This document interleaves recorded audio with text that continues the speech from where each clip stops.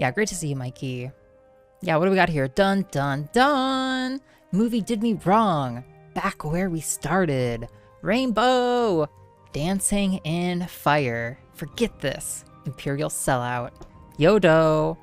Ready for death. 5 diamonds. I'm listening. Vowel-less territory. What does it mean? Galvadier is a fucking liar. And Scooey. Yeah, you know, we got a lot of saves. Yeah. Yeah, weird floating head things. I just can't. Suck it, rat. Persuasion training. End stream. Fuck you, book. Yeah, we've touched a lot of Morrowind here in our 70 to 80 hours of gameplay. Well. Yeah. Hey, Packerbacker. So good to see you. Dreadlocks. You know, put your channel points to task, you know, get your channel points out there. If you vote with your points, you know, everybody vote with your points. What can I say? Well, holy crap, we beat a hard Mario level. Can we just revisit? As much as I'm just gonna derail myself, can we just revisit? What do you want? Our victory on Thursday. Like, cause I'm proud. Okay, I'm proud of this performance. For real. Pause. Sorry, yeah. I'm proud of this performance, okay? Shit. It's muted.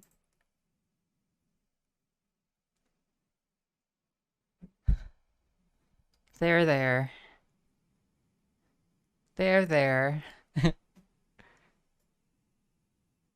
There. It will all be okay. Note? Okay, note. Okay, I gotta move out of the way, but note that, like, my heart rate goes up by 30 beats a minute. Like, watch it go up.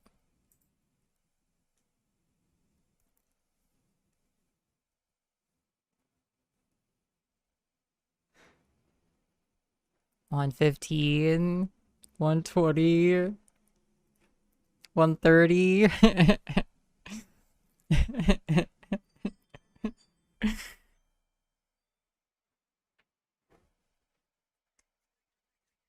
We've got this. Let's go. Let's fucking do it. You've got this. Never give up. Never surrender. Yeah. Yeah. Yeah. Do it. Fuck it. Just do it. Fuck you.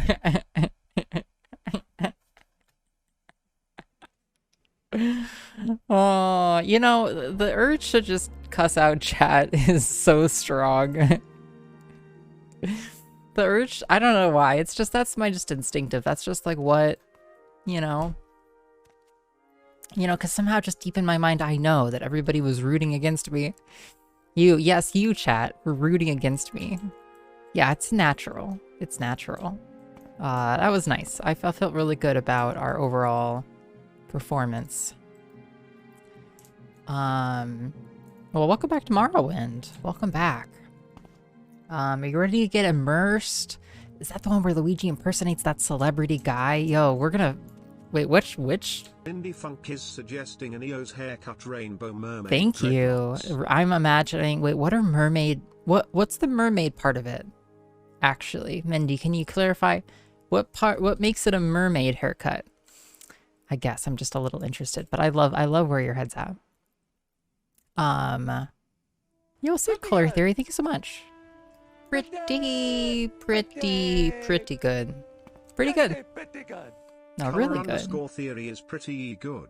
Pretty good. Pretty good. Color theory. It's so good to see you. I hope you've had a great, 13 months with us together, and I hope you've been doing well recently too. Big resubscriptions here on the iios channel. Old frogs. You know what I'm very excited about? is I at last have some more time on the calendar to do more frog art. Very exciting. More iOS emotes coming your way. Coming your way in a jiffy. So do we steal all of this really valuable armor now or later? I think that's my only question. Do we steal it now or later? I guess we steal it now. Guess we steal it now. Jinky is suggesting an Yes. haircut bangs. I got love bangs that. For the first time and it's Banging great. it. Yeah, that's the thing people say, right? Hey, Jinky. Also, so good to see you, Collie. And thank you for the clip, Paleo. Mermaid hair has algae growing in it, and whale lice. That's probably really good for the hair, Paleo, I'm assuming. Shiny, reflective like a mermaid tail, I guess. That's, yeah. It's beautiful, Mindy. I can imagine it now. It's beautiful. All the mermaid parts were on the bottom part. You know, the mermaid is the whole creature, Defiant. It's not just like, you know, the fish part of the mermaid. It's the whole person. Can I just... You can't afford this transaction. Can I just... You can just give me what you can afford, though. Okay. Okay, I guess we try to... we try to do this then. So we have this amulet. It's called the Amulet of Shadows. It makes us, like, hella hard to see. Like, really hard to see. Like, so hard to see that no one can see us. Even though we sit, like, right in front of them. And so we're able to just take all of their shit. Thank you for all of that incredibly valuable crap. Morrowind. No, actually, this is, like, huge. Can I just point out that these are, like...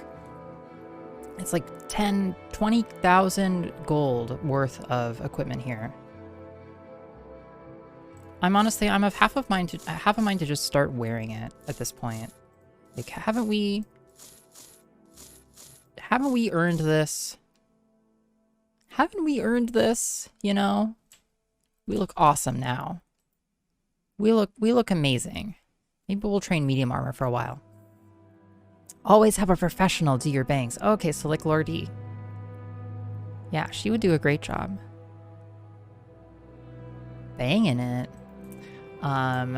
You've officially thought about it more than me. No, I deeply appreciate the haircut suggestion. Mindy, Jinky, everybody.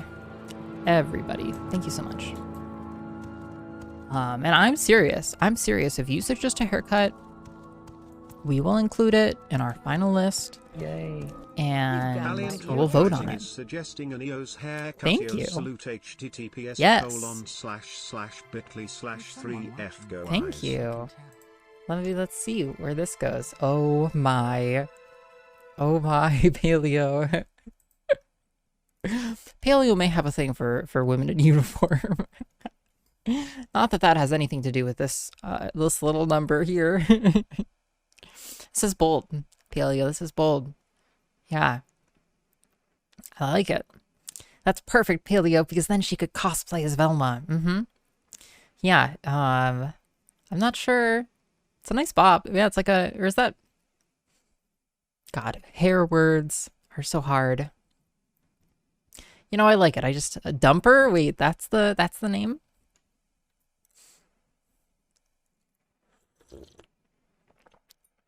If I said dumper, I don't think I meant to. But yeah, swell. Really swell, Paleo. This is really strong. Yeah, any final thoughts? Any final words? Any like supporting arguments, you know? For your hair submission here. It sounded like I said dumper. Whoops. If I may rephrase, the parts of the mermaid that would distinguish a mermaid from a human are the parts that don't generally grow hair. Oh, I guess that makes sense, Defiant. I guess that makes a lot of sense, yeah. Great. Add it to the slate.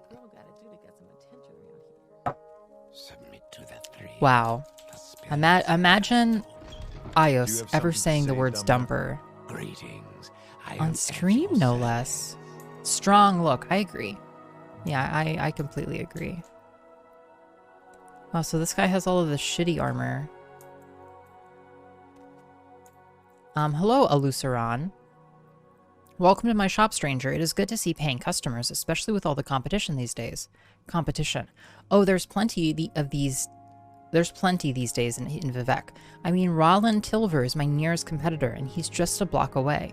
And oh, the business he does. I'm certain he's doing something shady, but I don't know what it is yet. He just gets all of the big orders. Big orders. Well, recently I heard that he got an order for 20 different swords and at least 8 full suits of armor. I don't sell that in a month. I'd really like to get that contract for myself. Get that contract. Sure, I'd like that contract. How would you like to help me out, friend? If you could steal that contract from Roland Tilver, he wouldn't be able to fill the order properly. Then when his customer shows up to collect, I'll be ready with the proper order. Sure, why not? I'll get it. Excellent. I knew you were a person who understood a good deal when you heard one. He's probably got the contract locked up in his private quarters beneath his shop, but I don't think he's got it well guarded. Good luck. Repair. Okay. Barter. Cool. iios stealing? No, I would never get that contract. I'll get my hands on it one way or another. Okay, what's down here? Oh, it's like your home.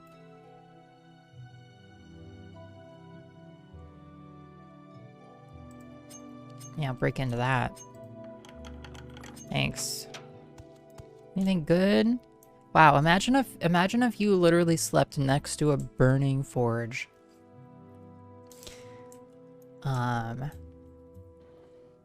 Yeah, people not being able to see you stealing stuff from them is pretty goofy. Truth be told. Nice place. Nice.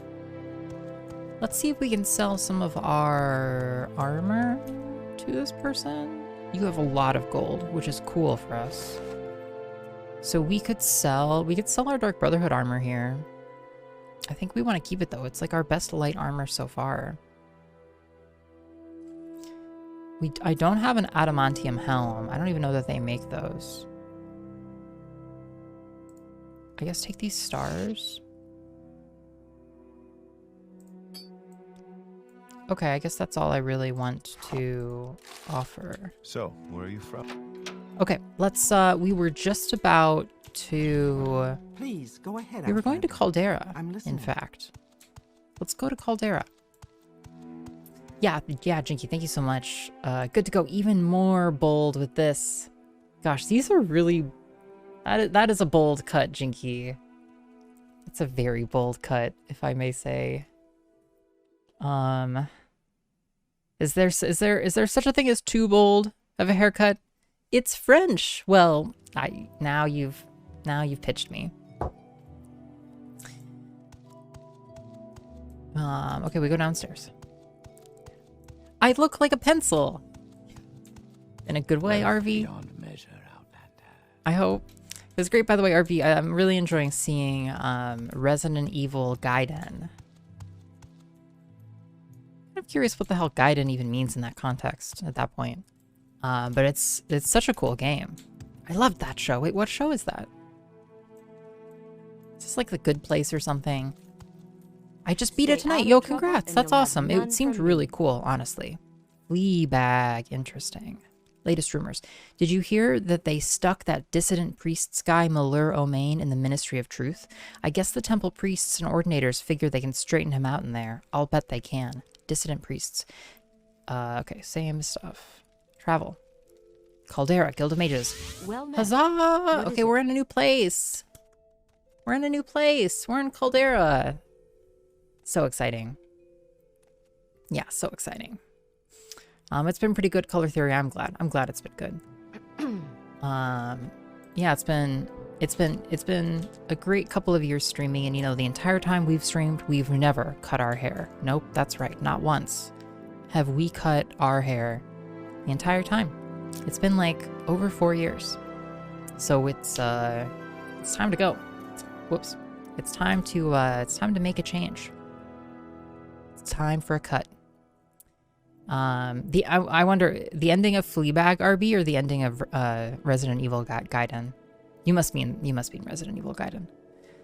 Specific place. Shank's Shovel, the trade house, is near Southgate. The Governor's Hall sits on the hill to the northwest. The Mages Guild in the west. And the corner opposite Northgate's twin towers has guild guide transport to Vivek, Balmora, Aldrune, and Sidrith Mara Mages Guilds. The Caldera Ebony Mines lie in a depression. Ahoy there! Yo, hey Avarice, welcome. In a depression southwest of town. Roads lead south to Balmora and north to Aldrune. Hala Ode on the west coast is a long walk without any trail. Head west to the coast, then follow the coast north. Someone in particular. Odral Helvi at the Governor's Hall is the town reeve of Caldera. Stelenius Vibato, the mine boss, lives on site at the mines to the southwest. Shank the Red Guard is the publican of Shank's Shovel, the local trade house services. Shank's Shovel, the trade house by the south gate, has beds, food, and sundries. Hodlismad the Nord is our smith, Varric Gamain our trader, Irgola our pawnbroker, and Falanamo our clothier. House Halalu services are available at the big Governor's Hall on the hill to the northeast.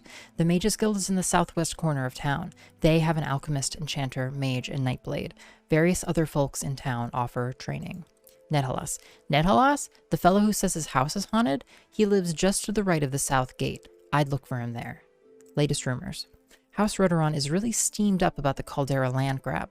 They say that Caldera is in their territory, and that they should have gotten the charter. Worse yet, they say that Halalu is skimming the top off the Imperial Fat Cat company that got the charter. Since it's an Imperial company, Roderon can't even get a House War contract on it. It'll come to violence, you mark my words. Is it still broken? I think it's fixed. Happily. I was testing it actually before stream ever, so yeah, I was testing it. Fleabag was fun. It was just like 1 or 2 seasons. I feel like it was a Netflix show. Irgola. Irgola's shop is across from the Governor's Hall. Cool. Destination.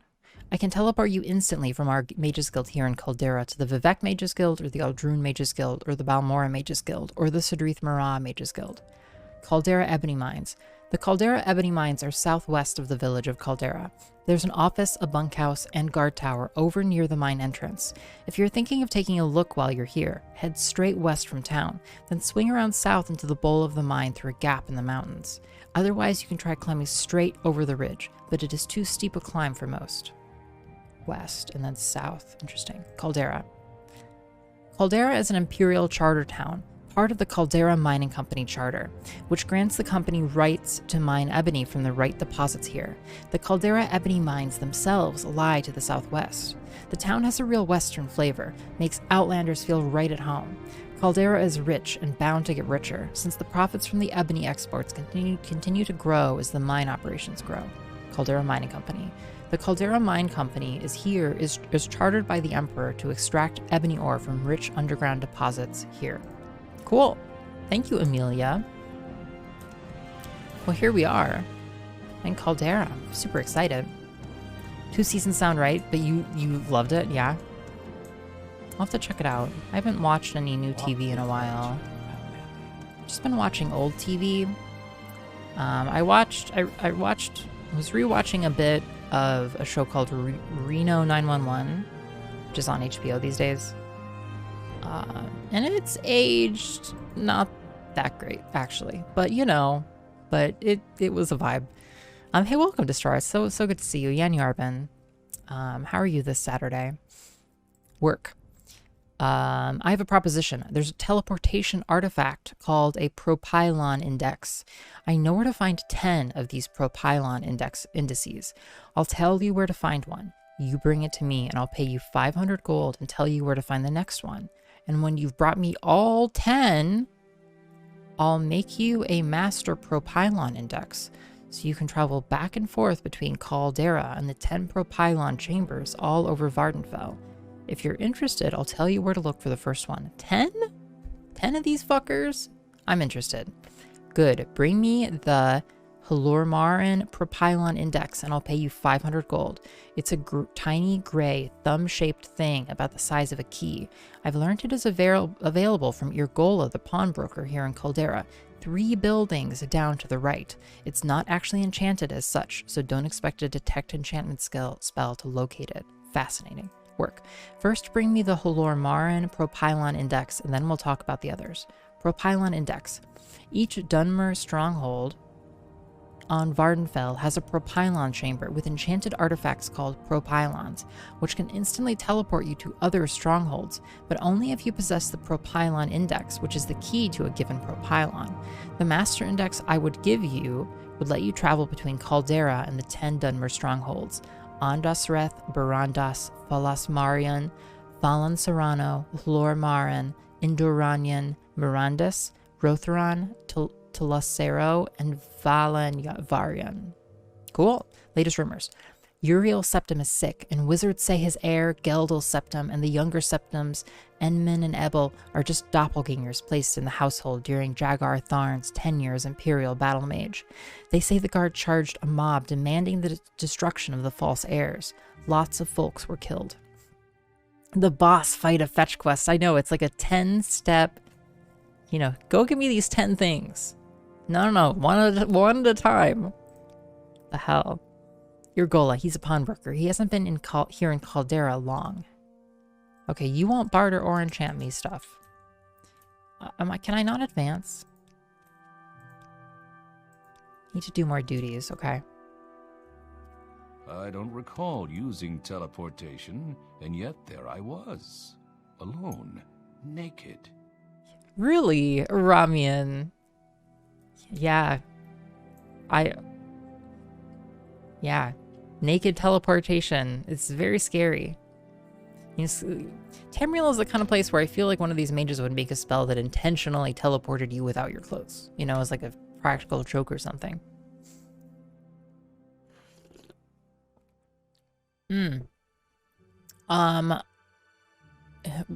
Lucky us, we've stumbled upon another person who feels like they want to tell us stuff about attributes. Amazing. Willpower. A creature's willpower is its property of maintaining its purpose and identity in the face of hardship and malign natural and supernatural forces. A creature with strong willpower is better able to resist the effects of hostile spells cast upon it. Vulnerability. Vulnerability spells make natural and supernatural creatures more vulnerable to magics based on the elemental forces of fire, frost, magicka, poison, and shock, reducing the chance that a victim will avoid suffering the effects of all or part of a magical attack. The most common of these destruction spells are weakness to fire, weakness to frost, weakness to shock, weakness to magicka, and weakness to poison. Strength. A creature's strength is its property of efficiently lifting, carrying, and manipulating objects. A stronger creature can carry a greater weight of armor and equipment and strike more powerful blows with hands and weapons. Speed. A creature's speed is its property of rapid physical articulation and body movements. A speedy creature is able to perform all physical actions, from equipping a weapon to running long distances Today's random fact in no shorter one periods asked of for. time. It is canon in Digimon that every Earth with technology, no matter the universe, has its own unique digital world populated with mostly the same digital monsters. Every one of these worlds is connected to a single mainframe called King Drossil, after the Tree of Life Yggdrasil. Wow, Avarice. Well, how do they get every universe to connect to that one mainframe? That seems like a weak link. That's fun. It's fun that Digimon's canon is that it exists in every canon. Personality. A creature's personality is its property of exciting the emotions of interest, trust, and loyalty in other creatures. For example, a creature with a powerful personality is more able to persuade and influence other creatures through speech, gesture, and demeanor.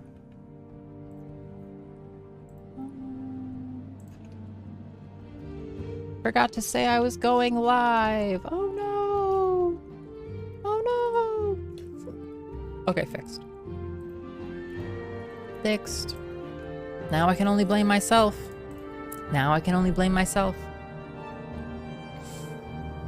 Yo, Torlik, yeah, this elf was just telling me about, a time they teleported themselves and they were naked, too. So, major creepy high vibes, yeah. Magicka. Yo, wonderful, KQ. Thank you so much for the recommendation. I need to hook up TTS for these ones, but I really appreciate it. Fleabag is a TV series, yeah, but I would love to watch it on my own or together at some point. For those of you who made it to movie night last night, thank you so much. It was a lot of fun. We watched two movies. We watched The Wizard, 1989, and we also watched a movie called It's a Disaster from 2012, which was really funny. I actually took the time to make an alert from one of the movies we watched last night. Let me see if I can track it down. Clothed teleportation is risky. It's true. It's safer. Color theory. It's just safer to strip down, you know, before you engage in any teleportation. You know, I'll be honest, and this will make me seem like a really old person one day, but absolutely no fucking way will I ever get in a teleporter. Absolutely no fucking way. Yeah. I love the power glove. It's so bad. It's so bad. Yeah. We love the power glove. The Wizard with the power glove. Yeah, we watched it. We watched it last night. It was great. I'd never seen The Wizard, so it was really cool. One more time. I love the power glove. It's so bad. It's so bad. Yep. I'm willing to be the first human test subject. You know, more for you, Color Theory. You hop in that teleporter, and even if my atoms get scattered halfway across the galaxy, even if they don't, Color Theory, there's only 1 in 1,000 chance your atoms get scattered across the universe. No, it's not the same atoms. But I guess it depends on the kind of teleportation we're. If it's literally teleporting my atoms from one place to another, that's fine. But if it's more like we're gonna like create a facsimile of you in a different place, fuck that shit. Absolutely. As far as I'm concerned, it's a different iOS that gets out of the teleporter, you know. Went on to a redacted. Oh, sounds dicey, Everest. TV series, short but sweet. Nice. Yeah, hey Akario, by the way, it's good to see you.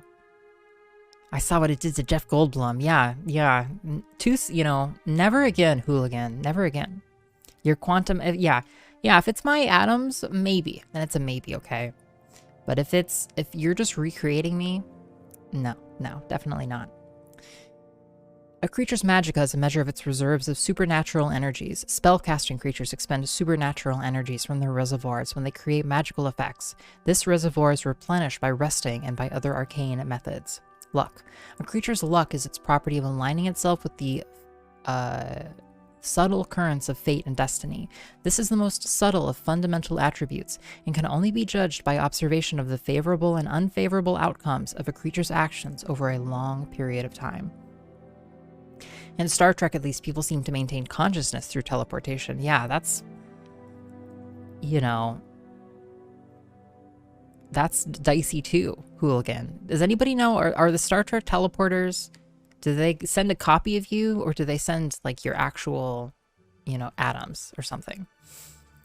Recreating you and instantly killing you in the origin end so your new copy won't remember your old version's death. Yeah, horrifying, Icario.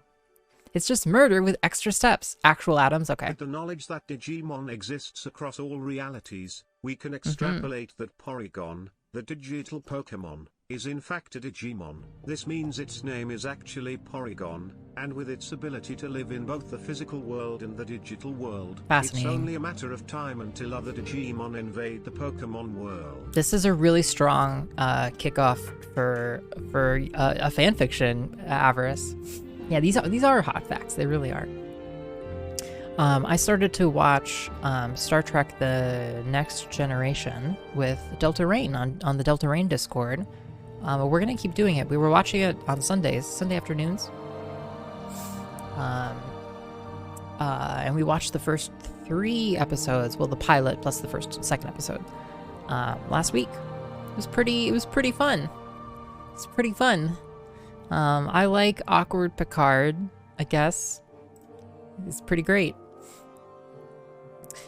A creature's intelligence is its property of seasoning, reasoning, analysis, and retention of facts and experience. Other than its critical utility in problem solving, this property is most important for the comprehension and manipulation of the arcane forces associated with magic, and creatures with high intelligence are proven to have greater capacity to cast larger and more powerful spell effects.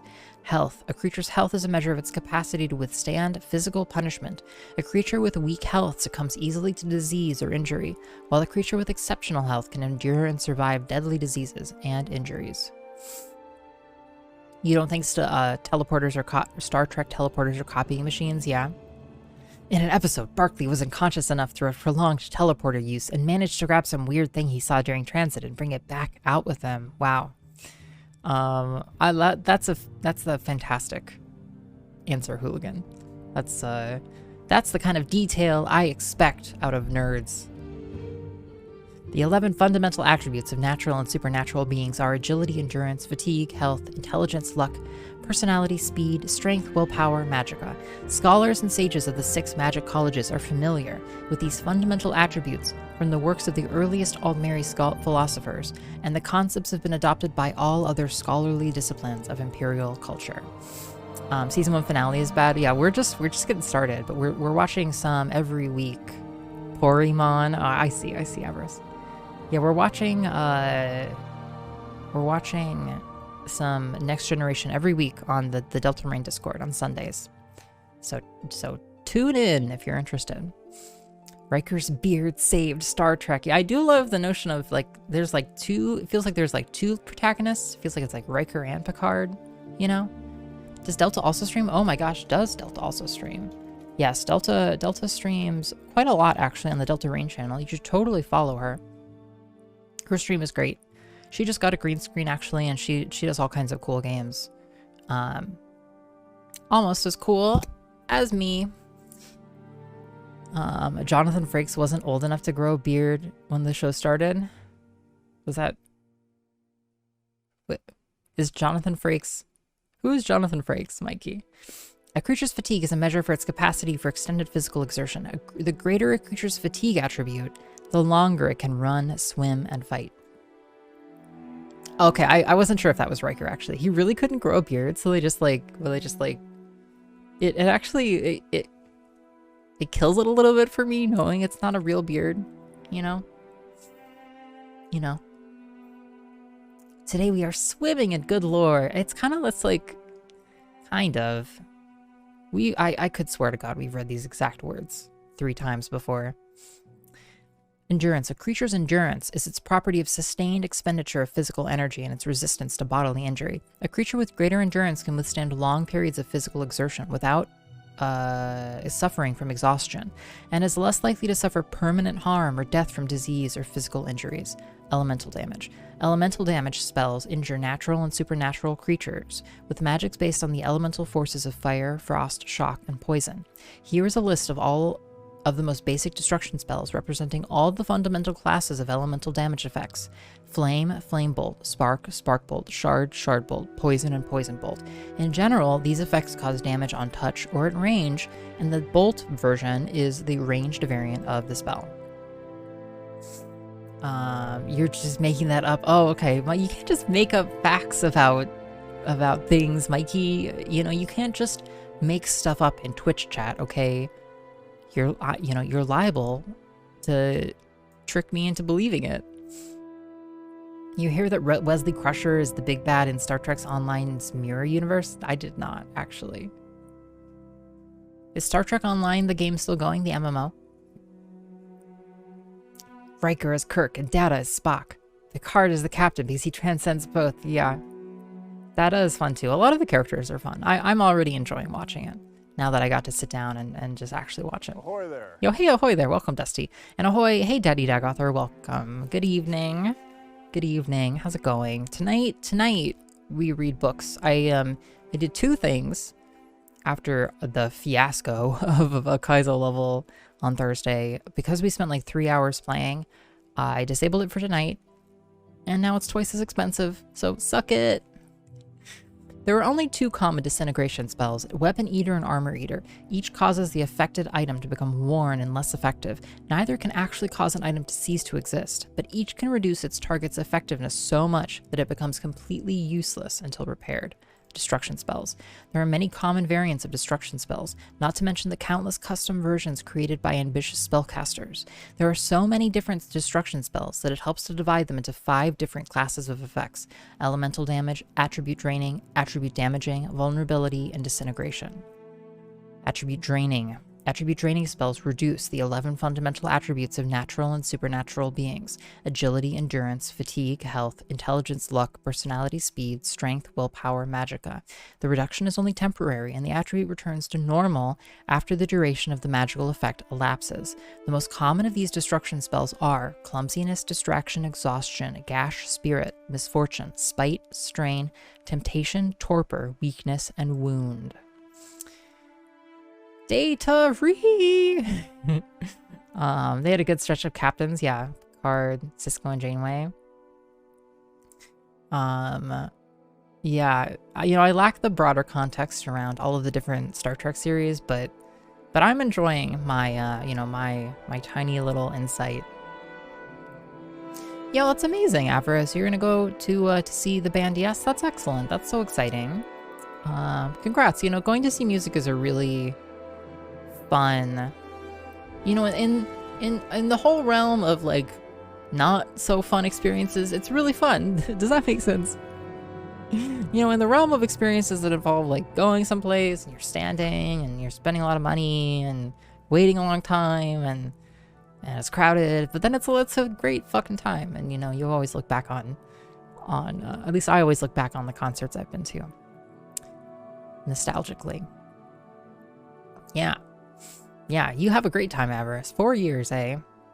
It's good. Nature is healing now that COVID is, yeah, the pandemic was killer. Pandemic was killer for concerts, for sure. 80% of all statistics are made up. Really, that's higher than I would expect, Mikey. Attribute damaging spells actually destroy the 11 fundamental attributes of natural and supernatural beings: agility, endurance, fatigue, health, intelligence, luck, personality, speed, strength, willpower, magicka. The victim's attributes are reduced permanently. The most common of these destruction spells are Curse Agility, Curse Endurance, Curse Fatigue, Curse Health, Curse Intelligence, Curse Luck, Curse Personality, Curse Speed, Curse Strength, Curse Willpower, and Curse Magicka. Alteration spells. There are many common variants of alteration spells, but not to mention the countless custom versions created by ambitious spellcasters. But here is a list of the most basic spells, representing all the fundamental classes of spell effects produced by this college: water breathing, buoyancy, water walking, shield, fire shield, shock shield, frost shield, burden, feather, jump, slow fall, levitate, lock, and open. Agility. A creature's agility is its property of coordination and mobility. For example, an agile creature is able to target its blows accurately and effectively. Okay. So reading Rainbow. Yo, recall is great as a spell. Is that our telespell? I don't know if the other side of that is mark. I don't know how we mark places, but recall is good. Yo, welcome, White Moth. It's great to see you. I've been reliving my victory in Gracie World from Thursday for quite a while. It was such a stunning victory. I just feel so good about it. We watched it. We watched the clip of what can I do for you, friend? Of the end, at the beginning of stream. Yeah, concert routes in Virginia and Indiana. Yeah, it's hard in the Midwest. It can be difficult. Yo, Wios, hey Wrath, welcome. It's great to see you. It's been fun to hang out in Cass's stream, hasn't it? I've seen a speed run of this game. It took like 5 minutes. Yeah, Wrath. Well, I bet they didn't read every single book in the game out loud in that speed run. Now, did they? Yeah. Yeah, get up on my level. Get up on my level. Pretty much. We're speedrunning the game, but we're speedrunning playing every single inch of the game. Does that make sense? Let's look at our map here. There's so much we haven't seen yet. You see all of this brown area? That's new content. These are the content mines. They speed read. Well, god fucking damn it. You know, you think that you come up with an original idea in this world. There's someone watching me. It's impossible. I can tell. Everything is derivative of everything else. Hey friend. Any spells? So we can cast, we can summon some armor. You know, I would honestly love to be able to summon. It would be so great to be able to summon.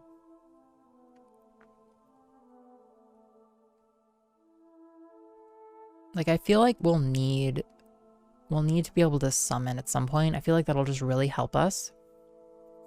Excuse me.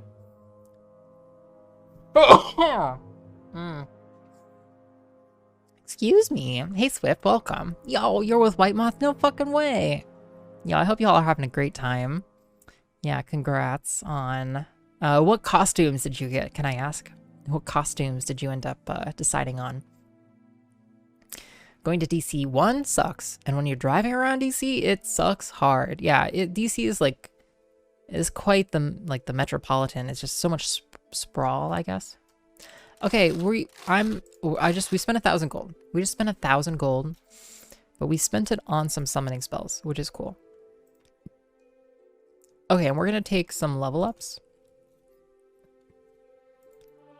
What do you want of me? Oh, and that's a level up, actually. Where are our multipliers at? Let's try and get a slightly higher multiplier here. It's a 6-hour drive. Yeah, it's just tough. It's tough when you're so far away from good venues in like the Midwest. Yeah, we'll rest here in a second. So training, leveling up skills in general increases your potential level up multiplier. So now that gets us a higher willpower multiplier. We get one more. Give me 5. One more. It feels like a little bit random. There it is. There's 5. So now that we got those, let's look for a bed here, and we'll sleep and level up. May I help you, Outlander? 2920 Hearthfire. Oh, it's a book. It's a book. You're Garth. I'm trying to remember who Garth is. Garth character. Oh, yeah, from Wayne's World, right? It's funny, I've never watched Wayne's World, actually. Sick. White Moth, nice. That's fantastic. Yeah, you did. I remember stuff I remember, yeah. Sick. Yeah, I hope y'all have a fantastic time. You wanted to catch Blood Red Shoes, but the nearest venue was like 2 blocks from the White House. Yeah. That's tough, Hooligan. It's tough. Excuse me. And it makes it more expensive, too. You have to, you know, drive in and stuff. You've gained knowledge from this book. Your conjuration skill increased to 16. Hearthfire, Book 9 of 20. Book 9. Well, well, well. What do we have here? Another new book for us to read. Scooey! Yo, hey, Hot Hyosh, welcome. So good to see you. Bless you, thank you. When you were last on the East Coast, yeah, reaching a major city in 2 hours. Stuff is so far spread out in a lot of the Midwest. First time you saw Wayne's World in full was in Delta's Discord. Did it hold up, Collie? Were you, was it a sock knocker? Yeah, any socks knocked? All right. Any Rainbow fans? Any Rainbow fans in chat? Any fans of the Rainbow? Socks knocked indeed. Yeah, perfect, Collie. Rainbow, rainbow, rainbow. No, look, it's in the book. A reading rainbow. Amazing. Thank you all. Thank you. Hearthfire, Book 9 of 2920. The Last Year of the First Era by Karlovac Townway. Hooligan, I've heard that as well. I've heard people say, like, oh, Wayne's World is kind of like, it's like not a great film, but it just is like, has had like a lot of meme value or whatever. Yo, hey, Snail Chaser, welcome. And of course, Avarice, yeah, happy Halloween! Take it easy. I hope to see you tomorrow. Yeah, in general, Avarice, have a good one. 2, Hearthfire, 2920, Gideon, Blackmarsh. Before we read this, let me make sure I say that you can catch us if you want to hang out on Halloween tomorrow, or well, yeah, if you want to hang out on Halloween tomorrow with me or with Lordy or with Paleontologizing, we will be doing a group stream on the Lordy channel. We're going to be doing a bunch of little, like, Lordy's going to be customizing cookies for people, and oh yeah, and also there's going to be bobbing for apples. I'm gonna be bobbing for apples on the Lordy stream. So if you want to see me dunk my face in a thing full of, in a Tupperware full of water and apples and an onion or two, show up to the Lordy stream tomorrow. It'll be 2 p.m. Pacific. FYI. And I'll be in costume too. We'll have a costume on, and I'll also wear that costume tomorrow on the iOS stream. So get your sneak peek if you want. The Empress, Tavia, lay across her bed, a hot, late summer wind she could not feel banging the shutters of her cell to and fro against the iron bars.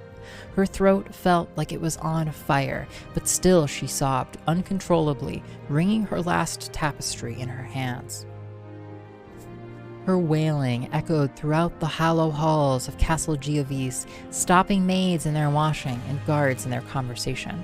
Yo, hey, welcome, Bennett. One of her women came up the narrow stairs to see her mistress, but her chief guard, Zook, stood at the doorway and shook his head. Bennett, what did you wear? What were you for Halloween this year, Bennett Star? Answer, please respond. She's just heard that her son is dead, he said quietly. All of these books are like David Gasm. They are, aren't they? It's the deep lore. It's the really good stuff to find. 5, Hearthfire, 2920, the Imperial City, Cyrodiil. Your Imperial Majesty, said the potentate Versaduce through the door. You can open the door. I assure you, you're perfectly safe. No one wants to kill you. Mara's blood, came the Emperor Rahman III's voice, muffled, hysterical, tinged with madness. Someone assassinated the prince, and he was holding my shield. They could have thought he was me. You're certainly correct, Your Imperial Majesty, replied the potentate, expunging any mocking qualities from his voice, while his black slitted eyes rolled contemptuously. And we must find and punish the evildoer responsible for your son's death. We cannot do it without you. You must be brave for your empire. And there was no reply. 90% off topic. I love walking. I get to accomplish things while I approach my destination. Yeah, what kind of things do you accomplish while walking, Divine Styles? Make a phone call? God, I used to watch. No way. You were a frog detective for Halloween? Really? I eat success for breakfast. Hell yeah, Hot Hayosh. Had Hayosh is enjoying the breakfast of champions. No, haha, yeah, but this is sick. Yo, Bennett, thanks for sharing. I love this. This almost looks like Niagara Falls. Maybe? It's been a long time since I've been there. Yo, hey, Zofdash. Yeah, thank you so much, Hadayosh. Thank you for the 8 months. It is Niagara Falls. You were a frog detective at Niagara Falls? Incredible. Thank you for sharing. Gosh, the frog army roams far and wide. Hey, FYI, by the way, Bennett, we're doing a haircut. God, how do I describe this? We're letting chat choose an iOS haircut. So during this month, people can redeem suggestions for haircuts, and then we'll have that. It's like a primary phase, and then we'll go to the main election phase with a set of finalists, and we'll vote in December for an iOS haircut. Won't that be wonderful? Reverse mohawk. It's a strong idea, Dusty. It's a strong idea, but I need to see those channel points on the line, or it won't be officially logged. Very brave of you. Okay, so we do the primary phase, okay?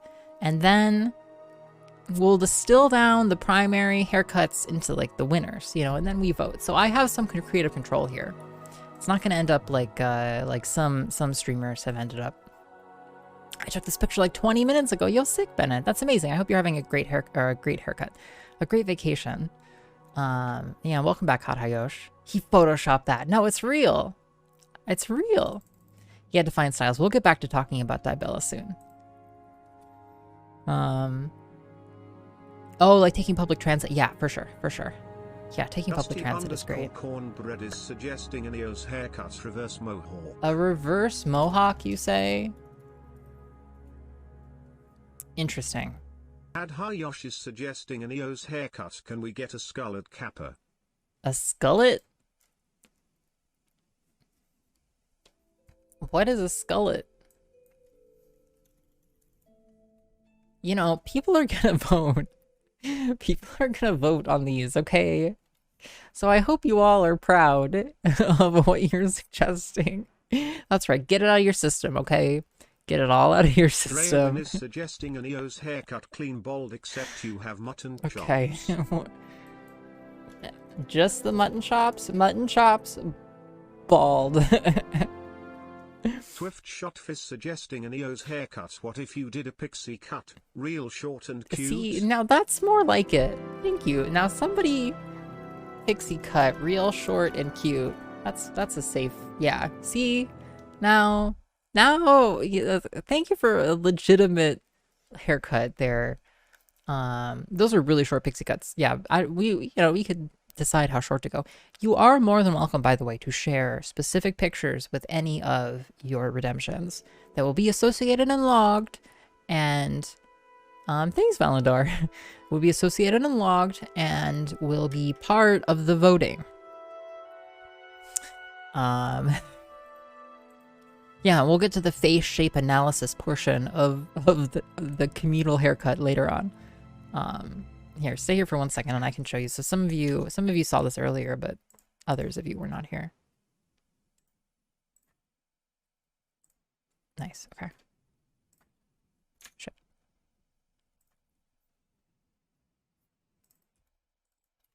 Yeah, okay, okay. So that you can be here. The issues that voters say matter to them. Karen cut. There is an incredible energy here, palpable.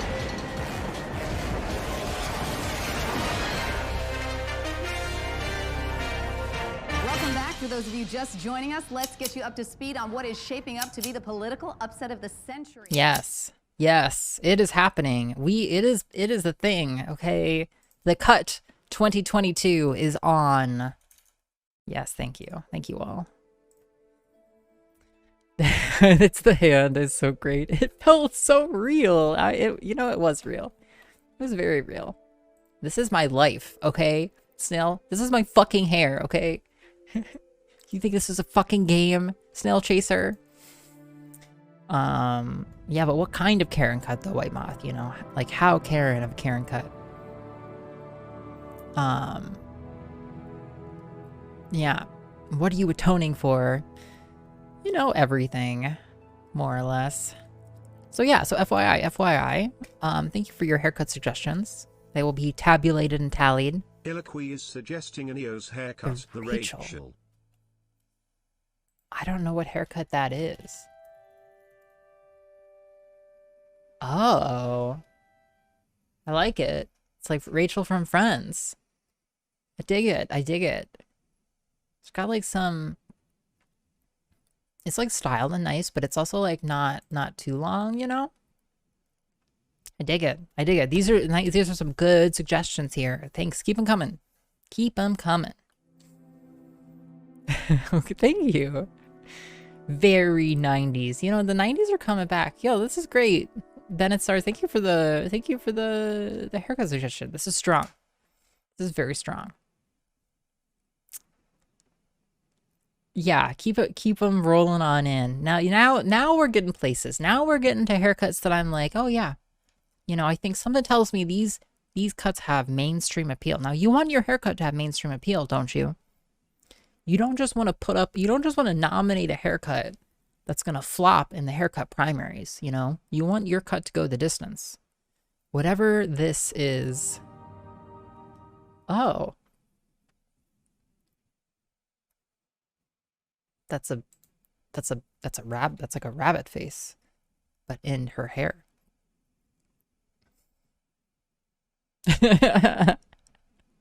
Okay. Thank you, Sabotage, for your input. I love it. Yeah, you think this is a game? Yeah, better than the Ross. Yeah, the Marge Simpson, also very strong. King Curly, very, very strong.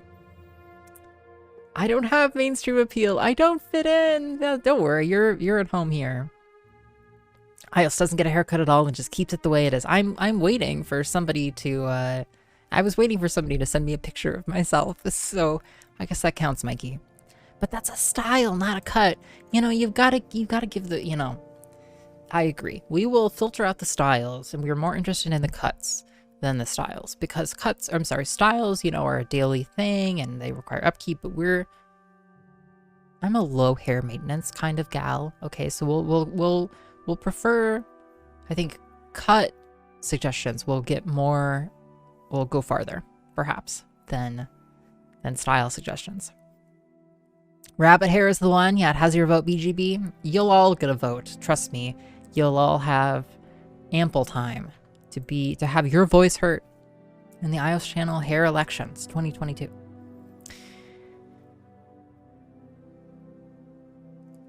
At the very least, come out and sign the order for Lady Reja's execution, called the potentate. Let us dispose of the one traitor and assassin we know of. A brief pause, and then the sound of furniture scraping across the floor. Rahman opened the door just a crack, but the potentate could see his angry, fearful face, and the terrible mound of ripped tissue that used to be his right eye. Despite the best healers in the Empire, it was still a ghastly souvenir of the Lady Reja's work in Thurzo Fortress. We miss some stuff. Hand me the order, the Emperor snarled. I'll sign it with pleasure. Someone give me a glass, because I found a tall glass of water. You're welcome, V. So good to see you. How's it going? Hope streams have been great lately. Oh, hey, and welcome also, Austin. I demand the terms and conditions for this contest. Yeah, check Discord, Slapdash. I think all of your questions will be answered. Probably. Can Vellans vote on your haircut? Yeah, we support, voting rights reparations or restoration. Yeah. Yeah, in fact, subscribers can vote, non-subscribers can vote, and non-subscribers, felons, kind of the same thing. Then, hey, welcome, St. Bellestrade. How's it going? Welcome to our very, very long Morrowind playthrough. 6 Hearthfire 2920, Gideon, Cyrodiil. The strange blue glow of the will-o'-the-wisps, a combination, so she'd be told, of swamp gas and spiritual energy, had always frightened Tavia as she looked out her window. Now it seemed strangely comforting. Beyond the bog lay the city of Gideon. It was funny, she thought, that she had never stepped foot in its streets, though she had watched it every day for 17 years. Can you think of anything I've forgotten? She asked, turning to look back on the loyal Kuthrinji Zook. I know exactly what to do, he said simply. He seemed to smile, but the Empress realized that it was only her own face reflected in his silvery skin. She was smiling, and she didn't even realize it. Make certain you aren't followed, she warned. I don't want my husband to know where my gold's been hiding all these years. And do take your share of it. You've been a good friend. Yeah, definitely, St. Bellestrade. Yeah, we've been having a great time reading all of the books. We've been keeping track of them in this list, actually, where we, excruciatingly track every book we've read and which ones we haven't. So it's fun. It's a vibe. It is a real vibe. Make certain you aren't followed. She warned, I don't want my husband to know. Yeah, okay, we read this. The Empress Tavia stepped forward and dropped from sight into the mists. Zook replaced the bars on the tower window and threw a blanket over some pillows on her bed. With any luck, they would not discover her body on the lawn until morning, at which time he hoped to be halfway to Morrowind. Wait. Zook. Wait. Tavia's looking out her window.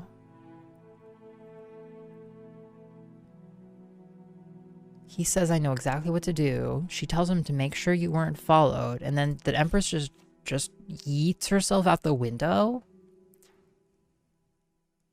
And then Zook is just out of there. Wow. 9, Hearthfire, 2920. Phrygius, High Rock. The strange trees on all sides resembled knobby piles, crowned with great bursts of reds, yellows, and oranges, like insect mounds caught on fire. Are we tracking which edition of these books we're reading? I guess, what do you mean exactly, Defiant? I mean, I know that, like, in some cases, like, Daggerfall had different edits of these books, but we're only reading the ones that are in Morrowind. The Rothgarian mountains were fading into the misty afternoon. Turala marveled at the sight. So alien, so different from Morrowind, as she plodded the horse forward into an open pasture. Behind her, head nodding against his chest, Kassir slept, cradling Basriel. For a moment, Turala considered jumping the low painted fence that crossed the field, but she thought better of it. Let Kassir sleep for a few more hours before giving him the reins. As the horse passed into the field, Turala saw the small green house on the next hill, half hidden in forest. So picturesque was the image. She felt herself lull into a pleasant half-sleeping state. A blast of a horn brought her back to reality with a shudder. Kassir opened his eyes. "Where are we?" he hissed. "I don't know," Turala stammered, wide-eyed. "What is that sound?" "Orcs," he whispered. "A hunting party. Head for the thicket quickly." Turala trotted the horse into the small collection of trees. Kassir handed her the child and dismounted. He began pulling their bags off next, throwing them into the bushes. A sound started then, a distant rumbling of footfall, growing louder and closer. Turala climbed off carefully and helped Kassir unburden the horse. All the while, Basriel watched open-eyed. Turala sometimes worried that her baby never cried. Now she was grateful for it. With the last of the luggage off, Kassir slapped the horse's rear, sending it galloping into the field. Taking Turala's hand, he hunkered down in the bushes. "With luck," he murmured, they'll think she's wild or belongs to the farm and won't go looking for the rider." Some of the books are censored or changed because of the Tribunal Temple. That's a really fun detail. I definitely heard that, like, the real Baron Zaya, for example, was toned down, but I love that the notion that there was, like, censorship, that came from the religious hegemony, religious hegemonic censorship. The juxtaposition between the beautiful music and whatever insanity is taking place on the screen, it complements our insanity, I would say. Snail. They go together like coffee and cheese, As he spoke, a horde of orcs surged into the field, blasting their horns. Turala had seen orcs before, but never in such abundance, never with such bestial confidence. Roaring with delight at the horse in its confused state, they hastened past the timber where Kassir, Turala, and Basriel hid. The wildflowers flew into the air at their stampede, powdering the air with seeds. Turala tried to hold back a sneeze and thought she succeeded.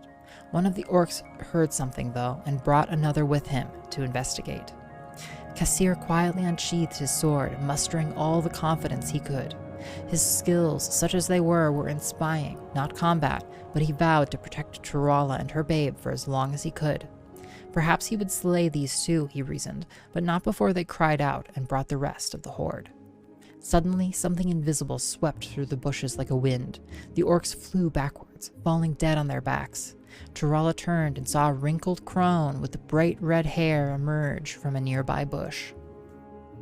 Coffee cheesecake does sound tasty. It does. It does, doesn't it? Oh, God, I do love cheesecake.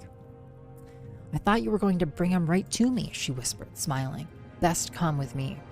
The three followed the old woman through a deep crevasse of bramble bushes that ran through the field toward the house on the hill. As they emerged on the other side, the woman turned to look at the orcs feasting on the remains of the horse, a blood-soaked orgy to the beat of multiple horns. "That horse yours?" she asked. When Kassir nodded, she laughed loudly. "That's rich meat, that is. Those monsters will have bellyaches and flatulence in the morning. Serves them right." "Shouldn't we keep moving?" whispered Turala, unnerved by the woman's laughter. They won't come up here, she grinned, looking at Basriel, who smiled back. They're too afraid of us. Tirala turned to Kassir, who shook his head. Witches. Am I correct in assuming that this is Old Barbin's farm, the home of the Skeffington Coven? You are, pet, so the old woman giggled girlishly, pleased to be so infamous. I am Ministress Skeffington. What did you do to those orcs? Asked Tirala. Back there in the thicket. Anyone passing out candy this year? We have just absolutely... Our neighborhood is not like a candy neighborhood.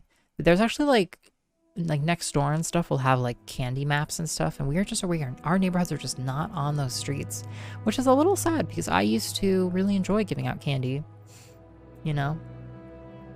Yeah, there's something deeply satisfying about being the person who's sitting there giving out candy as people come up, you know. You're in the position of power, you know. You're the decider. You're the decider. And then you get to, you know, patronize the kids about their costumes, you know. You'd be like, and what are you? You know, cream, cheese, Danish, and a coffee. It does sound great. And that's what I meant. You know, cheese and coffee just go together impeccably. Spirit first, right side of the head, Ministra said, continuing the climb up the hill. Ahead of them was the farmhouse grounds as well. A well, a chicken coop, a pond. Women of all ages doing chores. The laughter of children at play. The old woman turned and saw that Tirala did not understand. Don't you have witches where you come from, child? None that I know of, she said. There are all sorts of wielders of magic in Tamriel, she explained. The Sijiks study magic like it's their painful duty. The battle mages in the army on the other end of the scale hurl spells like arrows. We witches commune and conjure and celebrate. To fell those orcs, I merely whispered to the spirits of the air, Amaro, Pina, Talatha, the fingers of Kinnereth, and the breath of the world, with whom I have an intimate acquaintance. To smack those bastards dead.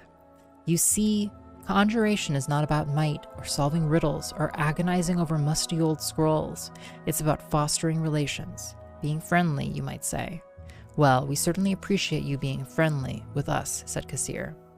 Women of all ages doing chores. Yeah, yikes. Yeah, you know.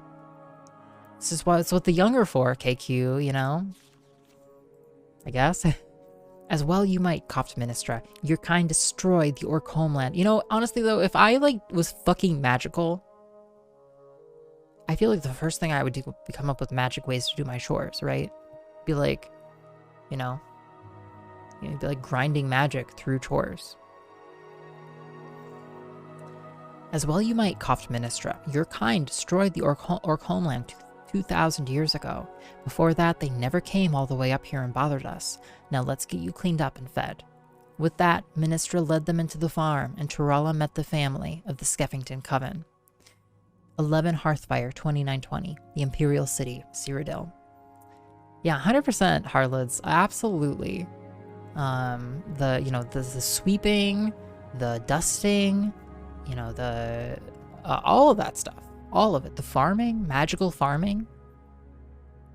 What's a chore that you have to do?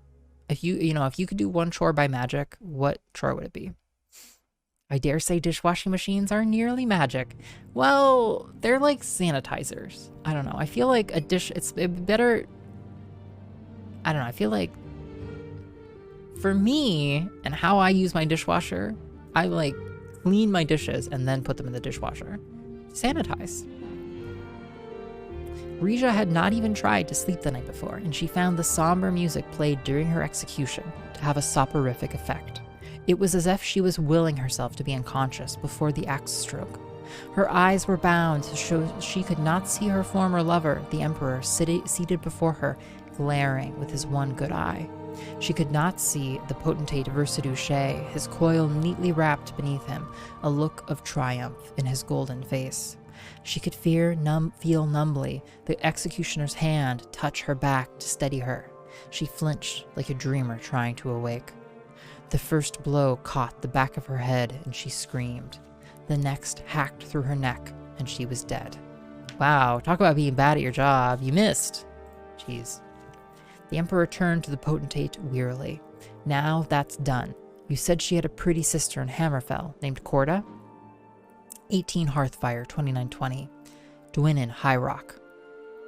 Oh, they're like sandblasting things clean. That actually makes a lot of sense. Is it because like of how high pressure the water is, sort of, Austin? Partially. It must be, you know.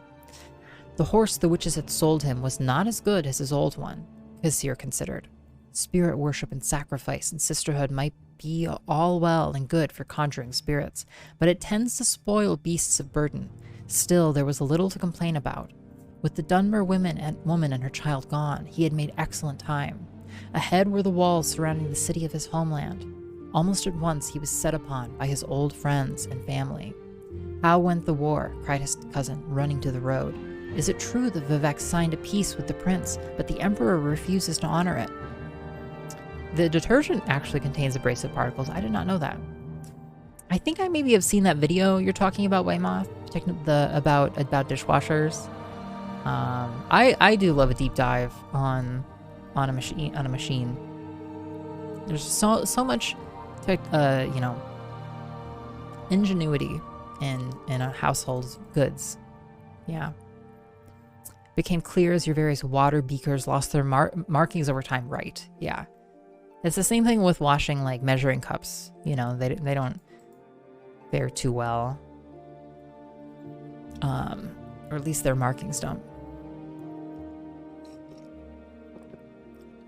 "That's not how it was it?" asked a friend joining them. "I heard that the Dunmer had the prince murdered and then made up a story about a treaty, but there's no evidence for it." "Isn't there anything interesting happening here?" Kassir laughed. "I really don't have the least interest in discussing the war or Vivek." "You missed the procession of the Lady Corda," said his friend. "She came across the bay with full entourage and then east to the imperial city." "But that's nothing. What was Vivek like?" asked his cousin eagerly. He's supposed to be a living god. If Shiogorath steps down and they need another god of madness, he'll do," said Kassir haughtily. "And the women?" asked the lad, who had only seen Dunmer ladies on very rare occasions. Kassir merely smiled. Turala Skeffington flashed into his mind for an instant before fading away. She would be happy with the coven, and her child would be well cared for. But they were part of the past now, a place and a war he wanted to forget forever. Dismounting his horse, he walked it into the city, chatting of trivial gossip of life on the Iliac Bay. You know, it's actually been very challenging to track, like, the story of 2920. Overall, it's been pretty hard. GG! Yeah, big GGs. Cool. Okay, we are in Caldera. And we are walking outside. What is it, Mage's Guild is very tiny. There's nowhere even to sleep here in the Caldera Mage's Guild. Oh, now this is a different place. Yeah, same thing with, like, oh gosh, all kinds of appliances. Coffee makers, air conditioning. Well, welcome everybody to Caldera. We're in the Mage's Guild. Is Mawio gone forever after the last level? No, it's gone for just one night. Just one night, Hod. Because of how long we spent playing that level, I wanted to get some time in playing Morrowind. But it'll be back tomorrow. But it will be more expensive tomorrow. By some multiple. So long, Mawio! Latest rumors? So Throcknulf the Craven, who is strong and tough, but not the brightest star in the sky, wanders into Shank's shovel and drinks enough to choke a guar. Then he tells everyone about the loads of loot stashed in their cave, and how the guards will never find it. And then he stumbles out of Shank's shovel and wanders west of town, not paying any attention to me following along behind, and after a while he ducks into this cave. Poor fellow, he will never learn. Caldera Ebony Mines. The Caldera Ebony Mines are southwest of the village of Caldera. There's an office, a bunkhouse, and guard tower over near the mine entrance. They work the mines by slave labor. That would never be allowed back west, but here in Morrowind, slavery is still legal. I think it is a disgrace, but who cares what I think? Sick. You know, this place is great. Yeah, people have just refined the heck out of it. Yeah, so many decades of just tweaking and improving stuff. Book reading simulator has a lot of fluff between the books. You know, Bennett Star, if you had been here, if you weren't such a bin chicken, and if you had been here the last couple of streams, you would have seen ample book reading. You're a goddamn bin chicken, Bennett Star. It's true. It's true. Bennett Star is a bin chicken. I think we need to talk to this person because I believe that they have a kind of clothing we need. A note to Falanamo. Falanamo, my friend, I was wondering if you could send me an order of those new Netch leather shoes you were raving about last night. Come by the shovel anytime for a round on the house. You really must tell me more about your past on Somerset Isle sometime, although I hope you're sober enough to make some sense. Will we still get to swing our arms out from side to side tonight? We sure will, Dusty. We sure will. Yeah, we'll do the Mario all together. It's very fair. Yeah, I like Kaizo. I just I wanna. It's all about titrating. The key word is titration. Okay. So as our Kaizo levels get longer, I don't want to be, you know, like spending. I want to do a bit of both. You know, a little bit A and a little bit of B. Hey, Falanamo. Hey, welcome, the only deaf guy. It's good to see you. I hope you've been doing well. Grandpa. That I can potentially consume most of a stream. Yeah, because I get locked in. It's like I start playing Kaizo levels and I like need to beat it. Or I like feel depressed. You know? It's like I need to like be victorious. And so before we lock ourselves into it's just about balancing. Balancing. Shirt and vest. Yes, I have such a red shirt with a black vest, but why should I give this to you for free? The Imperial cult is too poor to pay me for my work? I don't think so. Okay. Yes, red shirt, black vest. Nice. Excellent. Yo, they have so many clothes in this. It's kind of amazing. Like, I wish we could play dress up more. I guess we kind of could, but... bring. Oh, thank you for the 70 or the 50 bits. Yes. The randomly generated fact is randomly randomized to make a random fact. Then the random randomizer randomly makes a random fact about the randomness that the randomizer is about to randomly this sounds like software development. Something random. So therefore, the random randomizer is randomly making a fact about something random. Thank you, Deaf Guy, for the 50 bits. I appreciate it. You know, that just sounds like software engineering to me. You know, it's just layers of randomness all the way down. Yeah, we're gonna walk around all of Caldera here. Bellastrad, we're gonna talk to everybody. I'm really glad that we got that piece of clothing. We need that for a quest. I think back in Ebonheart. It's so random. Go and get us this shirt.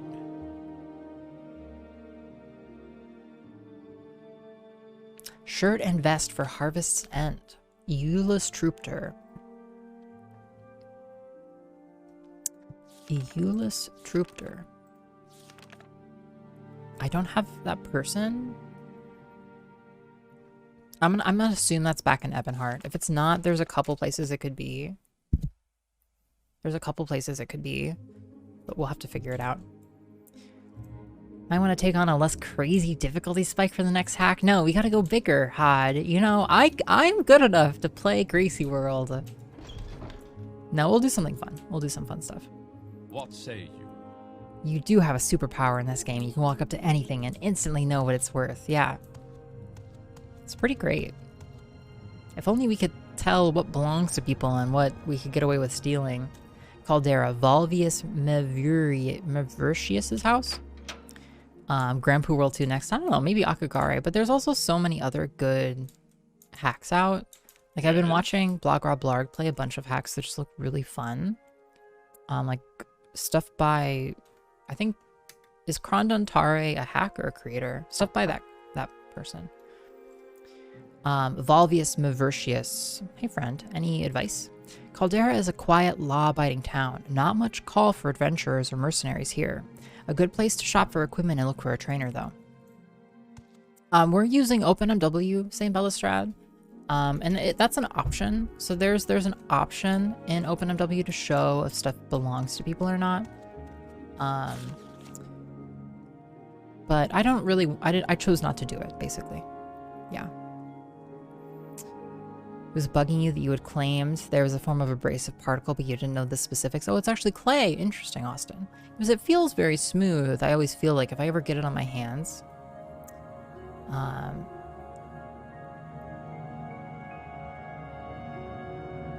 Yeah, you're on PC. Everything belongs to you. Yeah. With our amulet, with our amulet of chameleon, everything de facto does belong to us. Dear sir, I am sorry to inform you that your order for 6 more crates of Cyrodiilic brandy has been turned down due to your belated payment on the last shipment I sent you. As soon as I receive the balance owed of 3,645 gold pieces, I will reconsider my current position. Please expedite your payment, and we can avoid trouble from the local authorities. Yo, by the way, we look awesome these days. Like, here, we can take off. We could, like, take off this robe for a second. Look how awesome we look, you know? Fucking awesome, dude. This adamantium armor. Sick. It's peaceful at night. Yeah, if you're born deaf, you do get used to it. It would be nice to, if you live with somebody who snored, you could just, like... Oh, you found the adamantium. Yeah, we stole it. We stole a bunch of adamantium. Alright, what books do you have? Grasping Fortune. Grasping Fortune. Take a look. It's in a book. A Reading Rainbow. Oh, we need to rest, though. Grasping Fortune by Sergio Halalu Dramborough. Take a look. It's in a book. A Reading Rainbow. Yeah, thanks, everybody. Helmet makes me think you're being attacked by a facehugger. It really does. It's super creepy. I can only assume that was House Redoran's intention in doing it, because they look creepy as hell. Morrowind has a lot of powerful stuff just lying around. It does. It does, Mythundere. Like, I mean, it was lying around in a merchant's shop, but it was just sitting there, you know, and so, like, yo, hey, Nooper Duper, welcome. We actually just got this armor literally at the start of stream today. But I'm excited about it. We'll train medium armor. My, like, unrealistic meta goal for the game is to, like, max all of our stats, which we're not going to do. But conceptually, it's fun to, like, oh, we'll do a bit of this, we'll do a bit of that, we'll do a bit of this. Although we're still kind of ass at casting spells. I am a counselor of House Halalu and chose to write this short guide for those who seek to understand us or join us. House Halalu is the most open and modern of the great houses. We are the only great house who has embraced the irresistible tides of imperial law and custom, and thus we have profited by the Empire's new policies, rising from obscurity as the greatest of the houses. In the great wind of progress, tradition cannot stand. The Redoran may surpass us on the field of battle, but when the dust clears, they will find themselves indebted to us. The Telvanni may know many arcane secrets, but they fight among themselves more than against others, and they cannot adapt to the ways of the Empire. Hey Yaiba, enjoy your lurk. Ancient and powerful though a Telvanni wizard may be, no individual can withstand the march of history. The Induril are loved by the people for their gifts and donations, but when the money runs dry, will the people remember? The Dress know how to make money, but they have not learned how not to make enemies. Grasp fortune by the forelocks. When you see your chances, seize them. When you see a chance to turn a profit, take it. But do not follow money blindly.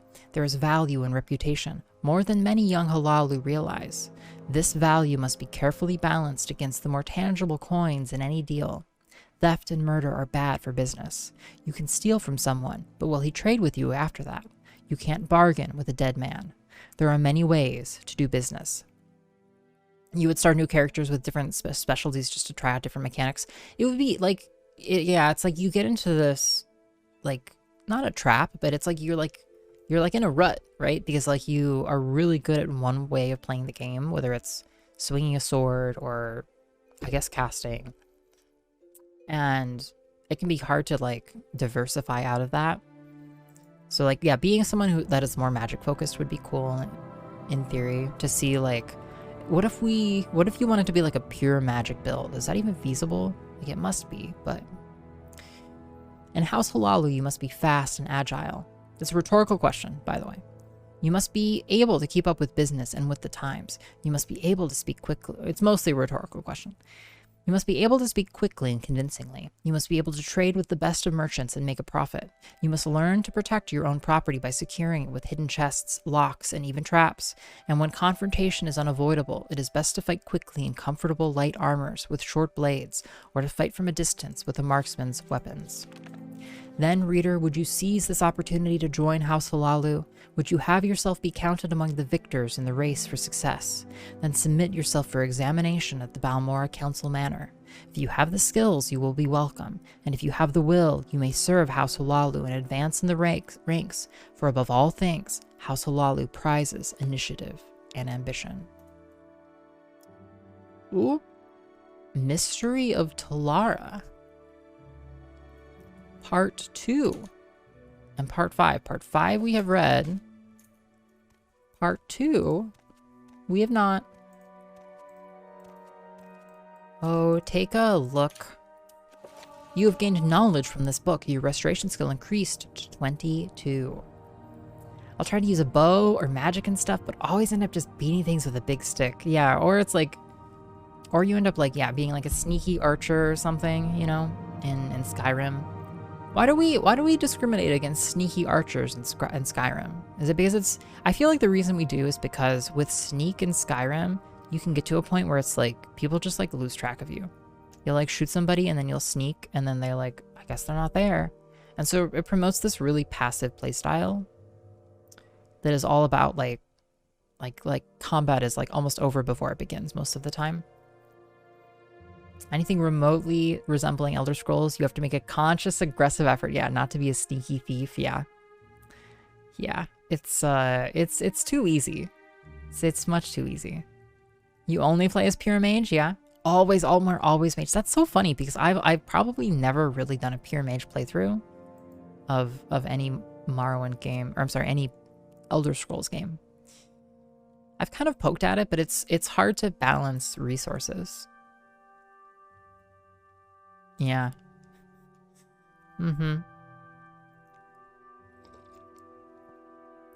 Yeah, too simple of a gamer. Too many resources to manage. The Mystery of Princess Talara, Part 2, by Murrah Liketh. She felt nothing, darkness enveloping her mind and body.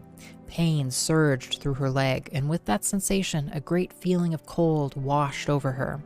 She opened her eyes and saw that she was drowning. Her left leg would not move at all, but using her right one and her arms, she pulled herself up towards the moons above. It was a long way through the swirling currents that wrenched back at her. At last she broke the surface and sucked in the cold night air. She was still close to the rocky shoreline of the capital city of the kingdom of Camlorn, but the water had carried her quite away from the point where she fell at Cavalsteer Rock. Sticks don't run out of ammo. Sure don't. Sure don't.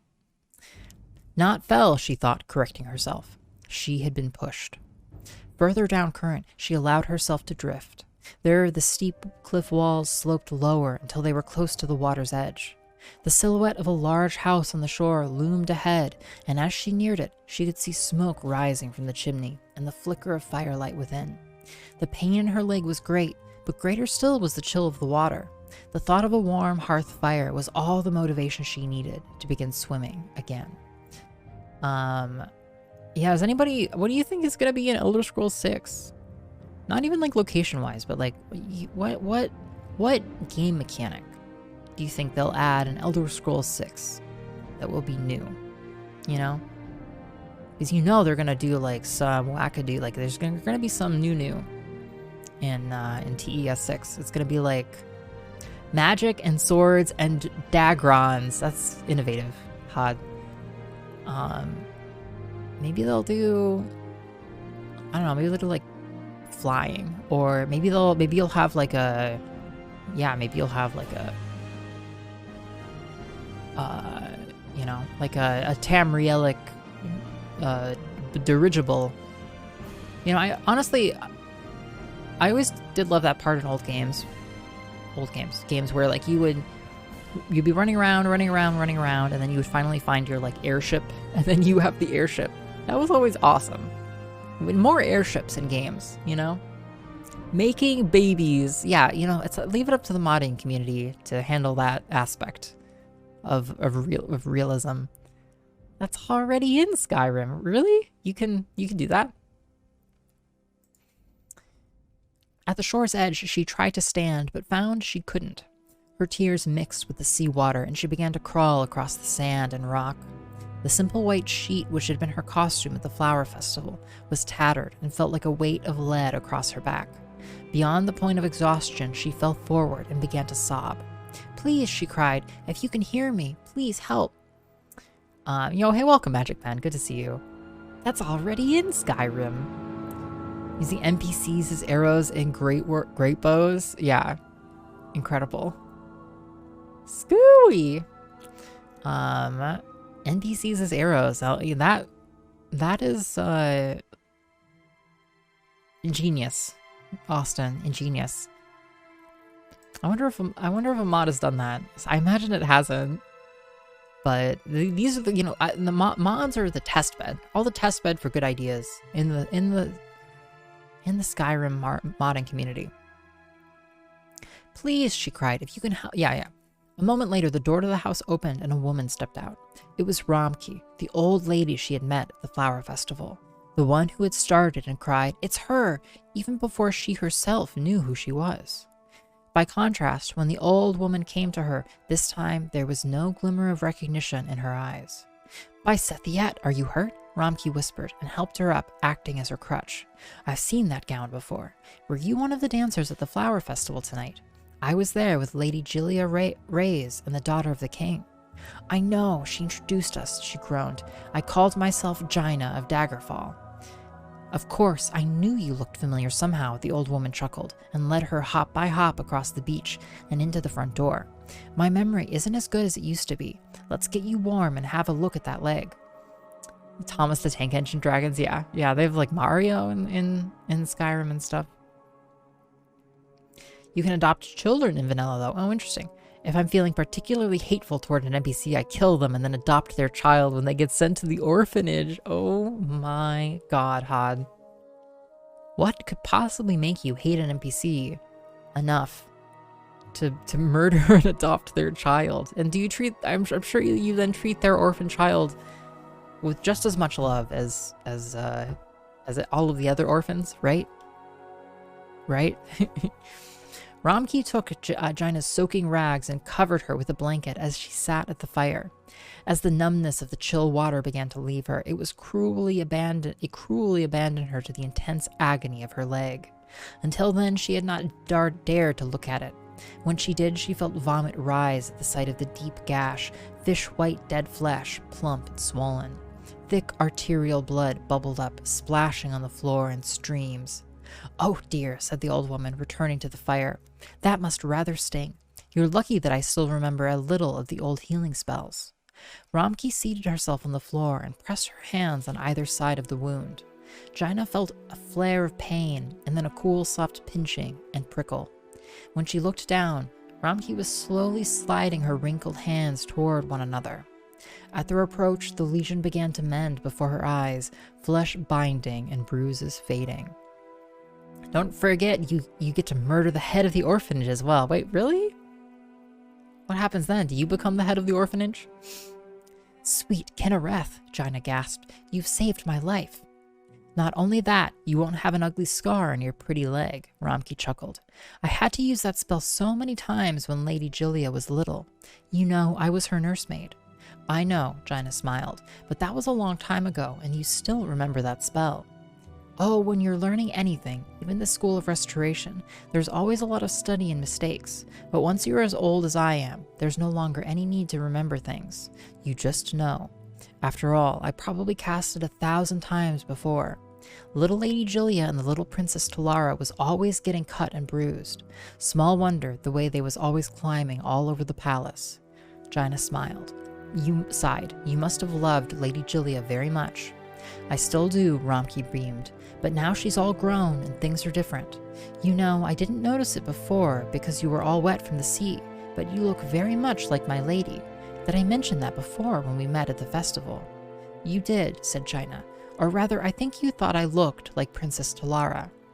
"Oh, it would be so wonderful if you were the princess returned," the old woman gasped.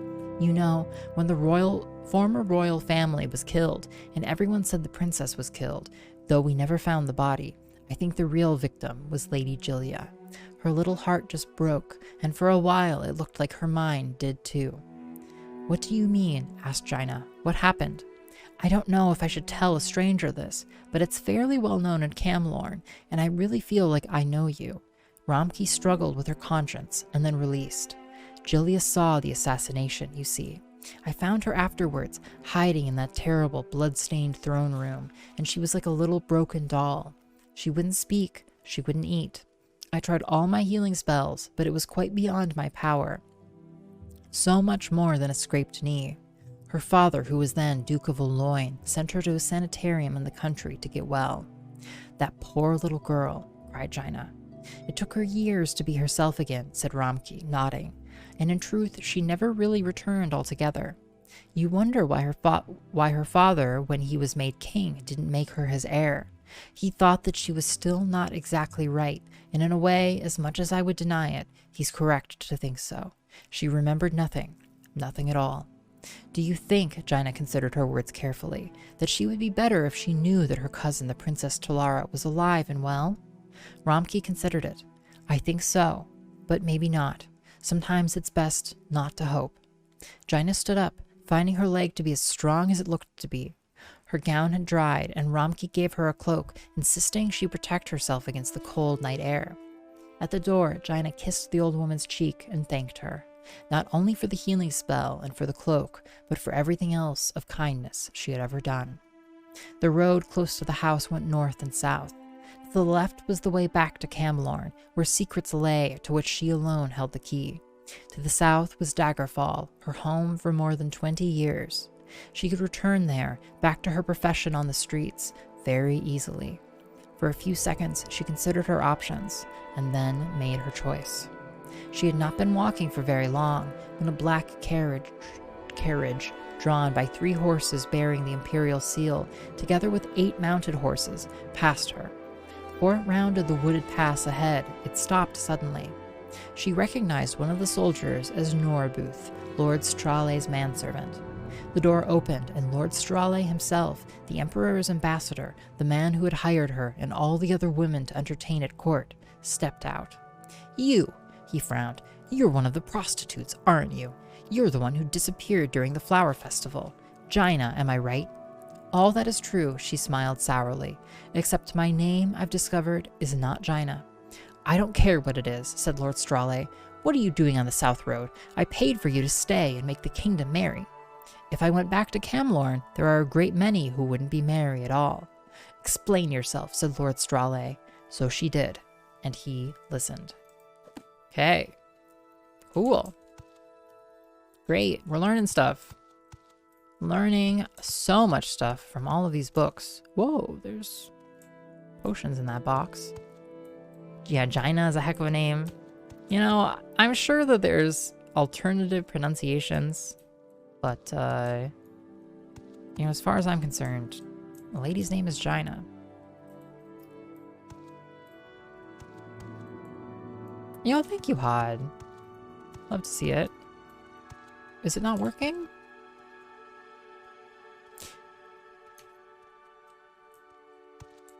I mean, Gina is an actual name. You know, but there, you know, there's very clearly a Y there. Yeah, thanks so much, Hadagosh. I don't know why it's not, you know, I'm just emphatically encouraging you to think about what Mario did for you and do the Mario, you know. Remedial level dance. Yes, that, as far as I'm concerned, every time I dance, it's a remedial level dance. Yeah, there were definitely, yeah, certainly still standards. Well, welcome back to Morrowind. Well, how fun. Well, now let's explore Caldera here. The more I've played Morrowind, the more I low-key wish I had like a weather spell. Wish I could just be like, make it rainy. You know, give me them vibes.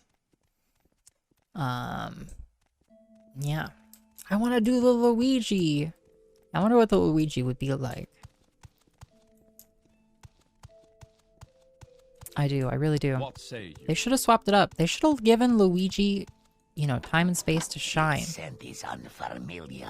Hey, Droshavir. Irgola. Droshavir likes Irgola's hunting stories, and when Irgola moved here, he brought us sweetmeats from elsewhere. Caldera Ebony Mines. The Caldera Ebony Mines are southwest of the village of Caldera. Did you know slaves work the mines here? No, perhaps not. Nothing to see here in town. Nothing to offend the eye. What is not seen does not offend, yes. But perhaps Droshavir should not speak about this in public. And who would listen anyway? What is done matters, not what is said. Mystery of Talara, Part 1. Well, great. We've almost literally read this entire book series in reverse, which is actually really kind of irritating. You have gained knowledge from this book. Your acrobatics skill increased to 55. Yeah, he threw tortillas at you. For you, you better dance, chat. Is Do the Mario referring to the first name or the last name? Yes, I think yes. Oh, and I forgot. Yeah, thank you for linking this fun factoid. Whoa, no way, really? This was an early Melbourne traffic signal? Wait, does it move actually? Interesting. Well, that just seems how elegant. That's cute. Who knew? You saw one of those in an intersection in 05? That's very cool. Yeah, I'm curious. It's a fun design. Nowadays, it feels like the design of stoplights is so unified. By Mystery, The Mystery of Princess Talara, Part 1, by Mara Liketh. The year was 3rd Era 405. The occasion was the millennial celebration of the founding of the Breton Kingdom of Camlorn. Every grand boulevard and narrow alley was strung with gold and purple banners, some plain, some marked with the heraldic symbols of the royal family, or the various principalities and dukedoms, which were vassals of the king. Yo, hey, welcome, Chortles. Not the tortillas. Yeah, they wasted mad carbs in that video. It sucks. Yeah, go for it, Claire. Yeah, if you have something you want to share with us, go for it. Yeah, if you just want to share it, Claire, if you just want to slap it down here in chat, we'll check it out. Mario introduced you to the voice actor who did Parthenax, really? Yeah, the more you know. Wait, under state law, we must say tubular once every 20 minutes. I had to incorporate it into 4 different abstracts next year. Yeah. Sick. Yeah. You know, you really don't want the tubular inspectors to come for you. You know, they start auditing and it's endless. Modern intersections are shockingly advanced. Yeah, exactly. I was thinking about that, Austin. You can't retime it, right? Which is, I think, like, probably a lot. I imagine that there's the potential for a lot of fine-tuning of timings. You have a friend who has a plan, yeah, when the new movie comes out. Nice. Crisp Rat is supposed to be Chris Pratt. Yeah, it's a little weird that we have weird. Why have a weird nickname for Chris Pratt?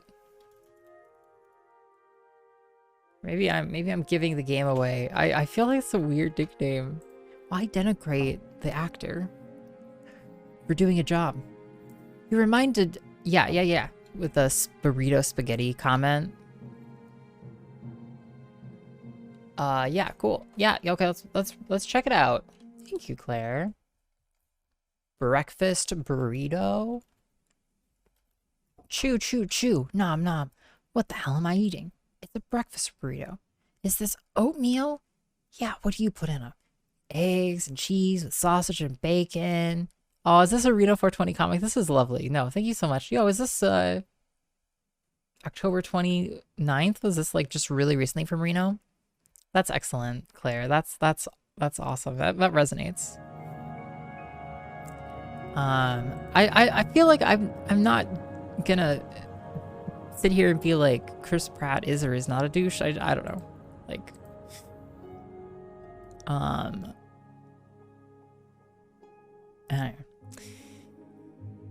It feels like we're feeling a little possessive of our Mario, and it's coming out as, you know,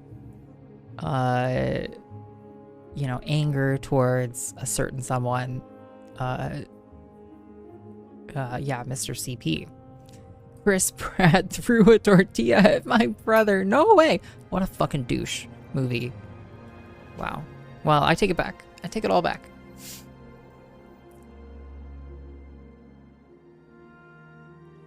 Musicians played in the plazas great and small, and on every street corner was a new exotic entertainer. Red guards, snake charmers, Khajiit acrobats, magicians of genuine power, and those whose flamboyant skill was equally impressive, if largely illusion. The sight that drew most of the male citizens of Camlorn was the March of Beauty. 1,000 comely young women, brightly and provocatively dressed, danced their way down the long, wide... You know, check out this cat, dude. What's she doing? Oh, she's hanging out by the heater. Oh, this is better. She's hanging out by the heater over there. Look, she's gonna sit in front of it. Yeah, she's such a... That's Sweetie Pie. She's so, like, obsessed with these heating vents. And now we finally turned the... the furnace on for the year. And so now she's just, like, fucking planted in front of these heating vents. It's great. Yo, second cat. Yo, second cat sighting. Yo, look at this. Interactions. Yeah. The sight that drew most of the male citizens of Camlorn was the March of Beauty. 1,000 comely young women, brightly and provocatively dressed, danced their way down the long, wide main street of the city, from the Temple of Sethiat to the royal palace. The menfolk jostled one another and craned their necks, picking their favorites. It was no secret that they were all prostitutes. Oh, wait, what? Why was it a season? What? Is this writing? Give me a break. I'm fucking sorry, author. I'm sorry. You're gonna have to give me a little more wind up. It is no virtue to hold an old hate. Yeah, such wisdom from movie. It was no secret that they were all prostitutes, and after the march and the flower festival that evening, that they would be available for more intimate business. Jaina attracted much of the attention with her tall, curvaceous figure, barely covered by strips of silk, and her curls of flaxen hair specked with flower petals. In her late 20s, she wasn't the youngest of the prostitutes, but she was certainly one of the most desirable. It was clear by her demeanor that she was used to the lascivious glances, though she was far from jaded at the sight of the city of splendor. Compared to the squalid quarter of Daggerfall, where she made her home, Camlorn at the height of celebration seemed so unreal. And yet, what was even stranger was how, at the time, extra special video for us to watch SCOE relevant video. At the same time, familiar it all looked, though she had never been there before. I'm an old frog! Yo, Claire, you are? Yeah, you're a 1.5 year subscriber. Congrats. Thank you, Paleo, for this relevant Paleo lookalike. Yeah, any thoughts? Yeah, thank you so much, Paleo. Thank you for the video. Alright, let's get through this book. I would love to play the fucking game. I feel like we just... Every house we go into has held a new book for us. Anyway. Yeah, you don't have to be a prostitute, China. You don't. You're actually a princess. The king's daughter, Lady Juliet, rode out of the palace gates and immediately cursed her misfortune. She had completely forgotten about the March of Beauty. Yo, hey, welcome, Nightmare Thief. The streets were snarled at a standstill. It would take hours to wait for the march to pass, and she had promised her old nurse Ramki a visit in her house south of the city. Juliet thought for a moment, picturing in her mind the arrangement of streets in the city, and devised a shortcut to avoid the main street and the march. For a few minutes, she felt very clever as she wound her way through tight, curving side streets, but presently she came upon temporary structures, tents and theaters set up for the celebration, and had to improvise a new path. In no time at all, she was lost in the city, where she had lived all but 5 years of her life. You look like Superman with a narrower head. I guess, yeah, that sounds like a glass half full kind of comment. Peering down an alley, she saw the main avenue crowded with the March of Beauty, hoping that it was the tail end, and desirous not to be lost again. Lady Julia guided her horse toward the festival. She did not see the snake charmer at the mouth of the alley, and when his pet hissed and spread its hood, her charge reared up in fear. The women in the parade gasped and surged back at the sight, but Lady Julia quickly calmed her stallion down. She looked abashed at the spectacle she had caused. "My apologies, ladies," she said with a mock military salute. "It's all right, madame," said a blonde in silk. "We'll be out of your way in a moment." How are you? I'm doing great, Nightmare Thief. We've been playing Morrowind. Excuse me, playing Morrowind quite a bit this evening. And having a real fun time. Who is everyone's celebrity doppelganger? Good question. Good question. I'm trying to recall. Oh, I feel like if I could pick, it would be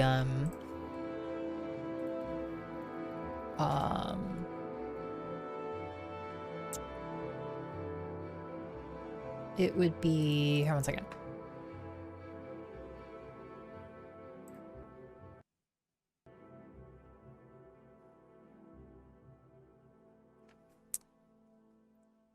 Come on.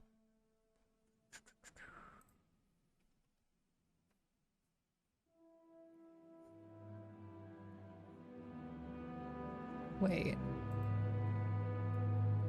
Oh, yeah, you sniped me. I got sniped by KQ's question, and now I have to find the thing I'm looking for. Damn it. Okay, yeah. Who's y'all's celebrity doppelganger? You know, it's the person you'd see out in the open and you'd be like, is that so and so? You know, is that Mikey? When I was young, everyone said I looked like Screech from Saved by the Bell. That sounds like not a great like, yeah, and that, how did you feel about that? Oh my god. There's so many, okay. Brie Larson would be my pick. Can I pick Brie Larson? Can I? All right. I was searching Miss Marvel and I needed to search Captain Marvel and shit just went sideways. Yeah, Superman's head way too big. Superman's got a fat head movie. Winnie the Pooh, but covered in dust, or Smokey the Bear, covered in ash. Nice, Claire. Nice. Bob Saget for you, Moosey. Oh. The celebrity I look most like is probably Cameron Britton, since that's not a good thing, since his most well-known role is as a serial killer. You don't say. Hot Hayosh, you don't say. You know, well, it's okay. You know, maybe you're just known for looking like an actor who's really good at acting like a serial killer. Lovely. You've been told Pablo Escobar movie? I can see it. I can see it. It looks like Rachel Wise as Hypatia of Alexandria in Agora. Wow. Talk about that. Now that's a specific comparison. Yeah, that's lovely. This is, yeah, I can see, anyway, Paleo, I can see why you get endlessly distracted by people comparing you to celebrities. All right, anyway, that's kind, very kind of you. Look, he wants to get head reduction surgery, but Superman never made any money saving the world, from Solomon Grundy. Yeah, R.I.P., you know, Superman should get on welfare. Should get a fucking job. Julia stared as the march passed her. Looking at the whore had been like looking in a mirror. What? Looking at that whore had been like looking in a mirror. The same age, and height, and hair, and eyes, and figure, almost exactly. Yo, hey, Katanen. The woman looked back at her, and it seemed as if she was thinking the same thing. And so Jaina was. The old witches who sometimes came into Daggerfall had sometimes spoke of doppelgangers, spirits that assumed the guise of their victims and portended certain death, yet the experience had not frightened her. It seemed only one more strangely familiar aspect of the alien city. Before the march danced its way into the palace gates, she had all but forgotten the encounter. The prostitutes crushed into the courtyard as the king himself came to the balcony to greet them. At his side was his chief bodyguard, a battle mage by the look of him. As for the king himself, he was a handsome man of middle age, rather unremarkable, but Jaina was awed at the sight of him. A dream, perhaps. Yes, that was it. She could see him as she had dreamt of him, up high above her as he was now, bending down now to kiss her. Not a one of lust as she had experienced before, but one of small fondness, a dutiful kiss. I did an old, didn't I? I don't know. Yeah, who is Solomon Grundy? And how did he hurt Superman? Superman should start robbing banks because that's where the money is. That's smart. We should have like super crypto, it'd be like, bet. Yeah. He's a world-renowned reporter. Really? World-renowned? I never got the impression that his journalistic endeavors were that serious, but it shows you how much I know. Do they still make Superman comics? I look 21% like Winona Ryder. That's lovely, Forks. Winona's a queen. That's not very much Winona Ryder. Yeah. What's the other 79? Supercoin. Better get in early. Ponzi scheme isn't going to build itself after all. Yeah, if I've learned anything, it's you got to get in at the ground floor. Dear ladies, you have filled the streets with the great capital of Camlorn with your beauty, cried the king, forcing a silence on the giggling, murmuring assembly. He smiled proudly. His eyes met Jaina's, and he stopped, shaken. For an eternity, they stayed locked together before His Highness recovered and continued his speech. Afterwards, while the women were all en route back to their tents to change into their costumes for the evening, one of the older prostitutes approached Jaina. Did you see how the king looked at you? If you're smart, you'll be the new royal mistress before the celebration ends. I've seen looks of hunger before, and that wasn't one of them, laughed Jaina. I'd wager he thought I was someone else, like that lady who tried to run us over with her horse. She's probably his kin, and he thought she had dressed up like a courtesan and joined the March of Beauty. Can you imagine the scandal? When they arrived at the tents, they were greeted by a stocky, well-dressed young man with a bald pate, and a commanding presence of authority. He introduced himself as Lord Strale, ambassador to the Emperor himself, and their chief patron. It was Strale who had hired them on the Emperor's behalf as a gift to the king and the kingdom of Camlorn.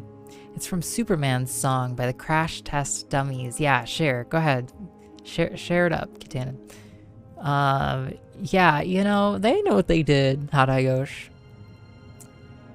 Yeah, how you pronounce Vagiceratops. It's supposed to be Vaga or something. They walked right into it. They asked for it. Some other musical stuff. Thank you. Let me look this up. A Roman helmet haircut? I think I'm following. I'm not sure that Google is quite following. But yeah, this is impressive. Has this ever been done, Naita? Would we be with world's first? World's first? Tell me more. Thank you for your nomination. Yeah, strong, very strong contender.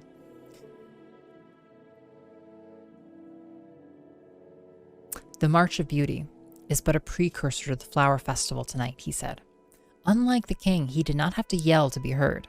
His voice was loud and precise in its natural modulations.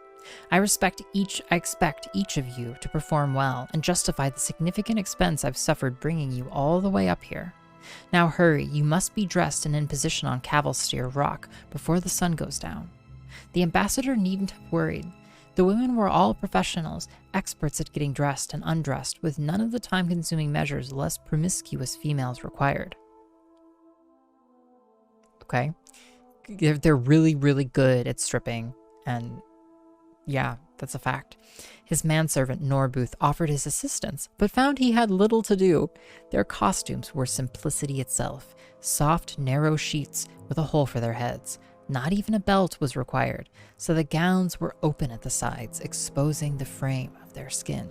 So it was long before the sun had set that the prostitutes turned dancers.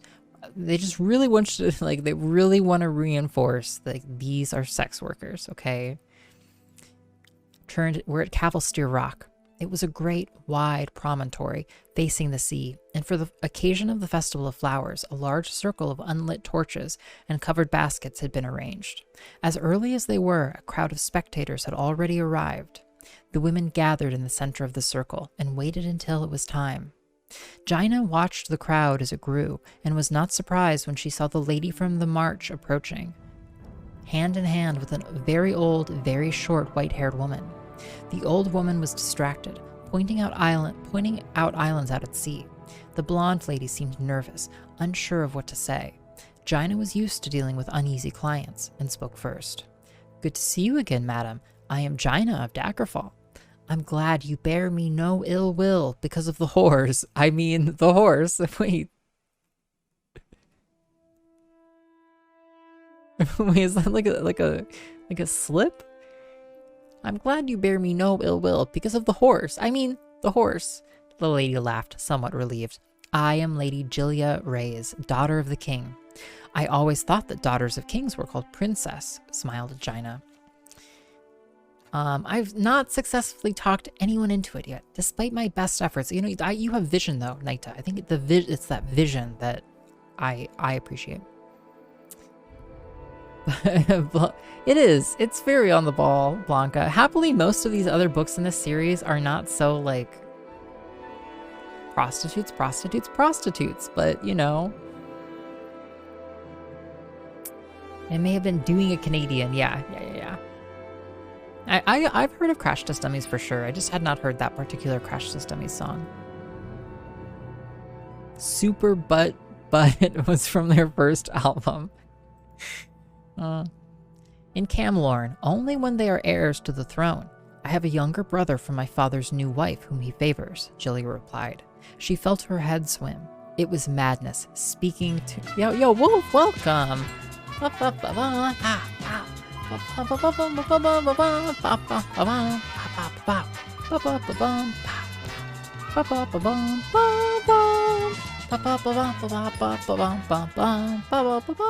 Send Wolf Radio's channel with 7 friends. So good to see you, Wolf. How was your stream? It's lovely to have you. If you don't watch Son of Wolf, you absolutely should. Wolf streams all kinds of cool RPGs, retro game content, and also like music and stuff. Wolf, please. We're reading just I think the second dirtiest book in Morrowind, after the one that shall not be named. It was madness, speaking to a common prostitute, talking of family politics so intimately. Relative to that subject, I must ask you something very particular. Peculiar. Pretty good. Sen Wolf is pretty good. Pretty good. Yeah. Yo's way. Yo, Wolf, 19 months. It's a long ass time, Wolf. It's so good to have you. Thanks again for the raid. I hope you had a great time doing what you were doing. Tales of Glory. Cool. What kind of game is that? Is it like an RPG? Is it like a JRPG? I feel like I might have heard of it. Part of the Tales series. Have you ever heard of the Princess Talara? Jaina thought a moment. The name sounds somewhat familiar. Why would I have? I don't know. It was a name I just thought you might recognize, sighed Lady Gilia. Have you been to Camlorn before? If I did, it was when I was very young, said Jaina, and suddenly she felt it was her turn to be trusting. Something about the Lady Gilia's friend and forthcoming manner touched her. To be honest, I don't remember anything at all of my childhood before I was 9 or 10. Perhaps I was here with my parents, whoever they were, when I was a little girl. I tell you, I think perhaps I was. I don't recall ever being here before, but everything I've seen, the city, you, the king himself, all seem like I've been here before, long ago. Lady Julia gasped and took a step back.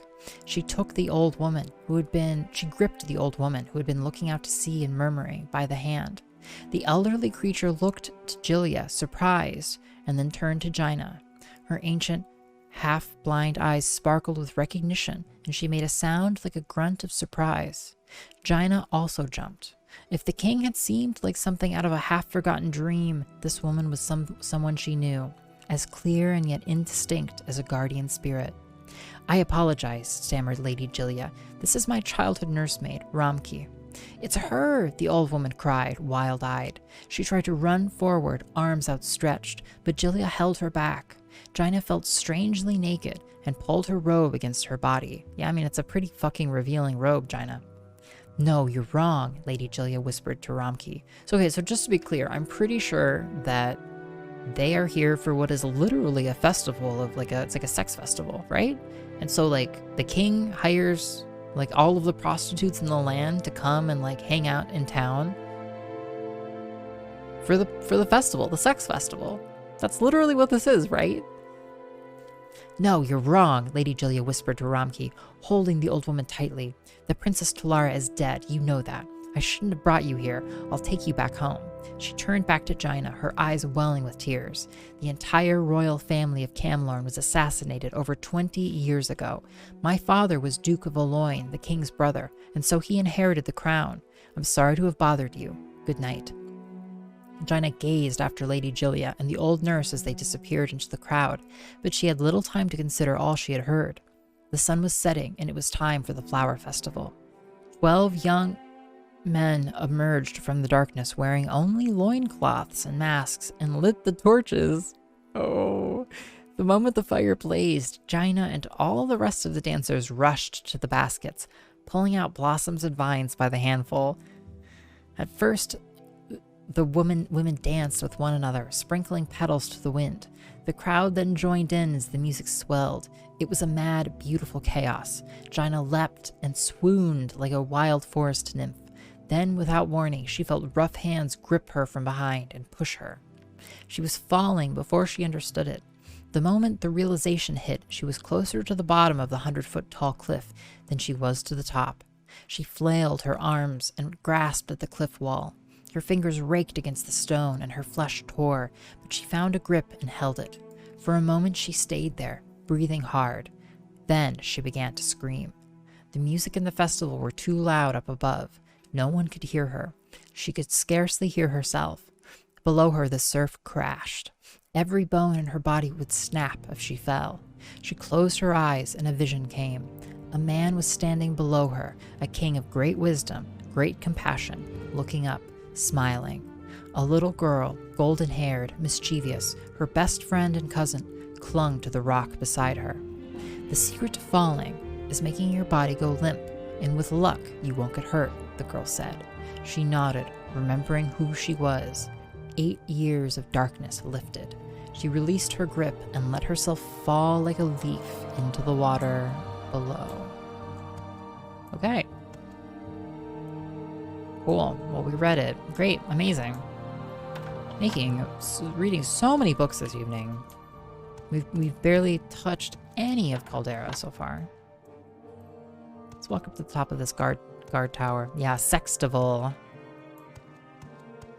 It's catchy. Oh, I must go across the gate. We prefer the term gig intimacy worker. I mean, they prefer the term. Yep. Yeah, it's funny. It's funny you say that, Paleo. I was about to ask. Cool. I love it. Little tower. She danced and someone tossed her off a cliff. That's the long and short of it. Seems to be clear. National Horror Parade. Totally normal things. You know, in the grand scheme of things, there's, I don't know, could be weirder.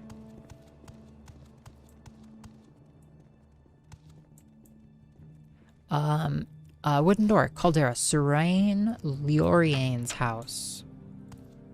Hey there. And that door's locked. What's up? You've got some stuff up here. Some glass. See a book. Food on the table. Nice place you got here. Really nice place.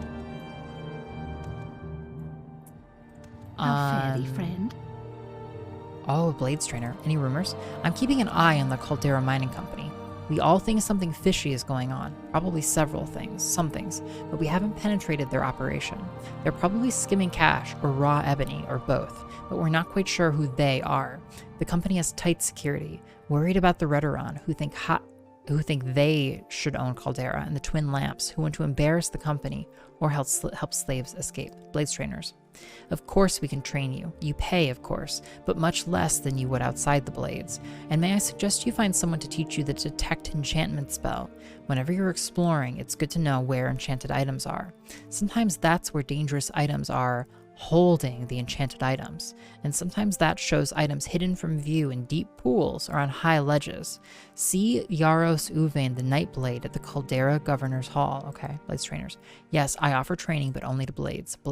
I'm a Blade too, and I report to Caius like you. You're welcome to use my bed to rest, but leave my other stuff alone, please. Training. That's pretty cheap. We just gotta level up. I guess we could take training.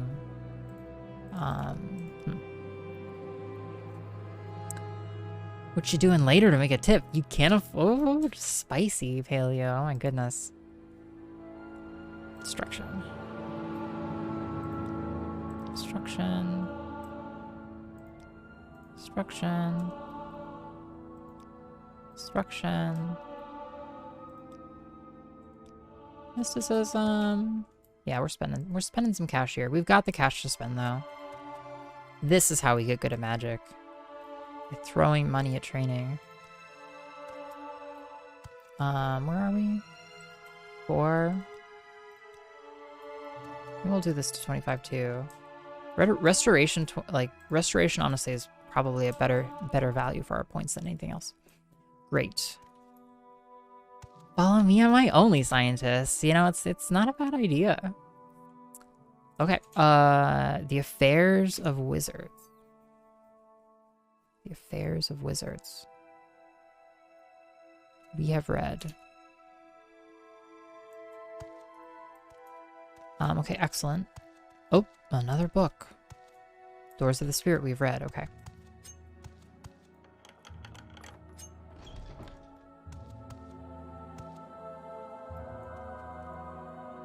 Cool. Nice place you've got here. Okay. That's just... Oh, it's a little dreary. A little more overcast outside. We've been in there. We've been in those two places. We have... Looks like a castle type place up to the right. Let's check out the town first, though.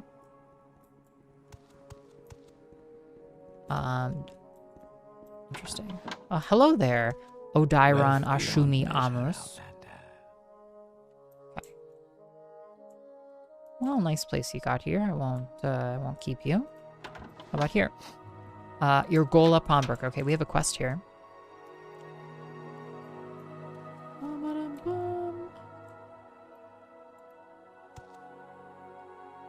Okay, a bunch of various items. The True Noble's Code. I think we've read this. Yeah. Hey there, Urgola. Urgola. It's just a nickname. It means master in the goblin tongue. I wasted my youth in the Dragontail Mountains and earned a reputation for goblin hunting. Barter. A Nordic claymore. Cool. A Crimson Despair amulet, a Shadow Weave ring. It's actually a pretty good ring, all things considered. But what we're really here for is this Dwemer item.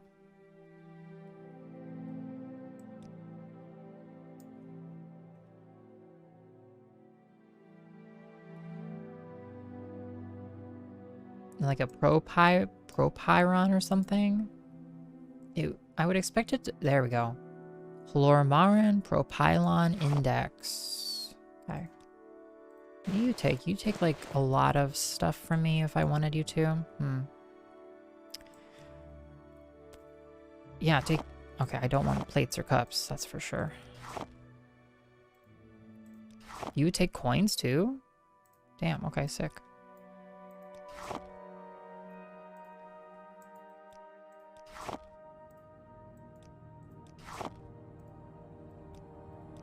Cool. Sick. Okay, great. Yo, take it easy, Hadayosh. Thanks so much for hanging out. I hope you have a great night. Never did make that butt cheese. Too bad. Great, well, we got the thing from the guy. Let's see what's upstairs. Locked. Okay. At some point, we'll come back and we'll do a sweep through the whole town. Like, all of Vardenfell. And we'll open all the locked doors. Endless streams of locked doors to be opened. Go ahead, Outlander. I'm listening. You have the quest for me? Is it you? This person upstairs? Welcome. It was you.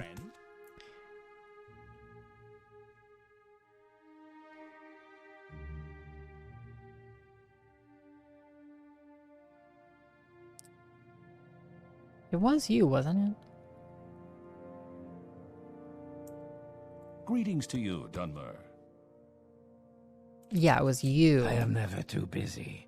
Hey, Fulms, my bad. Any little secret? I'm wizard rank in Mage's Guild, and I think twice about going down in a Daedric ruin without a crate full of potions and scrolls. Work. Excellent, here's your 500 gold. Now bring me the Mirandus Propylon Index. I've learned it was packed with some other things and delivered to the St. Olm's Temple in Vivec. Of course, those priests would have no idea of the value of the thing, probably just threw it on the floor. Just look around for empty crates in a storage area. Look carefully, it's tiny and gray and easily overlooked in poor lighting. Amazing work. Bring me the Mirandus Propylon Index, then we'll talk about the others. Okay, that's cool. That's a cool thread to bring us towards Vivec. Okay. Excellent, excellent. Ah, friend, how does the day greet you? We walked up here? What's up here? I did not walk up here. Whoops. Spore pods, hound meats, rosin. I guess I'll take some nice stuff up here. Master quality stuff, but we have as good. You know, like, honestly, we could steal this mortar. It's really valuable. And the alembic. You know, it's honestly... The calcinator is not so much, though. Calcinator's too heavy. We're pretty overloaded. I should really drop my other gear at some point here, but we have time. What can I do for you, friend?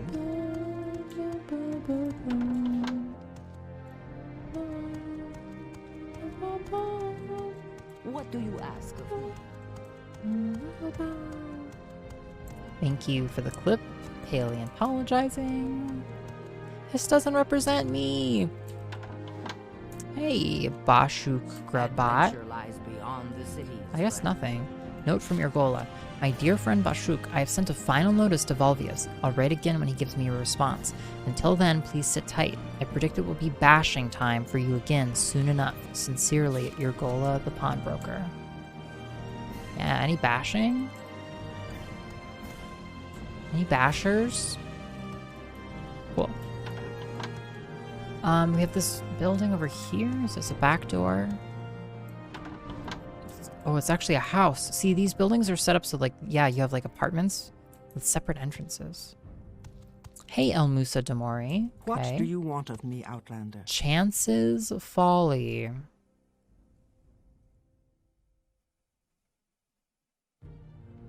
It is a new book. Take a look. It's in a book. A reading rainbow. You gain knowledge from this book. Your security skill increased to 33. Yeah, just murder everyone, Skogan. I'm getting there. I'm getting there. Are there any rainbowers? Any rainbows? Hell yeah.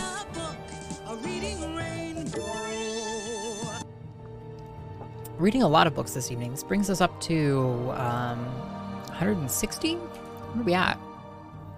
This is our 161st book. Oh my god. Chance's Folly by Zilmok Golge. By the time she was 16, Minerva Iios had been an unwelcome guest in every shop and manor in Balmora. Sometimes she would take everything of value within. Other times it was enough to experience the pure pleasure of finding a way past the locks and traps. In either situation, she would leave a pair of dice in a prominent location as her calling card to let the owners know who had burgled them. The mysterious ghost became known to the locals as Chance. The typical conversation in Balmora at this time. "My dear, whatever happened to that marvelous necklace of yours? My dear, it was taken by Chance." The only time when Chance disliked her hobby was when she miscalculated and she came upon an owner or guard. So far, she had never been caught or even seen, but dozens of times she had uncomfortably close encounters. There came a day when she felt it was time to expand her reach. She considered going to Vivek or Nisus, but one night at the 8 Plates, she heard a tale of the Huron ancestral tomb, an ancient tomb filled with traps and possessing hundreds of years of the Huron family treasures. That's not a calling card, it's a calling die. Yeah, technically correct, the best kind of correct. The idea of breaking the spell of the Huron tomb and gaining the fortune within appealed to Chance, but facing the Guardians was outside of her experience. While she was considering her options, she saw Ulster Moresby sitting at a table nearby, by himself as usual. He was a huge brute of a Breton, who had a reputation as a gentle eccentric, a great warrior who had gone mad and paid more attention to the voices in his head than to the world around him. If she must have a partner in this enterprise, Chance decided, this man would be perfect. He would not demand or understand the concept of getting an equal share of the booty. If worse came to worse, he would not be missed if the inhabitants of the Huron tomb were too much for him, or if Chance found his company tiresome and elected to leave him behind. "Ulster, I don't think we've ever met, but my name is Minerva," she said, approaching the table. "I'm fancying a trip to the Huron ancestral tomb. If you think you could handle the monsters, I could take care of unlocking doors and popping traps. What do you think?" The Breton took a moment to reply, as if considering the counsel of the voices in his head. Finally, he nodded his head in the affirmative, mumbling, "Yes, yes, yes. Proper rock, hot steel, chitin, walls beyond doors, 53, 2 months and back." "Splendid," said Chance, not the least put off by his rambling. "We'll leave early tomorrow." When Chance met Ulster the next morning, he was wearing chitin armor and had armed himself with an unusual blade that glowed faintly of enchantment. As they began their trek, she tried to engage him in conversation, but his responses were so nonsensical that she quickly abandoned the attempts. A sudden rainstorm swelled over the plain, dousing them, but as she was wearing no armor and Ulster was wearing slick chitin, their progress was not impeded. Into the dark recesses of the Huron tomb they delved. Her instincts had been good, they made very good partners.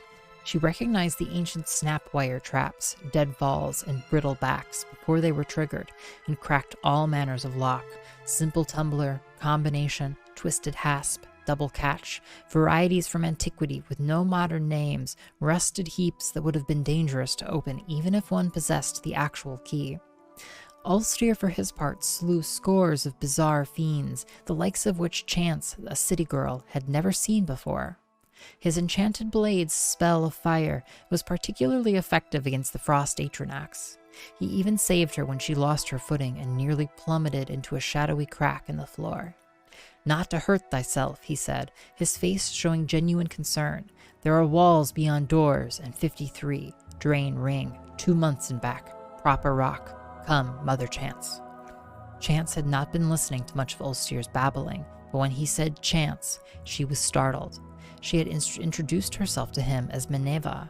Could it be that the peasants were right, and that when madmen spoke, they were talking to the Daedra prince Sheogorath, who gave them advice and information beyond their ken?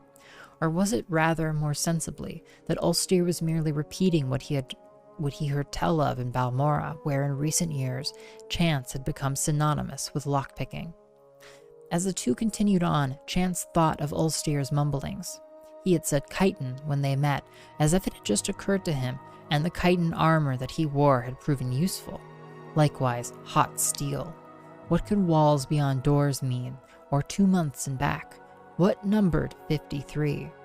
The notion that Ulster possessed secret knowledge about her and the tomb they were in began to unnerve Chance. She made up her mind then to abandon her companion once the treasure had been found. He had cut through the living and undead guardians of the dungeon. If she merely left by the path they had entered, she would be safe without a defender. One phrase, he said, made perfect sense to her. Drain ring. At one of the manors in Balmora, she had picked up a ring purely because she thought it was pretty. It was not until later that she discovered that it could be used to sap other people's vitality. Could Ulster be aware of this? Would he be taken by surprise if she used it on him? She formulated her plan on how best to desert the Breton as they continued down the hall. Abruptly, the passage ended with a large metal door, secured by a golden lock. Using her pick, Chance snapped away the 2 tumblers and bolts and swung the door open. The treasure of Haran tomb was within. Chance quietly slipped her glove off her hand, exposing the ring as she stepped into the room. There were 53 bags of gold within. As she turned, the door closed between her and the Breton.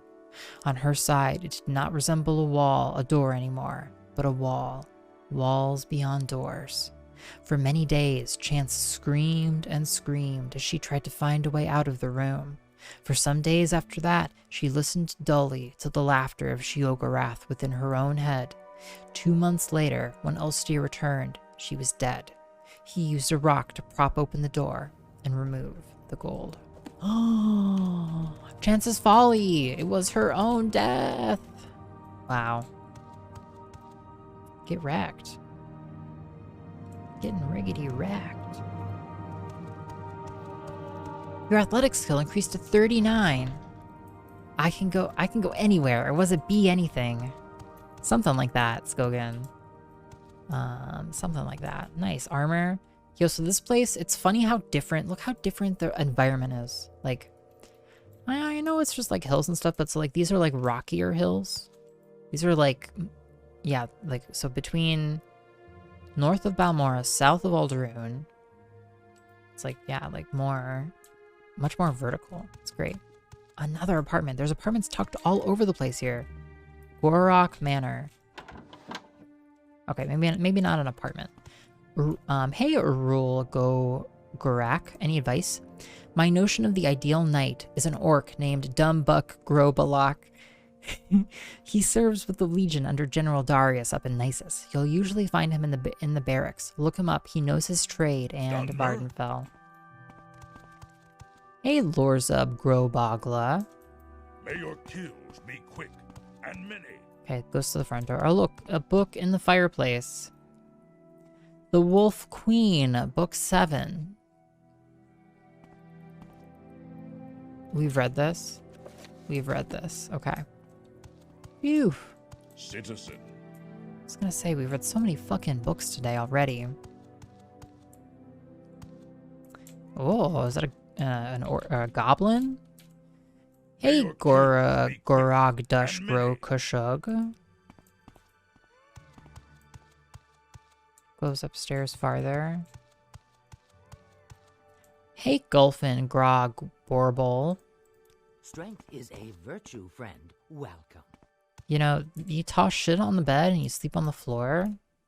The hell? Alright, what's your deal, creeper? There are many creatures beyond the cities.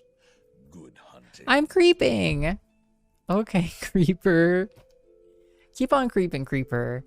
Keep on creeping. God darn it, iios, I'm gonna have Reading Rainbow stuck in my head now. Yeah, you're stuck with me. A guar skin drum. I guess I want it. Ancient Dagoth brandy. Costs 1,500.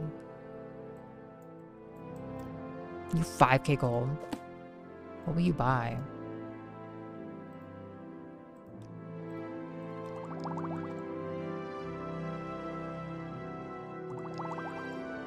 Yeah, take those. Take that. Keep that. We'll keep that. Toss that. Yeah, I'll sell that to you too. Nice. That's huge. Oh, you'll buy armor too? Jeez. Okay, we'll have to keep this person in mind. Buy coins. Okay. Sick. Thank you. Please come again. You found the creeper. Hello, Caldera. I'm here all week. Huh? Help me out. I need the money. Come on, help us scamp out. You gotta need something. I've got booze. Don't want to work, just want to bang on my drum. What's a scamp gotta do?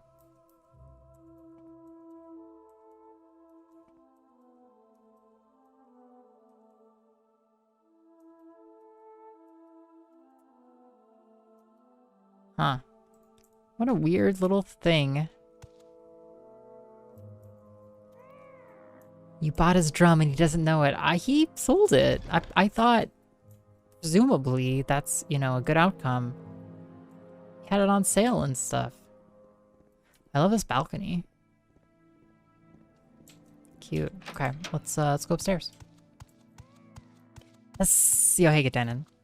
Just creeping. Citizen. Duma Grobalog. Oh, why are there so many fucking books in this town? Why? It's a curse of the literate, okay? Oh my god. The Book of Dawn and Dusk. Okay. We've read. The Book of Daedra. We've read. Invocation of Azura. We've read. Okay. Great. I see you brought a giant rock all the way up here for some reason. Okay, well let's get out of here. That's cool though. It's great to know that this person has mad cash. Huge amounts of cash. The back door. Fight well. May your kills be quick. What say you? Okay. So, what's up with you? Hey, Nethalas. Yes, I'm the one with the haunted house. The Imperial cult said they'd send someone to take care of the ghost. I suspect it has to do with the trapped door. The landlord told me not to fool with it, but he didn't say why, although now I can guess. The landlord gave me a key. Here. Please, let me know when the ghost is gone. I haven't had a good night's sleep in weeks. Trapdoor. I haven't opened it. My landlord told me not to, and now I'm scared to open it. Haunted house. I'm renting the house, and when I rented it, the landlord told me I couldn't use the cellar. Now I know why. Ever since I've moved in, I've had bad dreams, and now this ghost appears, scares me half to death, and chases me out of the house whenever I try to sleep. It's driving me crazy. Yeah, it sounds like it. Where did I put that? Okay, I think we have the key. Cool. This is literally why we carry around our silver claymore. Anything good? Cool. All right, let's go. Ooh. Nethalas' key was used to open the lock. We're brave. Look how brave we are. In a full suit of, like, adamantium armor. Oh my god. Alright, it scared me. I don't like scary things. Your medium armor skill increased to 21. Oh, shit. Ow.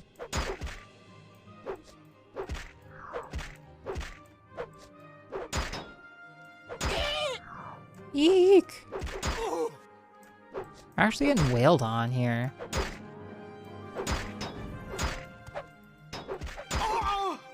Come on, give me a fucking hit on this. Ugh.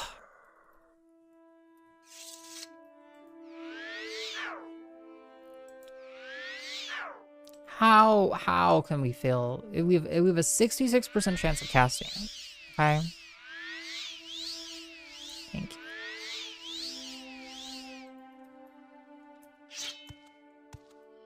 Skeleton champion. Okay, kind of makes sense that it was that hard.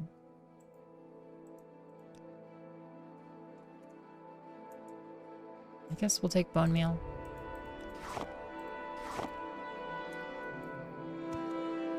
Yeah, who does that? Rents out a house, omits that it's haunted as shit. This is why renters need better protections.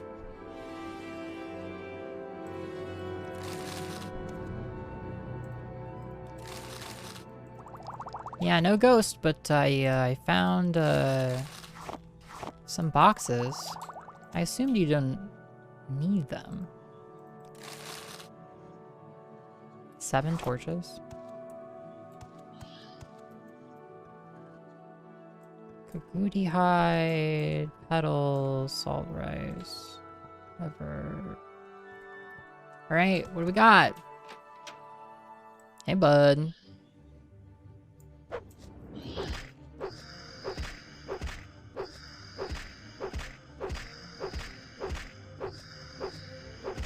Yeah, suck it.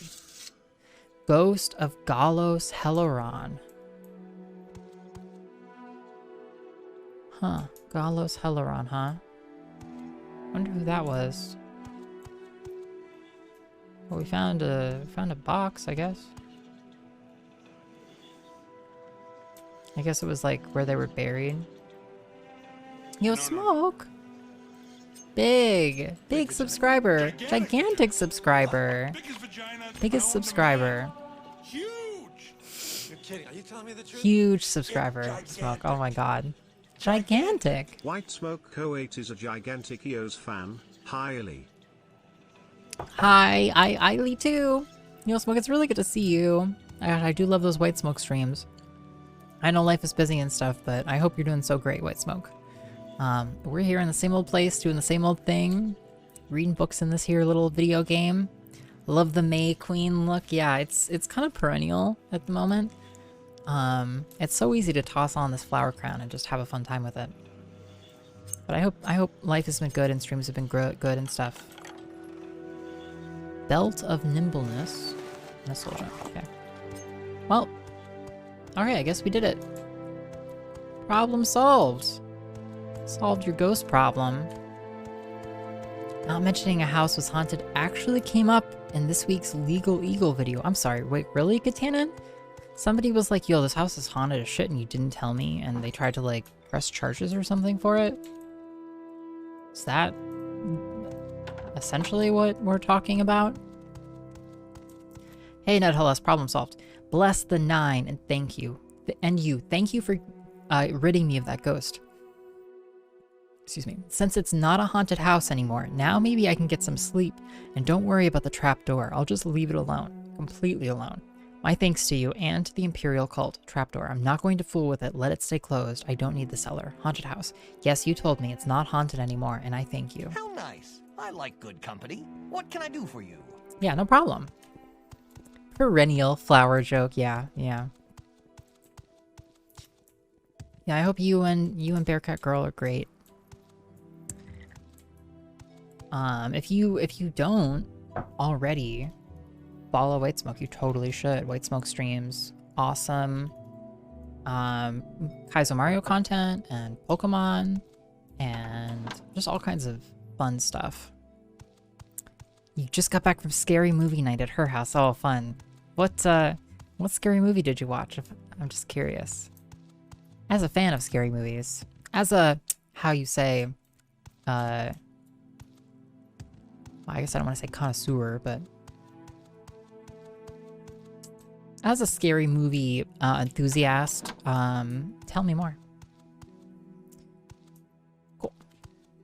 Savant. I have not heard of that. Shank's Shovel. This is the bar. Hey Shank. So, where are you from? I love this outfit. Oh my gosh, look at this like vest. Sorry, don't mind me, friend. I'm just getting up close and personal. It's like poofy. It's like a poofy shirt. No, you're the savant. Lol. Oh, yeah.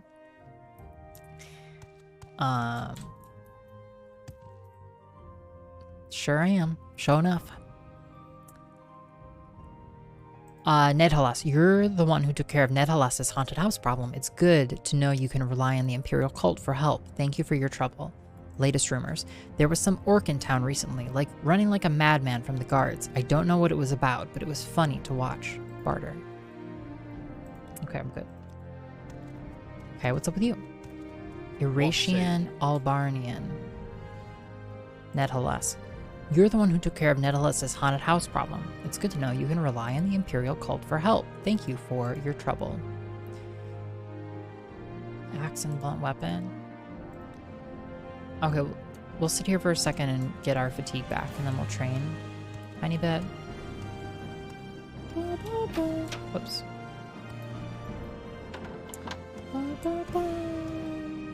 What say you?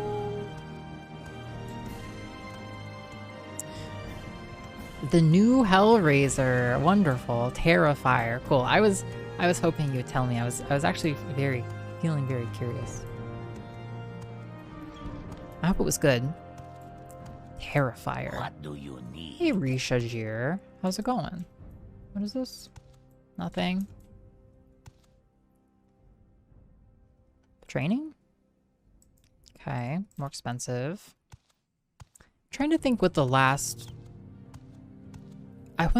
Lordy and I went through a horror movie kick there for like a year or so. It was just a lot of fun. It's been a while though since I've really watched any. I like schlocky horror a lot, you know, like... Yeah, I think. You know the type. So bad it's good horror. But then again, I also really enjoyed like Hereditary. It's a hell of a movie. Beautiful room. Okay, I guess let's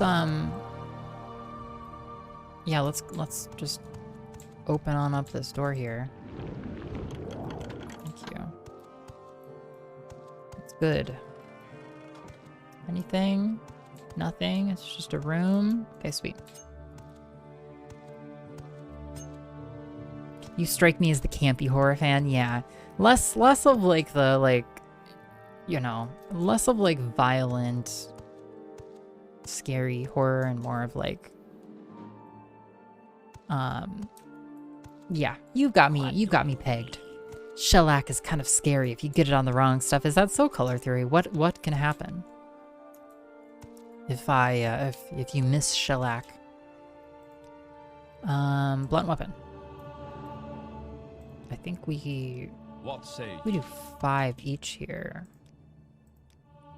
This is the path to strength. I guess I probably should have persuaded before I started this, but that's okay.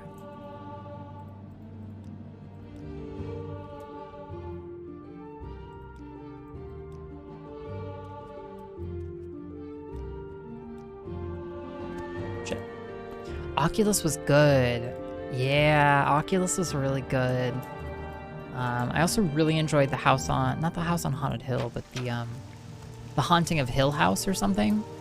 Like a one, it was like a one-shot series on, I think, Netflix. You're not a fan of gore exploitation? Yeah, I really dislike that as well.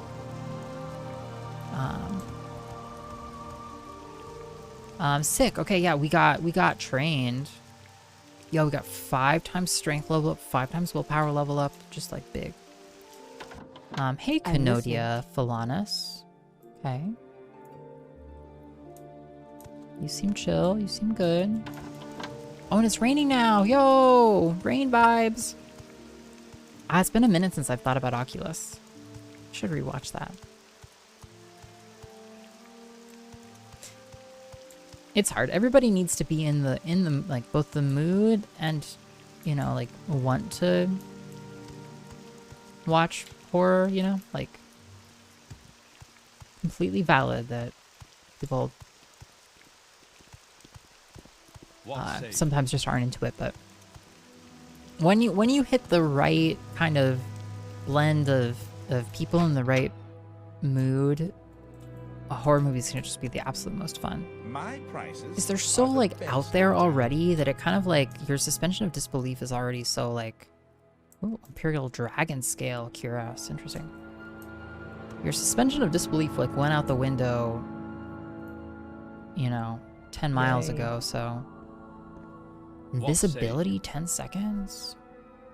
Shock damage on target. Fire damage. Amulet of Mighty Blows. Amulet of Recall?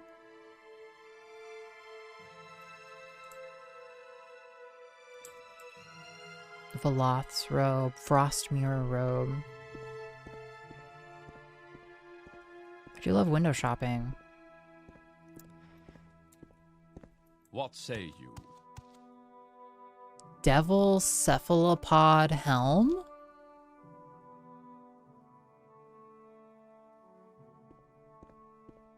Yo, it looks awesome, though. The hell? Dragon Skill Tower Shield. Enchanted Axe. Bolts. My prices are the best in town. You don't say. You don't say. What say you? Cool. Yo, White Smoke, thank you so much for suggesting a ROM hack officially. I love this. You know, we keep track of all of our suggested ROM hacks along with all of our other redemptions here in chat in our spreadsheet. It is Super World. Yo, it's like a simplified. It's not just Super Mario World. It's Super World. You know, it's by Maxwell. No way. Maxwell made a hack. I didn't even know this. Back in 2021. Well, fantastic. I cannot wait to check this out. Thank you so much for suggesting it, Smoke. We're making good progress through Gracie World. We just cleared like the 5th or 6th exit last night. It was a heck of a time. It was a heck of a time. Okay, I want to watch this again. I want to relive the glory. I don't even care. It makes me feel so good to see it. Shit. There.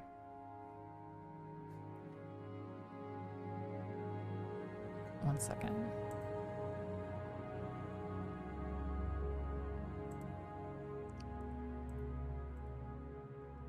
I shouldn't have pushed so hard.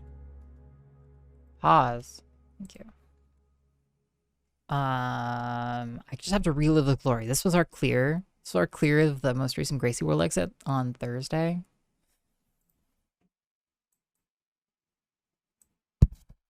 Relive all of the glory.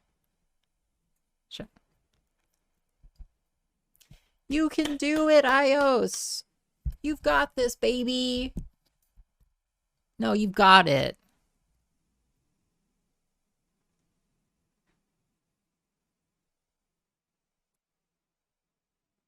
You can do it. Do it. Just do it. iios the timer. Yeah.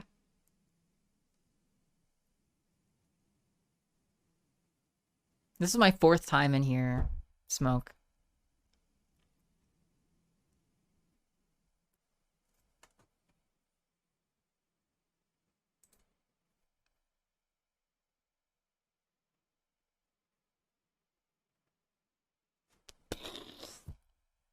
Fuck you. Yump. iios signs. iios shrug. Yump. Yeah, it was good. It was hot. The other new thing I'll plug again for a second. Look how drunk I am. Yo, Soft Dash. Yo, thank you. That's not that much cheese. Yeah, it's not that much cheese. Yeah, and the yup. Yeah. It felt pretty good, Smoke. That was tough though. That was tough. It's a tough level, but I was really happy to clear it. And I'll be happy to play more. Play more Gracie World. Play more Kaizo. Yo, hey Chillingworth, welcome. The other thing I want to take a second to plug here, actually, here, sit here on, look at this for a second. the other thing I want to plug for a second is, you know, it's that time of year. It's the season, everybody. It's this, you know, it's, you know, once every 4 years, the time comes, a very important time for all of us, the time to get a haircut. And when we get a haircut, we, you know, we start by nominating haircuts. The way we get a haircut on iios channel is you nominate your chosen haircut. And they all go out on the haircut trail, and then we vote on them collectively. So for the month of November, suggest your haircuts for us to get. And then in the month of December, we will have the haircut election. And you will, and yeah, it's the cut 2022. The issues that voters say matter to them.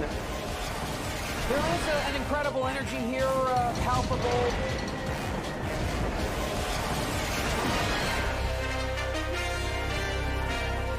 Welcome back. For those of you just joining us, let's get you up to speed on what is shaping up to be the political upset of the century.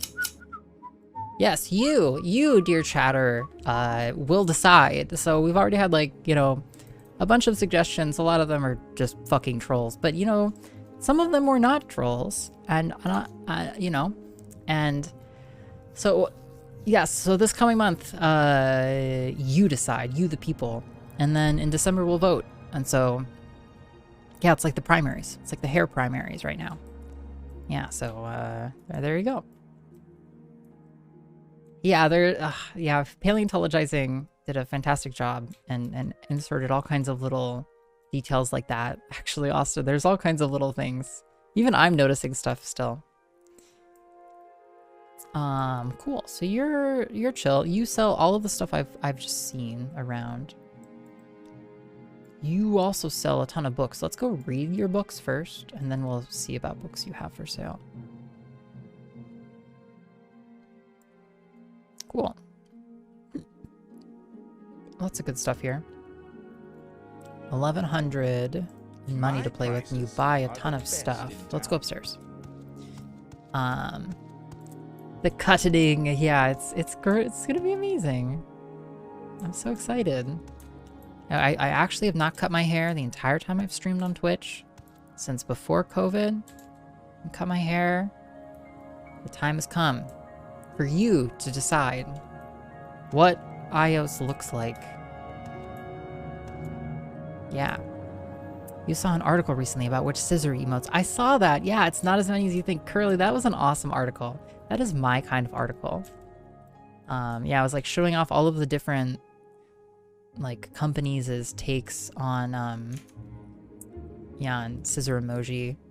Which ones are more usable than others. It's just the best. Okay, the eastern provinces. E. We've read the eastern provinces. Ader and Dater we've read. Brief History of the Empire we've read. The Firmament we've read. The True Nobles Code we've read. Okay, we've read these. Let's go downstairs. Will the election be popular vote or electoral college? You know, I think it'll be popular. You know, but just like in the real world, Chillingworth, you know, whoever has the most money, you know, will just really kind of dictates everything. Pay to win in politics? Don't be ridiculous. Special flora of Tamriel. My vote, the Rachel from France. You know who said that? Iacane. KQ said that. KQ redeemed the Rachel. I swear to God. I swear to God. All right, I had to search it. Yeah, KQ redeemed the Rachel, actually. So that's two. Corruption in my iios stream. That's just the way it is, baby. You know, it's just the hustle. Mysticism we've read. No, okay, so the way it will really work is we will decide on a set of finalists that have passed through the primary section. And I'm just gonna say, probably, we won't choose anything too crazy to get past, past that section, right? So Suggest crazy haircuts if you like, but we will, yeah, probably not be looking like Papa Nog anytime soon. The madness of Pelagius. Rachel is a good one. The ultimate 90s hair. Yeah, she looks great. She looks great, but be sure to vote. You know, your vote only counts with your channel points. So vote up. Get your votes in.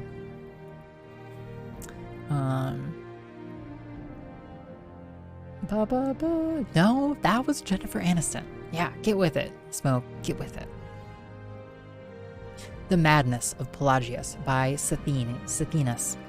The man who would be emperor of all Tamriel was born Therese Pelagius Septim, a prince of the royal family of Wayrest in 3rd Era 119.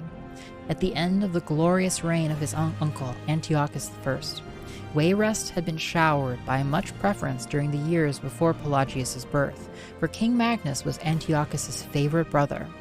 It is hard to say when Pelagius' madness first manifested itself, for in truth, the first 10 years of his life were marked by much insanity in the land itself. Welcome, by the way, Plain True, yeah. Yeah, no pressure at all. Time to form an iios haircut super pack. Yeah, you pool your monies, Zopdash, you know, like we may have wild swings in favorability ratings of haircuts through the final month of the election season. You've been waiting for White Smoke for 2 years now and the account is dead. They don't talk to me about it. You might honestly you might try like messaging support. And that doesn't hurt. Smoke, you know, you stream a lot. Just ask.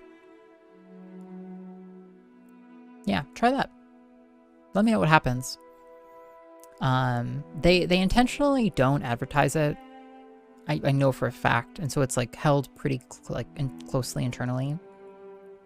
So I haven't heard anything about it. Yeah. Arcana Powdu is suggesting an iios Ace haircut. Ventura. Ace Ventura. An Ace Ventura a haircut? Oh. Oh my. This is what you're thinking of? Iacane? Well, if you say so. If you say so. You sure you don't want us to be the Rachel? Yep. That one. That one? Cool. Yeah, thanks. Flashy. When Pelagius was just over a year old, Antiochus died, and a daughter, Kintyra, assumed the throne to the acclaim of all. Kintyra II was Pelagius' cousin and an accomplished mystic and sorceress. If she had sufficient means to peer into the future, she would have surely fled the palace. The story of the War of the Red Diamond has been told in many other scholarly journals, but as most historians agree, Kintyra II's reign was usurped by her and Pelagius' cousin, Uriel, by the power of his mother, Potema, the so-called Wolf Queen of Solitude. The year after her coronation, Kintyra was trapped in Glenpoint and imprisoned in the imperial dungeons there. All of Tamriel exploded into warfare as Prince Uriel took the throne as Uriel III, and High Rock, because of the imprisoned empress's presence there, was the location of some of the bloodiest battles. Pelagius' father, King Magnus, allied himself with his brother Sepphoris against the usurper emperor and brought the wrath of Uriel III and Queen Potema down on Wayrest. Pelagius, his brothers and sisters, and his mother Euthaela fled to the Isle of Balfiera. Euthaela was the line of Dureni, and her family manse is still located on that ancient isle even to this day. There is thankfully much written record of Pelagius' childhood in Balfiera, recorded by nurses and visitors. All who met him described him as a handsome, personable boy, interested in sport, magic, and music. Even assuming diplomats' lack of candor, Pelagius seemed, if anything, a blessing to the future of the Septim dynasty. When Pelagius was 8, Sepphoris slew Uriel III at the Battle of Ichidag and proclaimed himself Emperor Sepphoris I.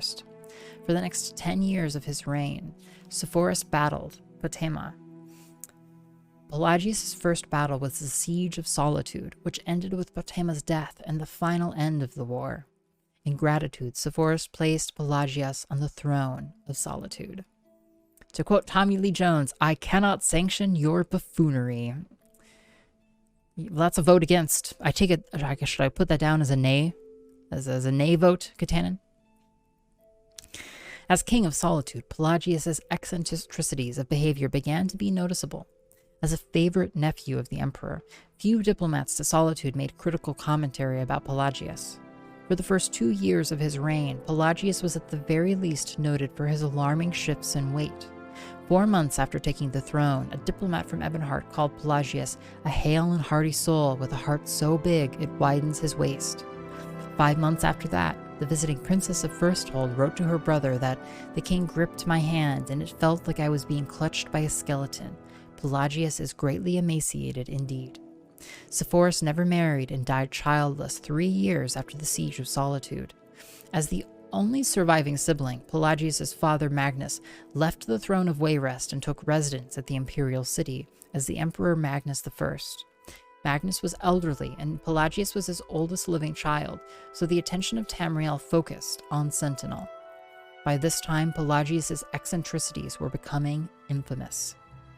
There are many legends about his acts as King of Sentinel, but few well-documented cases exist. It is known that Pelagius locked the young princes and princesses of Sylvanar in his room with him, only releasing them when an unsigned declaration of war was slipped under the door. When he tore off his clothes during a speech he was giving at a local festival, his advisors apparently decided to watch him more carefully. On the orders of Magnus, Pelagius was married to the beautiful heiress of an ancient dark elf noble family, Caldera Ra'athim. Nordic kings who marry dark elves seldom improve their popularity. There are 2 reasons most scholars give for the union. Magnus was trying to cement relations with Ebonheart, where the Ra'athim clan hailed. Ebonheart's neighbor, Mournhold, had been a historical ally of the Empire since the very beginning, and the royal consort of Queen Baranziah had won many battles in the War of the Red Diamond. Ebonheart had a poorly kept secret of aiding Uriel III and Potema. Yeah, big snug energy, Kali. So many books, dude. Dude seems pretty whack. Yeah, So how does he get deposed? Can we skip to the deposition? The other reason for the marriage was more personal. Caldera was as shrewd a diplomat as she was beautiful. If any creature was capable of hiding Pelagius's madness, it was she. On the 8th of Second Seed, 3rd Era 145, Magnus I died quietly in his sleep. Joleth, Pelagius' sister, took over the throne of Solitude, and Pelagius and Caldera rode to the imperial city to be crowned Emperor and Empress of Tamriel. It is said that Pelagius fainted when the crown was placed on his head, but Caldera held him up so only those closest to the thrones could see what had happened. Like so many Pelagius stories, this cannot be verified. Pelagius III never truly ruled Tamriel. Caldera and the Elder Council made all the decisions and only tried to keep Pelagius from embarrassing all. Still, stories of Pelagius III's reign exist. It was said that when the Argonian ambassador from Blackrose came to court, Pelagius insisted on speaking in all grunts and squeaks, as that was the Argonians' natural language. It is known that Pelagius was obsessed with cleanliness, and many guests reported walking to the noise of an early morning scrub down of the imperial palace. The legend of Pelagius, while inspecting the servants' work, suddenly defecating on the floor to give them something to do, is probably apocryphal. Wait, let's just zoom and enhance on this for a second. Pelagius is like, yeah, good job, servants. Okay, I'm checking out, Gosh, I think you've done it all. Seems like, yeah, you cleaned everything. We can't have that, unbuckle, squat. Sudden defecation. There are 2 words you usually don't want to hear next to each other, right?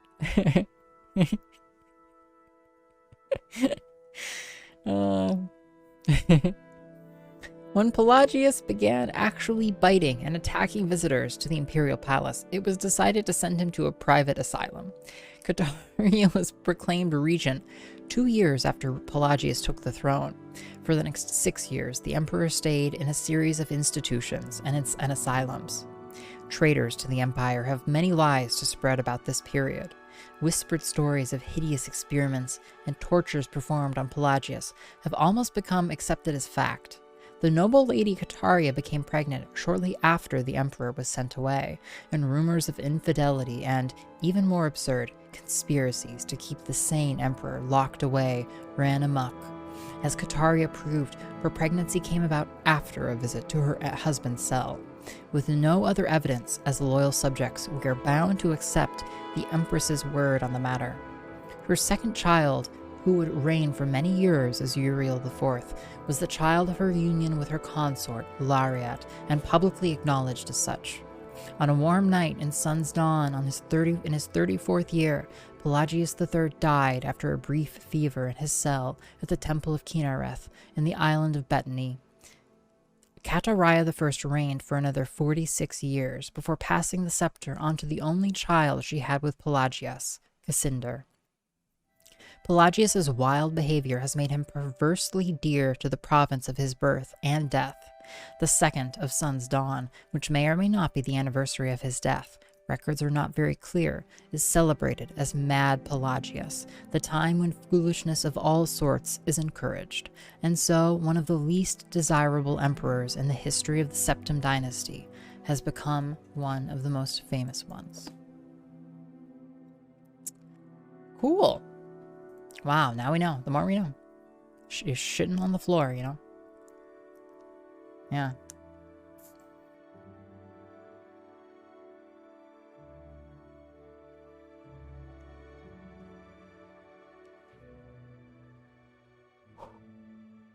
Well. Nuchunok's Fire and Faith, we have read. Overview of Gods and Worship, we have read. The Ruins of Kemelze, we have read. Children of the Sky, we have read. Biography of Baron Zaya, we have read. Okay. Okay. What say you? Okay, capture. We use our Amulet of Shadows. We sneak for a second. And we free this person of their valuables. You've made your last mistake, thief. Whoops. That was an accident.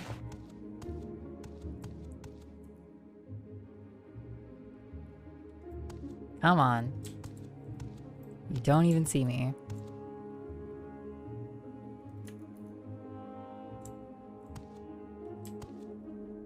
What do you think? You know, in my defense, there's a reason we can't get reported here. I mean, half the shit in our, like, literally our entire outfit is stolen. Can't just, like, damn it. We can't just go. Okay, fine, fine. Fucking Amulet of Recall, whatever. Let me pay my hard-earned money. Do they have a Warhammer of Wounds? That's kind of cool. Most of the enchanted items that we have found, or enchanted weapons, have been crap. You know, both of those are really good. Okay. Will you take books? Okay, so he will take books. We'll sell him books. What books does he have? Varieties of Faith, True Noble's Code, Ruins, Madness of Pelagius, Firmament, Eastern Provinces, Special Flora, Overview of Gods of Worship, History of the Empire, Baron Zaya. Okay, we've read all of those, and we can offload mass books.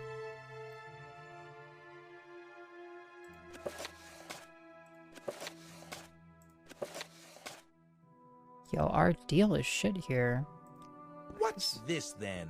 Why? Okay, well, I guess it's fine. Our sell prices here are really crap, but that's fine. We keep divine metaphysics. Sell that, we sell that.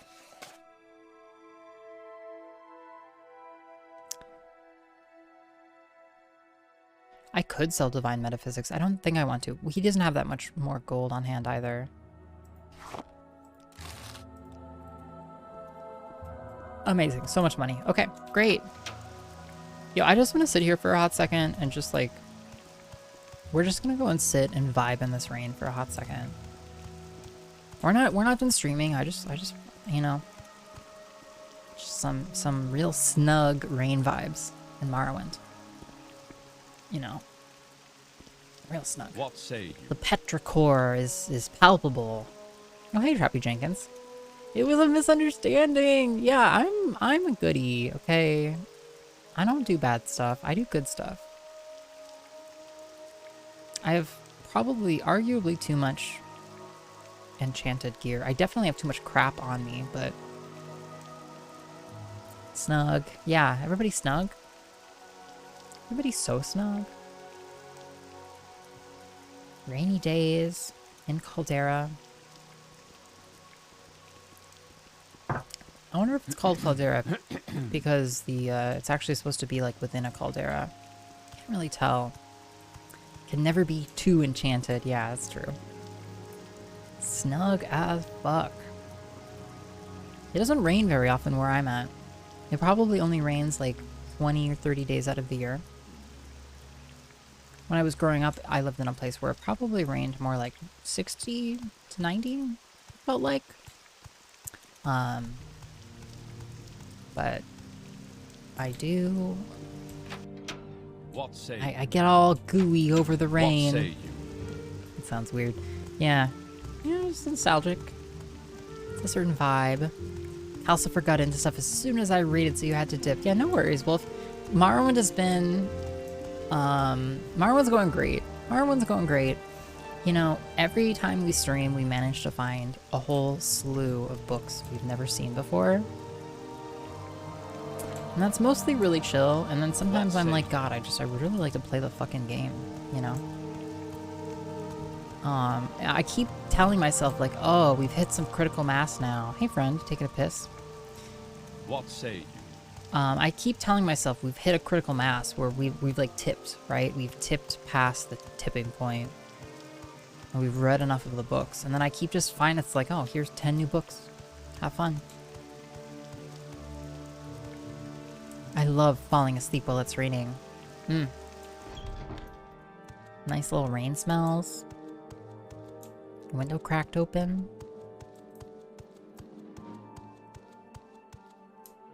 Elder Scrolls Book Club. Yeah, pretty much. Yo, nice staff. Yo, what's up with that staff? It's sick. You've earned my trust. I have? Little advice. You should speak with the monk on Disay at the Argonian mission, if the monk's life interests you, that is. Caldera Ebony Mines. The Caldera Ebony Mines are southwest of the village of Caldera. There's an office, a bunkhouse, and guard tower over near the mine entrance. They work the mines by slave labor. That would never be allowed back west, but here in Morrowind, slavery is still legal. I think it is a disgrace, but who cares what I think? Head west from town, then swing around again south into the bowl of the mine through a gap in the ridge, or head straight southwest over the ridge, but it is too steep a climb for most. You will train me in hand-to-hand. We're gonna sit here for a second. Oh, Calcifer. Yeah, big book club vibes. Big book club vibes. I think we're rounding 163 books. Let me scroll up. 162 books so far. So we let our fatigue recover, which I feel like it's recovering faster. Maybe I'm making that up. Our higher speed should literally mean that we just can move faster, which is nice. Little shit, yeah. Is it a dog? Sounds like a dog. Yeah. Hand to hand. 15. He's a cat? No way. What a little shit. What's he getting into?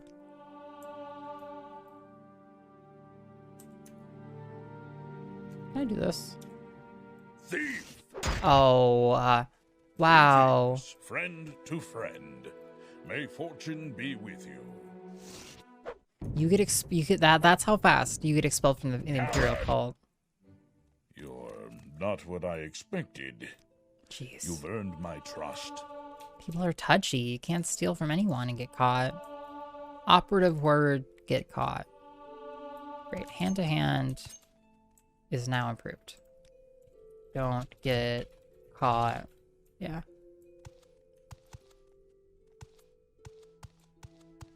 I'm very thankful that most of the time my cats don't get into stuff. They're like pretty chill about it. How it goes? It goes, plain true. Or how, you know, the Herculean feat of literacy that's occurring in front of you is taking its toll, you know. You know, you got those chronic reading injuries. No matter how good you train, you know, you think you're ready, but then you start to play Morrowind. And then you realize you didn't know shit. Good, so that circles all the way around. Okay, we go in and to the left. Okay. Yes. Cool. I'm just glad the books aren't going unread. Yeah, you can sleep easy, knowing that they are going very red. Yeah, we'll take a bunch of probes and lockpicks. How many probes do I have? Yeah, we'll take those. 620? It's kind of a lot.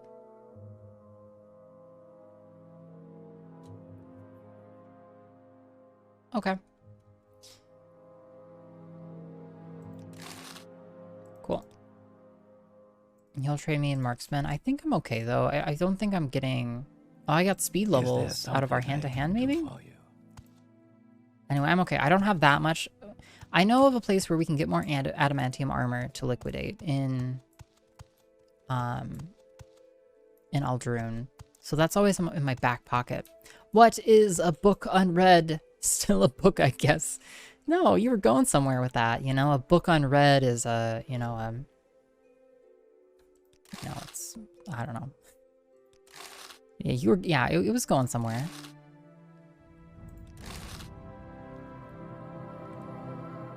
Slowfall would be good. Silence, Shalador's Mirror, Chameleon and Sanctuary. Okay, so this is the Imperial Castle, I guess, up here. What's up, Cunius Pelelius? Dark Brotherhood. The Morag Tong claims the Dark Brotherhood is a depraved perversion of their ancient law-abiding order of assassins, and the Morag Tong is the sworn enemy of the Dark Brotherhood. Training. Okay. Do you want something from me? Little secret. Oh, do you play the drum? You might talk to Dolnea Rolal in Balmora at the Eight Plates Corner Club. I hear she hires performers to entertain her patrons. Okay, I wasn't sure if the drum would be for a quest or... Oh, yeah, I literally just talked to you. May I help you? Yeah, I wasn't sure if the drum would be for a quest or just for, like, playing music. I like the fact that you can play music. It's not much happens when you do, but it's just like a fun little detail.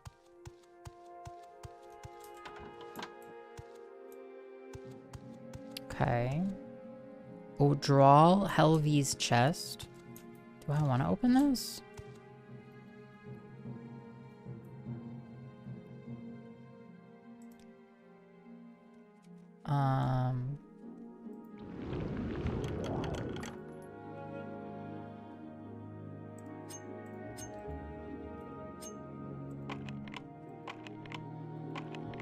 Cool. What's an amateur acrobat without a net? If I could have stuck the landing, I'd be finishing up a VIP essay right now. Oh. Okay. Wow. What did we find in this chest we unlocked? Oh, look, it's a shitload of books. Are these even on here? No, they aren't even. O'Drawl's History of the Empire. Take all. Okay. Okay.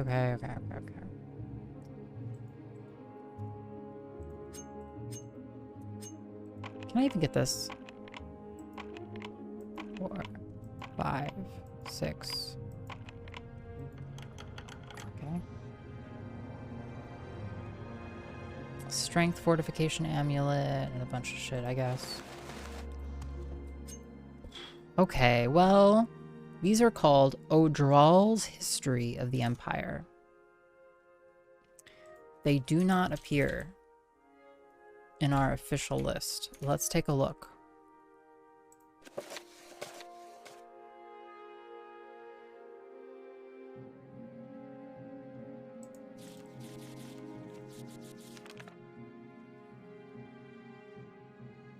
Did someone say bonus books? Okay. So these are meant to be, they're meant to be like a brief history. But they're O'Drawl's brief history? Or is it just like the book that belongs to her? Is it just like the history of the empire that belongs to her? Because we've read all of those. What does Secret Caldera...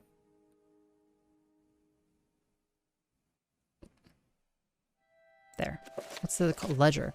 This book shows the ebony mined in and shipped from Caldera. It shows a steady flow of ebony from the mines to something called the Ashlands Management Fund. Apparently someone in Caldera is using the mines to fund a personal project. Yo, I don't know that this is different though. Like, I don't want to sit here and read this. I think we've read those.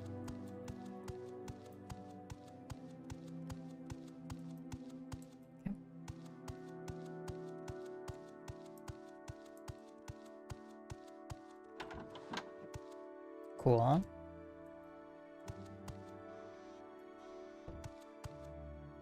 A O'Drawl. Affairs of honor. Law and custom despises dishonorable duelists. If the victim was bullied, intimidated, or goaded by a stronger party with suspect motives, magistrates often convict the stronger party of foul murder. Morrowind lore. The heavy armor styles called the Legion or Knight style in the west and Ebony style in the east require great strength and endurance, killing and murder. By House Halalu law and custom, killing is justifiable in war, self-defense, defense of property, affairs of honor, and house wars affairs under the sanction of the state. Other killings are foul murder and punishable by compensation, punitive labor, or, in sanctioned house wars affairs, by writ of assassination. Justifiable but unnecessary or cruel killing is scandalous but legal. A cynical, acceptable of abuse and power by the rich and powerful is a feature of Halalu of philosophy. A cynical acceptance of abuse of power by the rich and powerful is a feature of Halalu philosophy. Okay, you won't train me. Something you need? I am in House Halalu, is probably why he's just willing to talk to me. Snello to all. Hey, Helly Snaily. It's great to see you. There's my favorite snail, one of my favorite snail-themed chatters, I guess. I do have another snail-themed friend who streams. Haley Stanley, so I'm afraid I cannot give you that singular honor. But welcome. You know, professional acrobats without nets are Robin's origin story in at least one Batman timeline. No way. Ah, welcome. No way. Robin, a tragic backstory? I never. Why do we sound like we're... I feel like we sound like we're plotting. Plot. Bunch of steel armor, which is not bad. Silver war axe. Okay. Well, this is great. I think we've seen, we've gotten through Caldera, actually. Yeah. Not bad.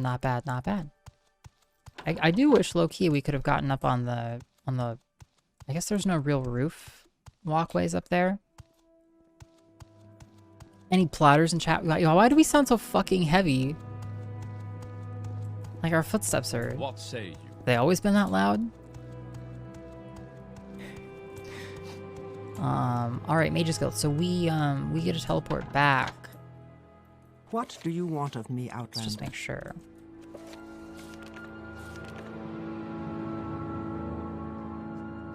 We have so many quests.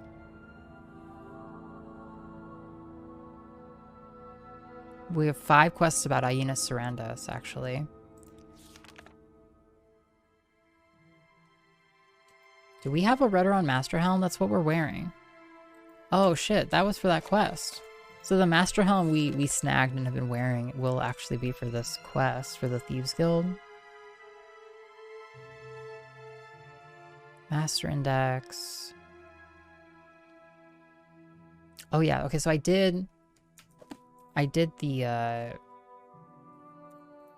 haunted place, that was 1, and I got the shirt, that was 2.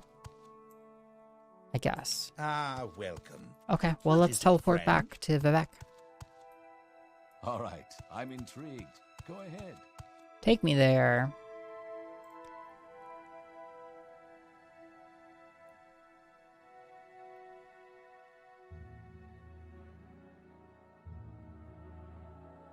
Take me to Balmora first. How does the day greet you, friend? We go to the Thieves Guild. So I guess we'll go here first because so you'll barter with me a lot and teach me spells and stuff. Well, yeah, so we go to the Thieves Guild because we have this helm that we'll take it off, awkward. We'll go turn it in. Just to be clear, sorry. Options, quests, Thieves Guild, Master Helm. Angoth the Jeweler.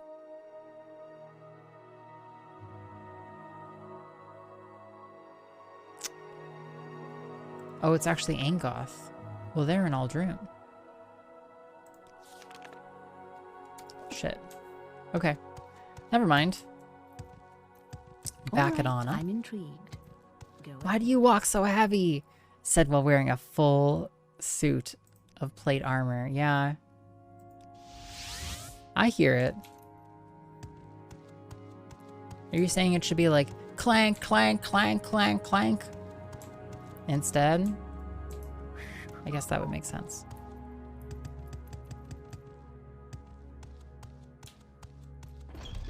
I suppose I have a... We go to the Rat in the Pot, which I think is this over here. What's a plotter? It's somebody who plots, you know? That makes sense.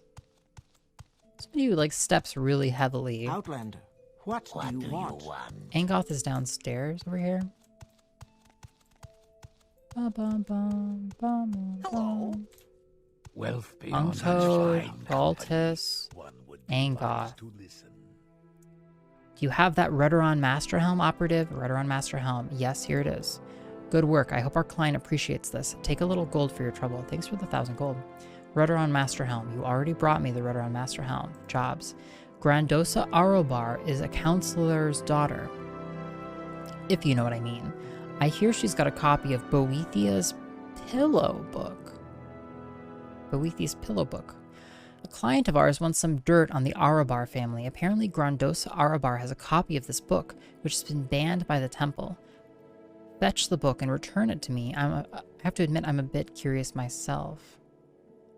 Gandosa Arobar? Advancement.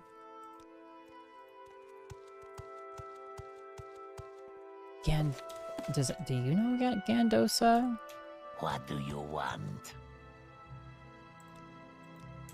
Outlander. Do you know Gandosa? Wealth beyond measure. I would assume they're a rich person. I guess. Right?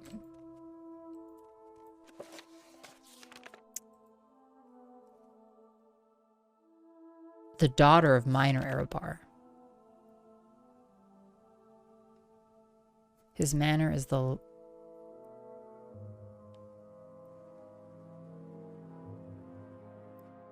Minor Arobar.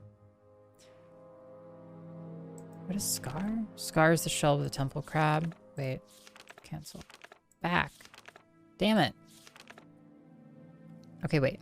Minor air bar is within the crab. The last on your right as you enter Scar. Okay, so we look for minor air bar. Oh, okay, I think I know. Somebody who plods, that makes sense. Yeah, it's just somebody with really heavy footfalls. Probably makes telling them you haven't finished their quest yet pretty awkward. Yeah, I guess. I'm resisting the awkwardness. Yes, Outlander? Okay, we sell if we can here. So much as we can. It's our bookseller. Guess what do I really need to offload? I need to offload my armor before we leave. Anyway, let's go to the crab. What do you want? Can we hurry this up?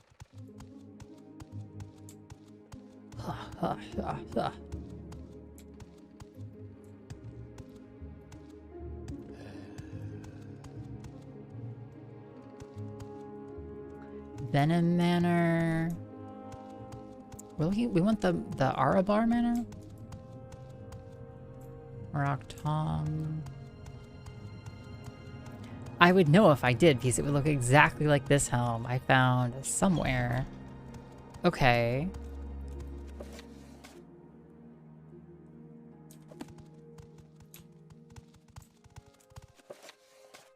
So they believe the daughter in here has a special book.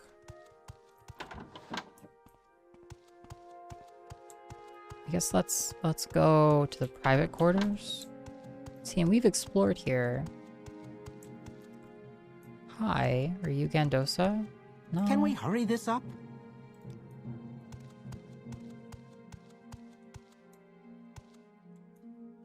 I mean, if it's the daughter of the person who owns this mansion, I guess she would be in a nicer spot.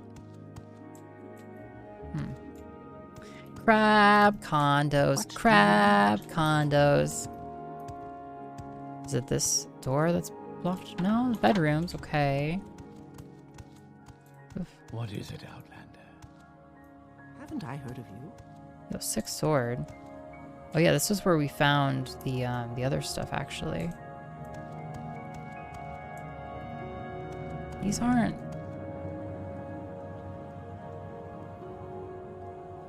Back in my father, we looked at these. I looked through them. Okay. Can we hurry? Yeah, for sure, Claire. No worries. You're Gandosa. Can we hurry this up? Here you're hiding a juicy text. A banned text, no less. Unbelievable. What could it be in these chests? You think?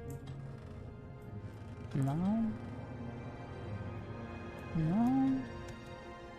Yo, 75 locked chests? That's too much, man. I'm a thief, but I'm not that good of a thief. I'm gonna blow through my lockpicks doing this. You sure you don't know anything? This is her room. I guess before we go attacking that chest, is it hidden in this little pillow fort? Is it hidden cleverly in this closet? Why are you here? Is it... okay.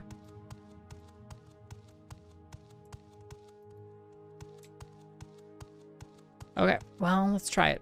Okay, we need fatigue. We need fatigue.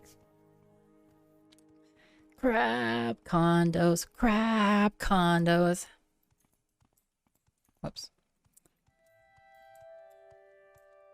Yeah, we let this restore. And I think we just go for it. I don't think we have anything that can boost our security skill or anything like that, I don't think.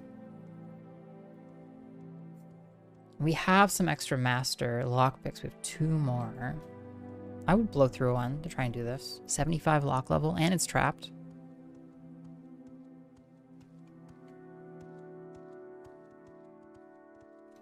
I don't think it's illegal to just, like... I don't think it's illegal to unlock stuff. I think it's illegal to... What the hell? That's it. Okay, it is illegal to unlock stuff. Whoops. Now we know. Whoops. Whoops. Shit.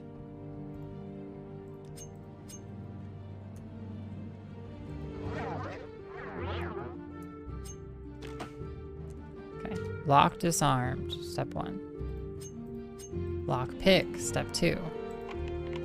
2. Oh, it's too complex. It is straight up too complex for us.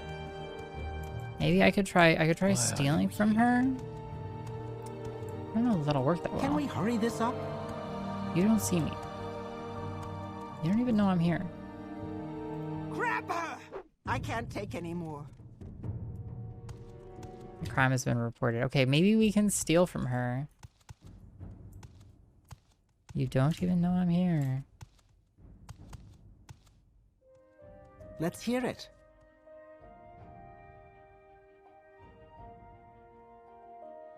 I'm not here. Wait, she doesn't have a key now?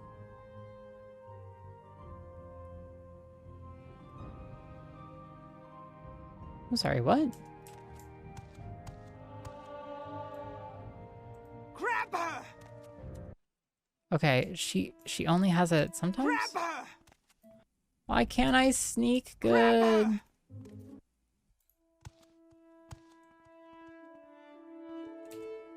Filthy sweat. I'm so bad at stealing. Grab her! This is the end of you. Okay, before I go... Grab her! Before I, you know, go crazy here. Does this even open this?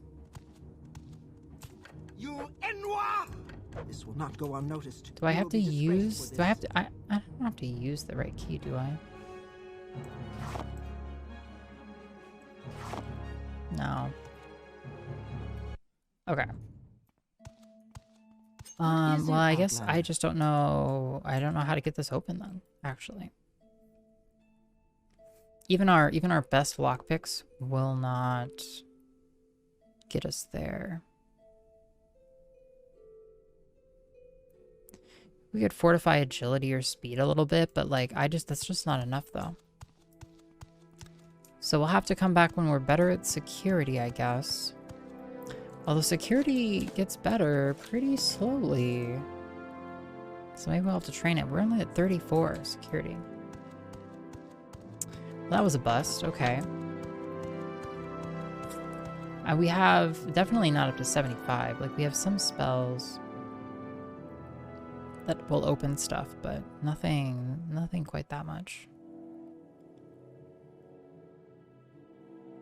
Yeah.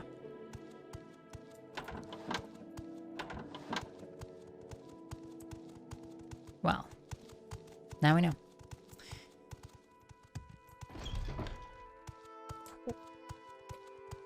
Cool. Okay, okay. We've got quests to turn in. We've got quests to turn in. Let's hurry our little old butts on over. Morrowind's murder librarian. I've murdered almost nobody. Act like I'm possessed with... Blue Ribbon High Life is suggesting an iios haircut, tonsure. Tonsure? Today I learned. There. Today I learned. This had a name. I'm sorry. Is this tiger licking this monk's head?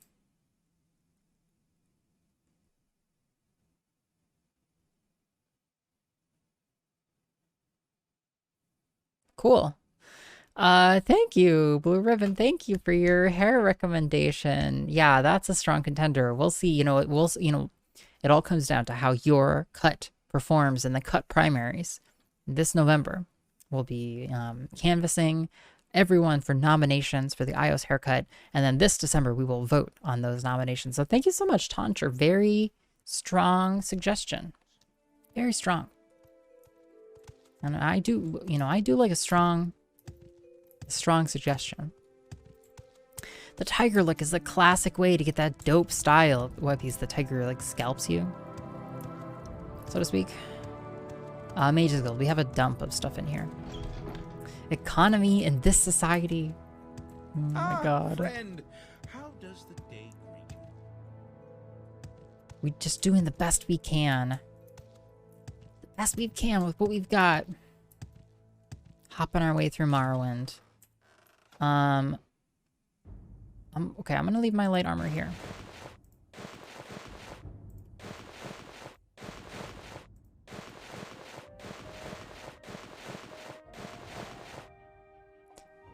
We'll keep our steel cuirass. We'll need that.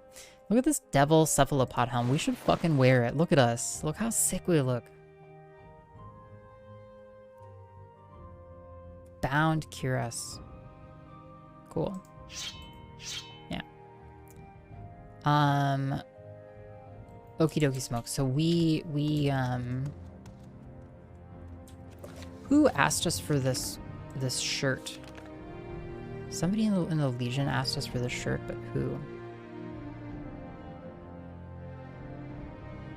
Imperial Cult shirt and vest for our coming Harvest Ends pageant.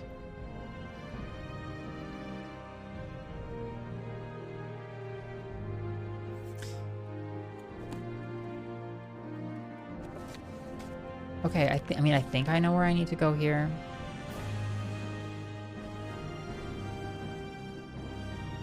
Both Imperial Cult. Okay, so I think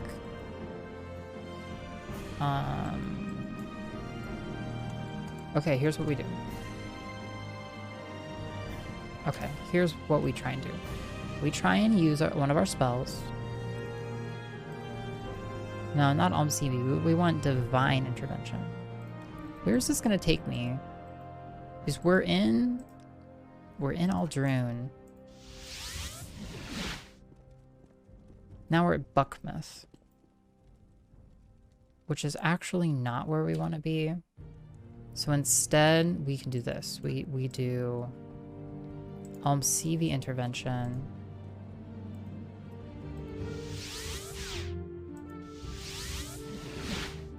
Wait, what? Now we're in Balmora? Huh. Take me to Vivek, and then from Vivek, have none from me. We cast Divine Intervention.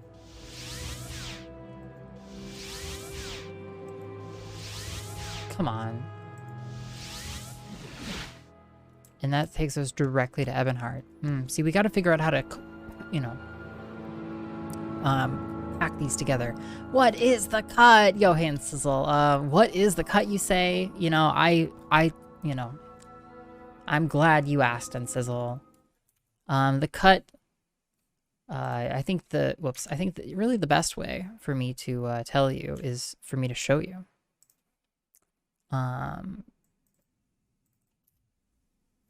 Just like this. Damn it. Oh, shit. Oh, it's because I swapped the different view, and then I can't hear Morrowind, but it still plays. Okay. Yeah. The issues that voters say matter to them. There is an incredible energy here, palpable.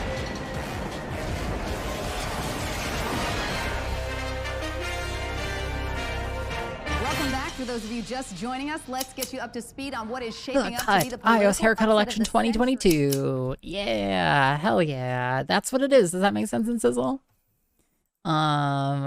Your vote. So in the month of November, we will be accepting haircut nominations. You nominate your contender for the cut. You propose it on stream with channel points in front of chat. Everybody, where do I register to vote? Right in your channel points then, Sizzle. with your channel points, you can exercise representation in this community. And so then the finalists, the 6 or so finalists will go on for the final election, the hair election in December of this year. Yes, yeah, please vote. Yeah, and represent. There are lists where I can view the hair submissions. So there's gonna be I will have a spreadsheet. To be honest, Chillingworth, I'm just like a little behind this evening, but you know, in our games spreadsheet, which is the same place where we track our books and everything, we'll have, I actually have a tab there already. I just haven't like ported them over. I can show you. Boop. There's a tab called Chat Rex, the haircut, the cut 2022, and I'll be adding the ones we just started tonight, and so there's probably been like 8 or something. This is serious. You think I'm just not gonna do this in a serious manner? Okay, like I'm tracking all the details about all chatters all of the time. I'm tracking what time KQ shows up, what time KQ leaves. I see it all. I see everything. Just wanted to see the good ideas. We've had some really good ideas. What were some of the stronger ones? Okay, some of the stronger ones were, let's see.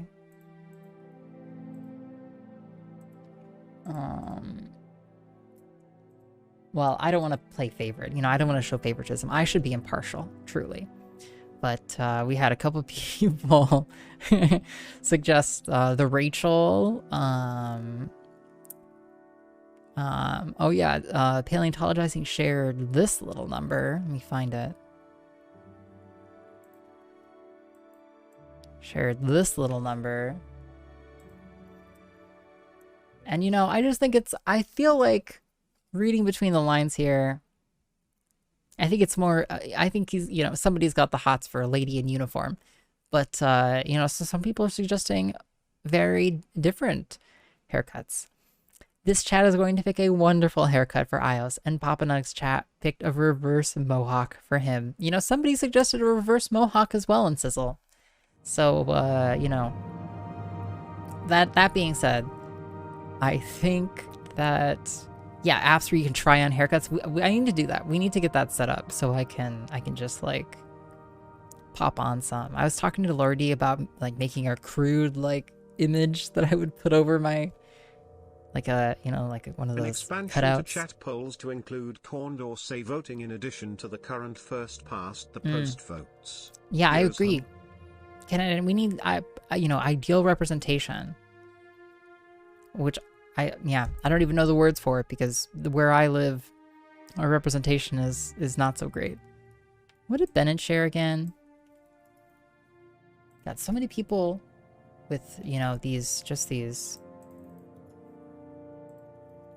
troll cuts. Oh yeah, this was Bennett's. This was a good one. From Bennett Star. Here's one. I remember. Oh yeah, this from, yeah, that was one. There's that. Ranked choice voting. Yeah, that's what I was thinking of. I couldn't even comprehend ranked choice voting. Yeah, and some others, you know. So a good mix of different. Will the cut include dyeing? No, cut only, no color. Okay, because in Sizzle, because we have to keep up dyeing like kind of forever. Like I don't want to change the color piece. It'll only last a couple of months, and then I'll need to be back in to do different color. It takes a fucking long time. Have you ever gotten your hair colored in Sizzle? It takes so long. And it's expensive. And then you have to wash your hair in cold water. It's like, you know, it's such a trap. Yes, I took care of the haunted house. So, you've taken care of that haunted house problem for Nedhalas. Very good. I hope the 200 gold I gave you covered your expenses. Softash, we're doing movie nights. We're doing Star Trek watch nights. We're doing stream events. I'm doing a Halloween stream tomorrow on the Lord E channel in costumes, and we're doing bobbing for apples, and we stream tomorrow, and blah blah blah blah blah blah blah blah blah blah. I hope the 200 gold I gave you covered your expenses, and here's something else for your trouble. When I have a choice, I like to go around trouble rather than into trouble, and these scrolls come in handy for that. 2 scrolls of Golnara's eye maze? The fuck? Chameleon 25 to 75%? That's almost as good as the sick ass. Yo, look at our head right now. Look at this helm we have on. We look amazing. Oh my god, we look fucking gnarly. I suggest this haircut. Yes, thank you, Incizzle. Thank you. I was hoping, you know, Incizzle, I was hoping someone would suggest that we don't change anything. That is great. Yeah, A+. A+. Yeah, strong contender. Strong nominee.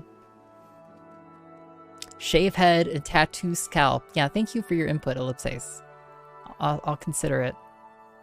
The identity haircut, yeah. Not long ago, we drove a coven of witches from the old Daedric ruins of Ashalmawia. However, one witch escaped, a dark elf named Thelsa Drawl. But just recently, egg miners from nearby Asha Ahe egg mine have complained that the mine is cursed.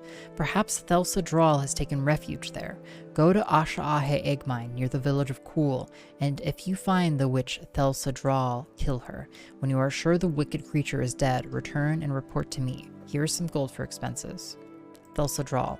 We know little about her other than that she could summon bone walkers. That means she is no piddling hedge wizard. Be careful. Nedhalas. I trust you remember to tell Nedhalas that his house is no longer haunted house. Yes, you took care of that earlier. Ash-Ahem egg mine. The mine is east of the ruins of Ashalmawia, just south of the village of Kuhl. I think I know where that is. South of Kuhl. South of Kuhl. Kuhl is far north, right? Up here? Yeah. I haven't been to Kuhl, but I have been to Al-Balathi. And I've not been in Ashalmawia, but I've walked around Ashalmawia. Cool. iios! Yo, hey, Subi. Looks like you've embraced your inner shrimp, I guess? Egg miners? I'm interested in this. Yeah, it's less glamorous than it sounds. Does it sound glamorous? It's not. Not a lot of pretty ladies around here. Thanks. I am pretty. Yeah, thank you. I'm working on it. Okay, you won't advance me. You have a quest I haven't done yet. Emma, if we were to sell anything, what do we sell? We sell books? Okay, I need to know about these histories. Are these, like, duplicate? Do I need these books? I do. These are for quests.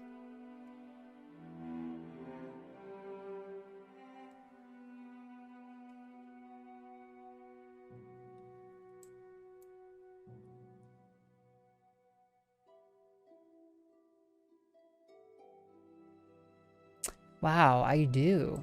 These are special books, dude. I need all of these books, actually. I need these, and I need the ledger. Okay. So I'm glad I didn't just toss them. I don't need to read them, but I do need to keep them. Okay. Where's our weight going right now? It's in armor. Oh, and it's in stuff we should have left in fucking Aldroon, which is annoying. And we can sell, oh yeah, we can sell like the modern pestle and stuff. Maybe you? Mortar pestle. No? Working on it. Mortar pestle. Okay. How about you, my friend? Yo, hey, Fullerina. A really, really big, hard-oiled egg. Yes. Ah, greetings. What shall we talk about?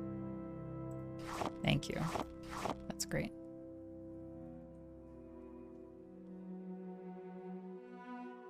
$3K? He doesn't have that money.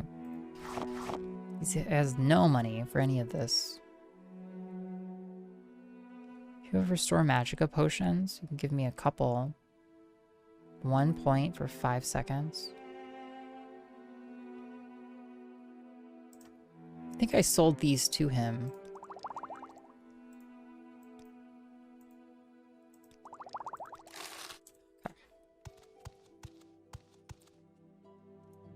Somebody needs this shirt. I think it's this guy down here.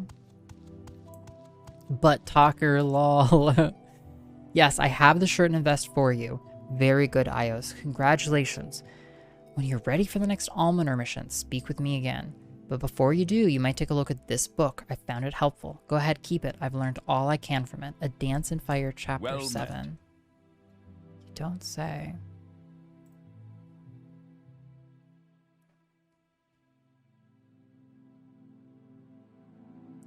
D. I think we've read this one.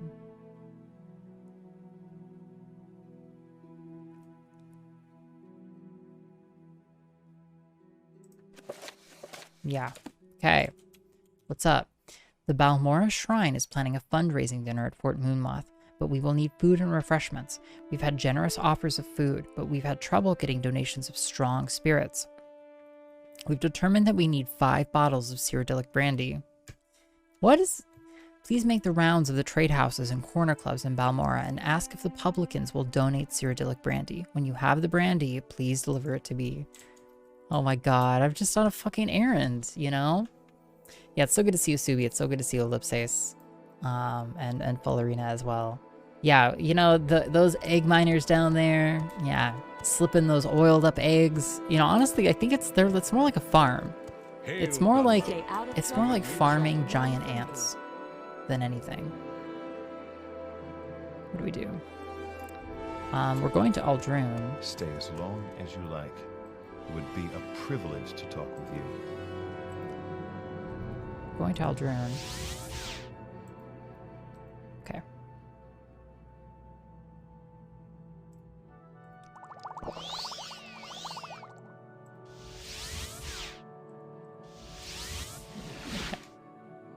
Great. Okay, we made it. God, we're slowing down from all of the weight we're carrying. We need to drop stuff off. We're gonna drop it in Aldrune. Aldrune. And yeah, we can do the Almoner's mission in Balmora, though. Go to Balmora, yeah. The butt talker is just talking out of their ass. They're full of shit, if you will. I guess that clicks. Egg ranchers, yeah. Wonder how you cook giant ant eggs. Wonder if they're... I imagine they're a bit different than fowl eggs. Yes.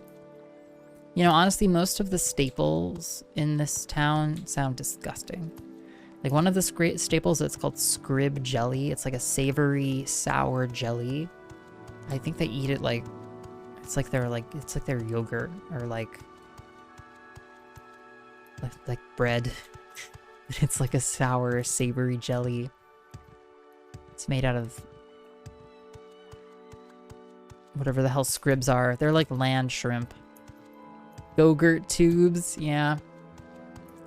Okay, but if you describe yogurt, that's pretty gross. I guess that's fair.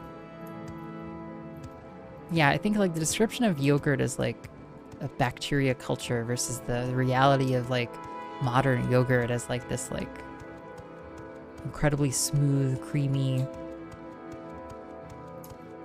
Anybody like a tart yogurt? Ah, hello. Did you want something? Yeah, butt talker, Curly. Talking out their ass. Yeah, we're going upstairs.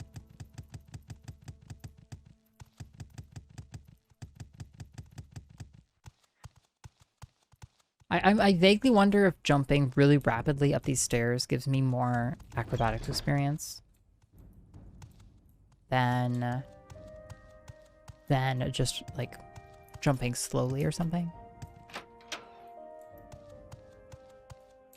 Okay. Great. Hey, Rosani. Marag Tong. The Marag Tong only accepts legally approved contracts called writs. Some assassins are not quite so noble. Latest rumors. Now that they found Leslie's little hole over by Ebonheart, where do you suppose he's moved his operation? It's gotta be close by with the volume of stuff he's smuggling. Khajiit. In Vardenfell, Khajiit are all Suthe Rot like me. Smart, quick, and agile. What do you need? Is it based on the total number of jumps? I feel like you get a consistent level of experience each jump, I guess. But I haven't tested it.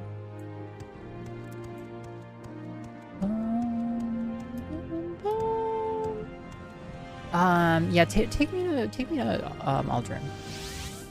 We're gonna drop off our stuff.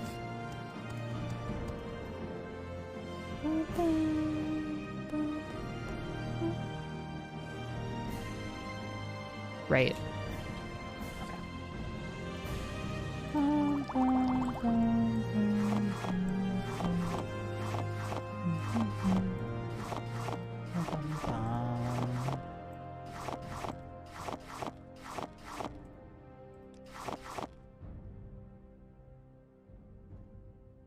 Okay, we're leaving those there. I am putting our 4 books, the 5 books we need for a quest later, in here as well. We're gonna sell the Mortar and Pestle and Alembic here. We can sell some of these. I guess I'm gonna leave Divine Med if it won't fit. It's annoying. But fine. Will these fit? Okay. Put this drum. No. How about that? No. So where's our weight here? I have way too many just enchanted random bullshit items. To be honest, I just don't like this. I don't like this pattern. I just don't like this, like the way enchantments work and like invoking them works. But okay.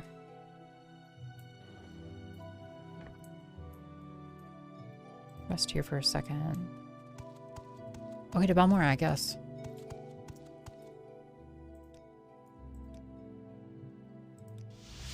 Have you any news?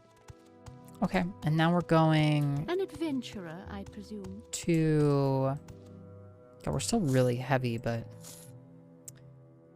We're going to get alcohol. Scrolls we could drop a lot of. We're carrying probably like 30 pounds in scrolls or something. Like, we can just cast Divine Intervention instead of carrying scrolls for it, right?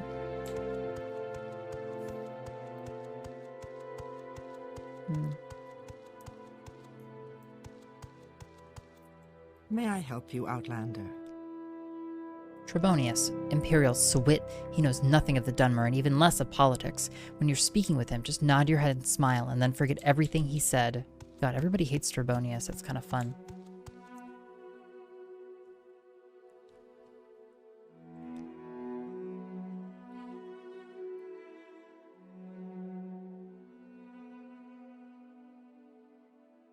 Okay, so she still sells a bunch of crap. We don't really care about.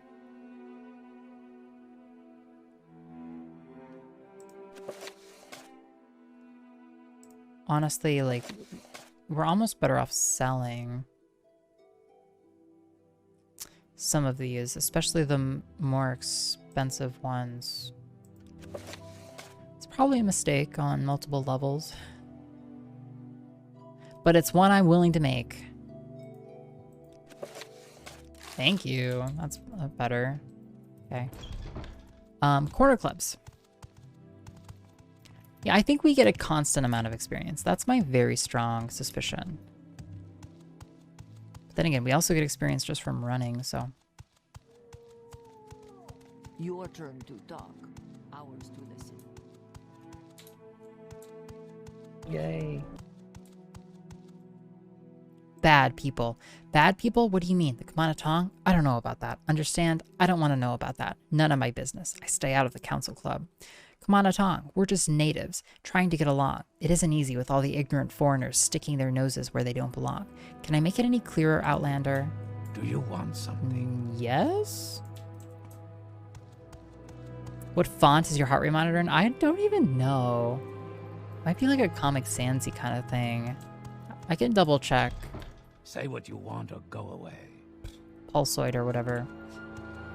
Do I have a summon scroll?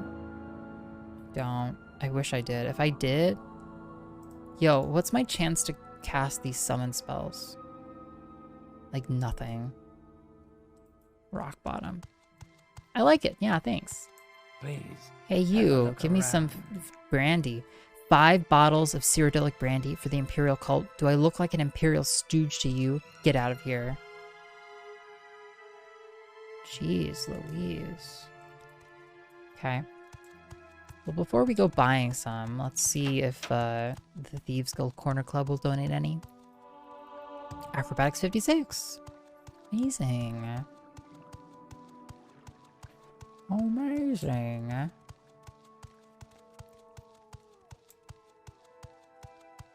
A lot of howling out tonight. Of course. Yo, we move so fast. Yeah, take it easy, Chillingworth. Have a good night.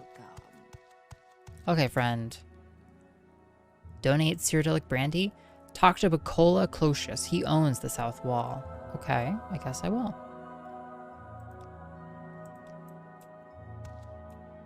Welcome, friend.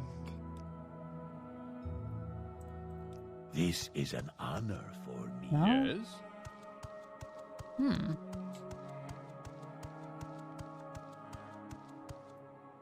Our Hey, Sugar Lips. is yours, friend.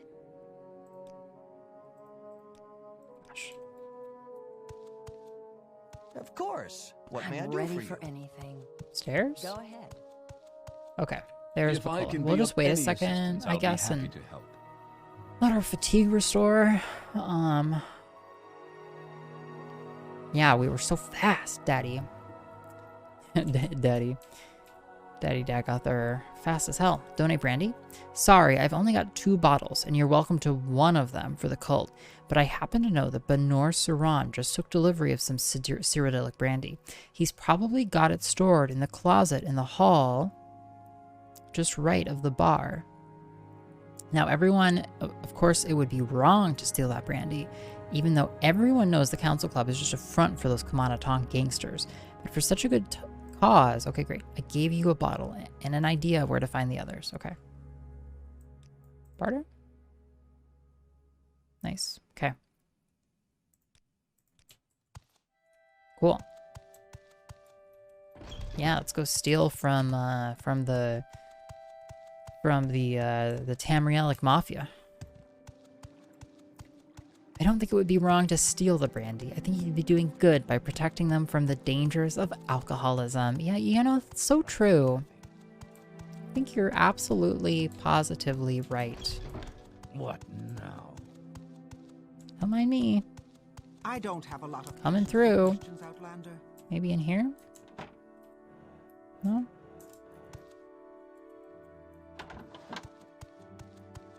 Okay, so you're down here.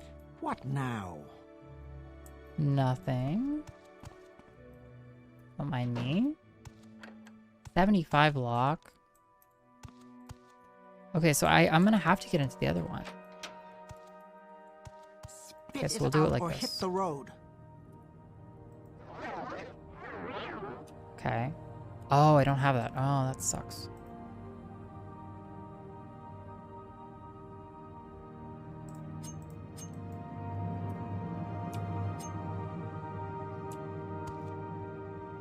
Ignore me.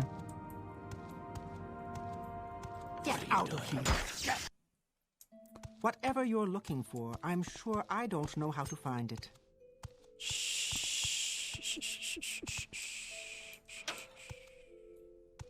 There now. Why don't you just leave? Hey, lady?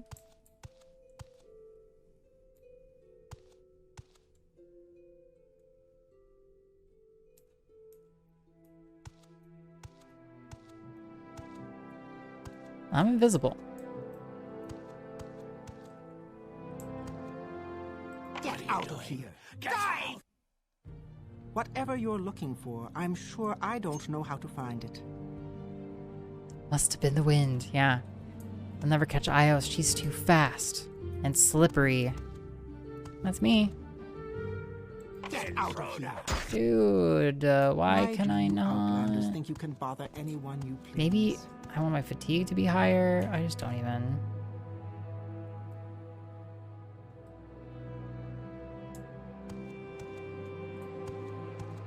I need to get better at masking my pheromones, is what you're saying, Trappy. You know, it's like even here, sneak skill increased to 25. Just standing here? Kidding me? Wait.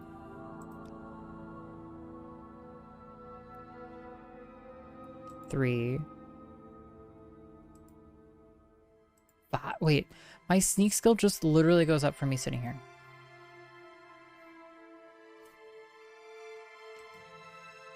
It does. Oh, well, we figured it out. Chat. So what we do. I mean, oh, there it is. Okay. Stand here till sneak 1 million. Problem solved, yeah. It's still going up, right? Even though I'm no longer... No, it only went up when my amulet was active. Or what, it's like only if the sneak symbol appears or something?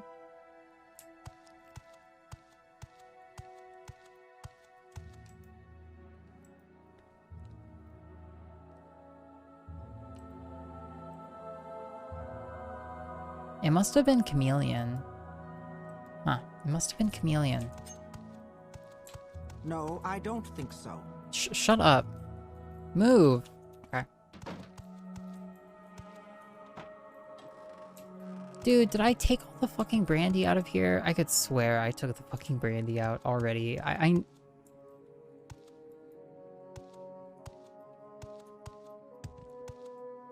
Shit.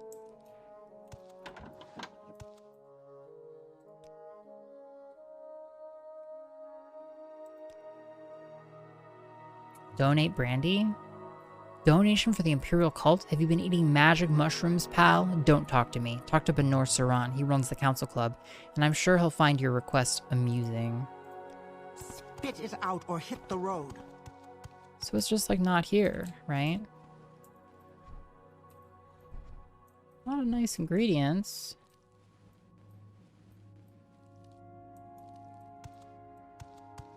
It's certainly no Cyrodiilic brandy, friend. Please, have a look around.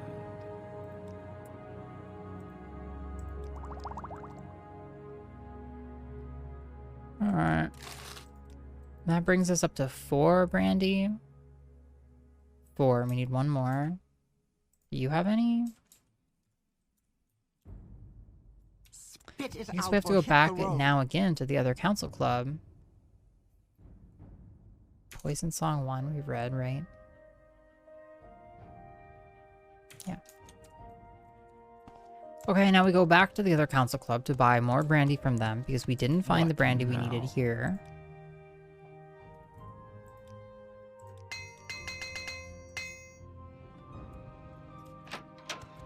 Yeah. Shit. Okay. It's all the frog DNA. Yeah, the smell. I don't have frog DNA, Zopdash. I don't think. Okay.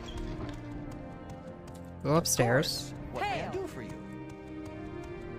You sell me Cyrodiilic brandy, sir. Should have just bought it from him in the first place. Farcical. Farcical.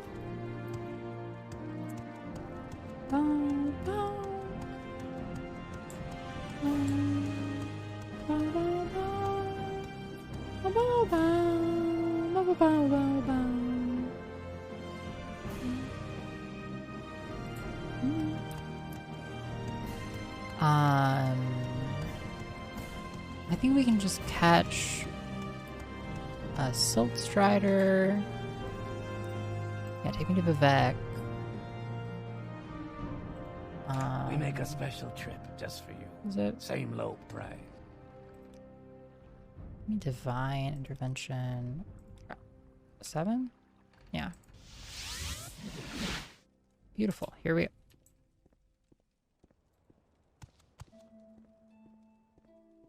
Wait, where am I? No. Not where I want to be.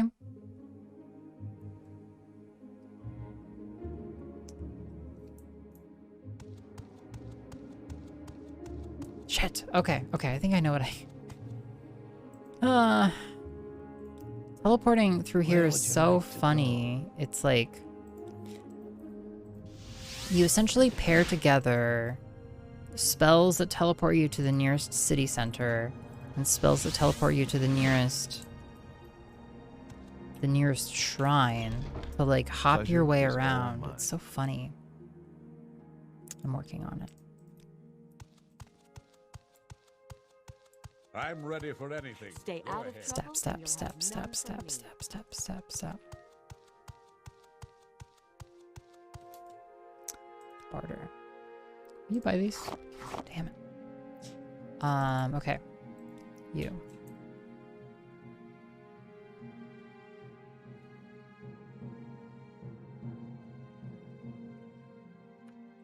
Wait, I got it. I didn't get it? Well met. Stay as long as you like. How? It would be a privilege to talk with somebody you. here just sell it.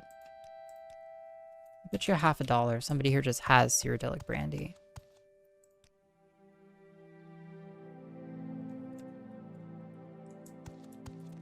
Any fruiters in chat? I'm eating oranges. Oh boy. What kind of oranges? Greetings, Dunbar. They like, Well met. I like the big ones. What is it? I like a big orange, and I cannot lie.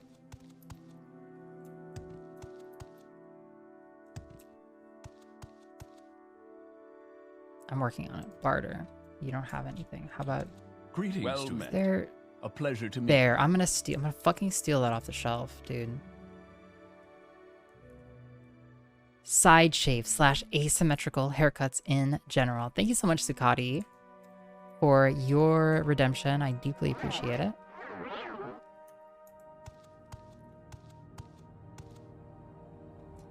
I'm sneaking. Grab her. You seem like very good. Just trust me. I'd be happy to talk. My pleasure, really. He's gonna say he needs 6 instead of 5. You're Well, you know, that's not my problem. a pleasure to meet. Sizzle. Let's see what. Dude, it's so fucking arbitrary sometimes. It's like, am I hidden? Am I not hidden? Go ahead. I'm all ears. With I like a big orange too. Rivet likes the easy peel ones. No, I want the ones that have thick skin. You gotta like claw that fucker right off of them. Cuties are decent. Yes, I have the Cyrodiilic brandy for you. Very good, iios. Congratulations. This was no easy task, I'm sure.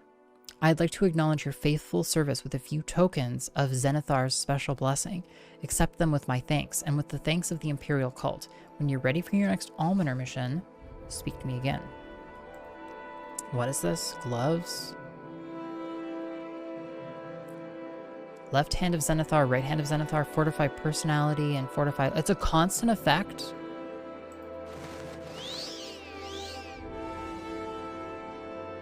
Oh. Oh.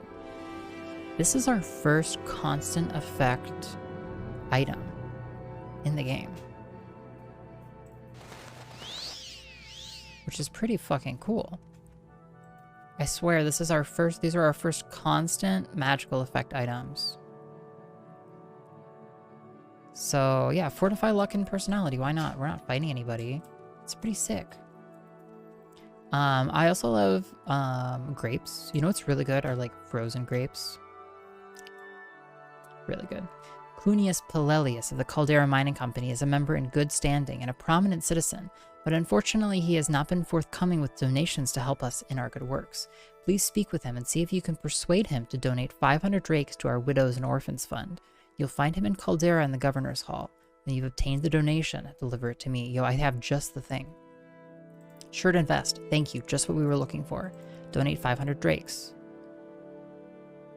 That is a large sum, but the Widows and Orphans Fund needs it badly, and Clunius Pelelius is a part of the trust who received the exclusive Imperial Charter to exploit the rich ebony deposits of Caldera Mine, so he must be a very wealthy man, and more than able to spare 500 drakes for such a worthy cause. Unfortunately, every time we ask Clunius Pelelius for the donation, he says he's very mushy at the moment, but he will be happy to discuss the donation at a later date. I suppose he plans to keep deferring the obligation indefinitely until we abandon hope. We must have that money for the Widows and Orphans Fund. You'll just have to find some way to impress upon him the urgency of our cause. We have the greatest faith in you. We know you'll succeed. They do get mushy but you eat them when they're still icy. That's how you do it, KQ. You like, same with oranges, actually. Like, if you like peel an orange and stick it in, you kind of gotta get the timing right and stuff, but trust me, I had frozen grapes one time at my my field day in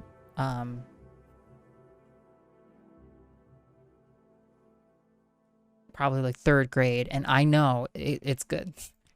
Cunius Polilius owns a part of the Caldera mine. He's a man of wealth and influence. You'll find him in Caldera at the Governor's Hall. Caldera. Caldera is a recently chartered imperial town and mining corporation. Pay a guild guide at the Guild of Mages in the foreign quarter of Vivek for transport to Caldera. The Governor's Hall is a large building in the northeast corner of Caldera. Okay. Yo, look at our hands. They look sick.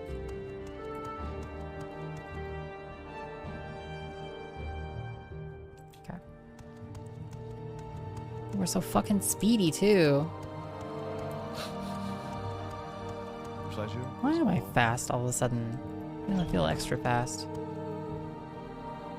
White or red, though? For grapes? Green grapes. White grapes? Psh, green grapes. Psh.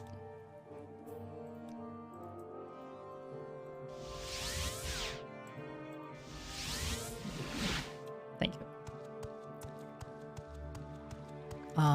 You're lucky in personality, EE. Yeah, look at these gloves. Yo, they're so awesome. Yo, they have like runes etched into them. That's some awesome stuff, dude.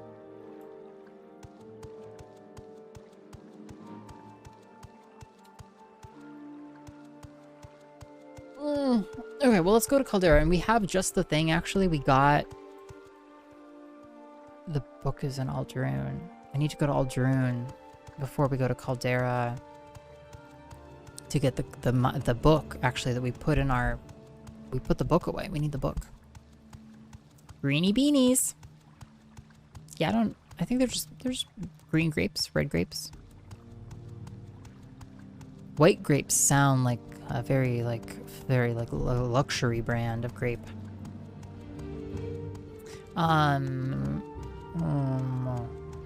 Yeah, I fuck a pear. I'm sorry, I fuck with pears. I thought it would come out different. Geeny beanies.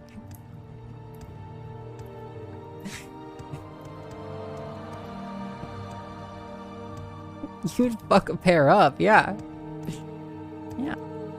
You fuck with pears, but yeah, I don't fuck with pears. No.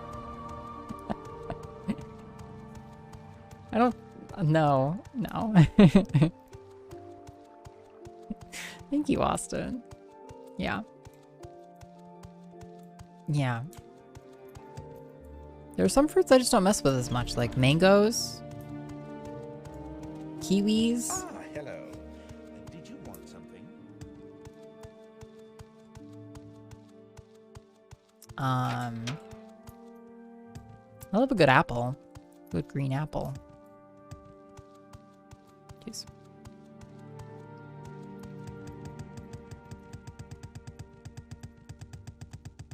Okay. Mangoes weren't the experience I was hoping for. Yeah? Depending on ripeness, I feel like the taste of mangoes can vary a lot. No, it's perfect, Austin. Hoofing it.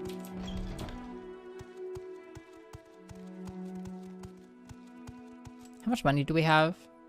Okay, plenty. Yeah, they're decent. I don't know why. Sometimes I just get particular, sometimes you just get finicky about stuff and you're just like, I don't want it, I feel like I'm that way, but about mangoes. Is there something you need? Yeah, I don't want it.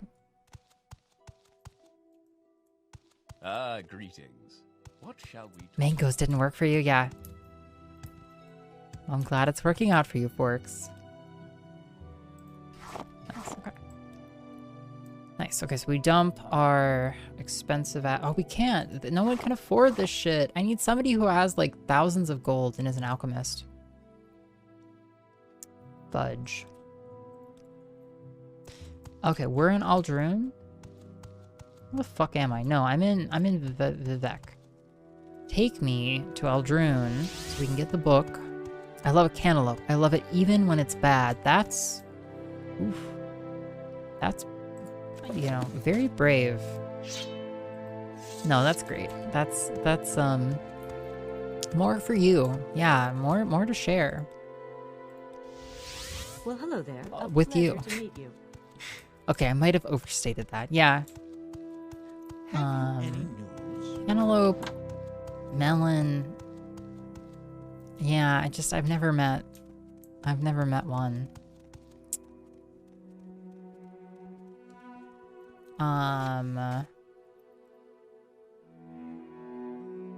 The Governor's Hall, okay. Honeydew can go to hell, though, yeah? So, okay, so you're a cantaloupe fan, but not a melon fan? You know, it's funny. What is it you like so much about cantaloupe? Okay, hey, dude. I am Cunius Pelelius, a principal and charter holder of the Caldera Mining Company. I cannot imagine why someone like you should think you have business with me, but I will listen if you can be brief and polite. Cunius Pelelius. Yes, I am Cunius Pelelius. Donate 500 drakes. Yes, I recall speaking with someone about a donation to the Widows and Orphans Fund. I am very busy at the moment, but I would be happy to discuss this matter at a later date. Now, if you excuse me.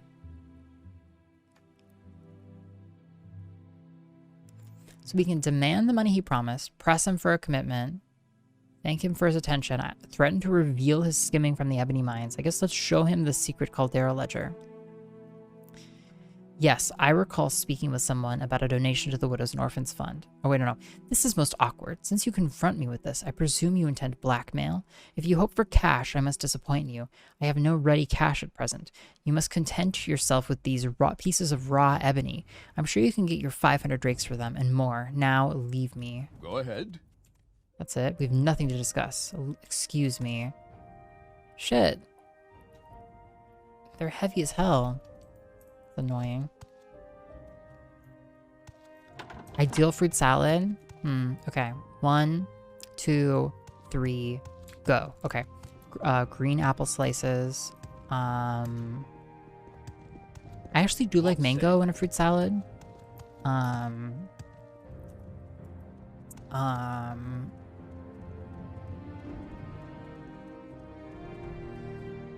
Grapes.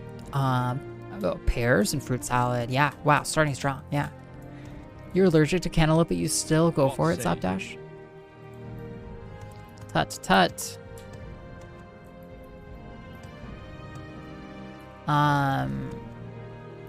Is it here? This is the... I want the pawnbroker. Is it here? Yeah. No, this isn't who I wanted to talk to, actually. Yeah, what else? I don't know. Honeydew, raspberries, cherries, pineapples, green apples. These are fantastic. Yeah. Pomegranate off the tree and take a bite out of it like an apple. No, all the pith, Trappy. No, no. I love eating fruit that also eats me. Yes, critical poll started. Cunius Pelelius. I don't know anything about it. Other folk can say all they want, but it's more than my life's worth to pass rumors about a rich man like Cunius Pelelius.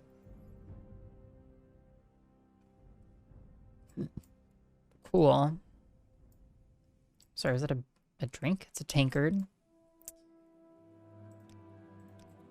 There's another salesperson here in Caldera. Where are they? Must be... Yeah, it's here. What say you? You have 1,100 gold. Will you buy this? You won't buy that.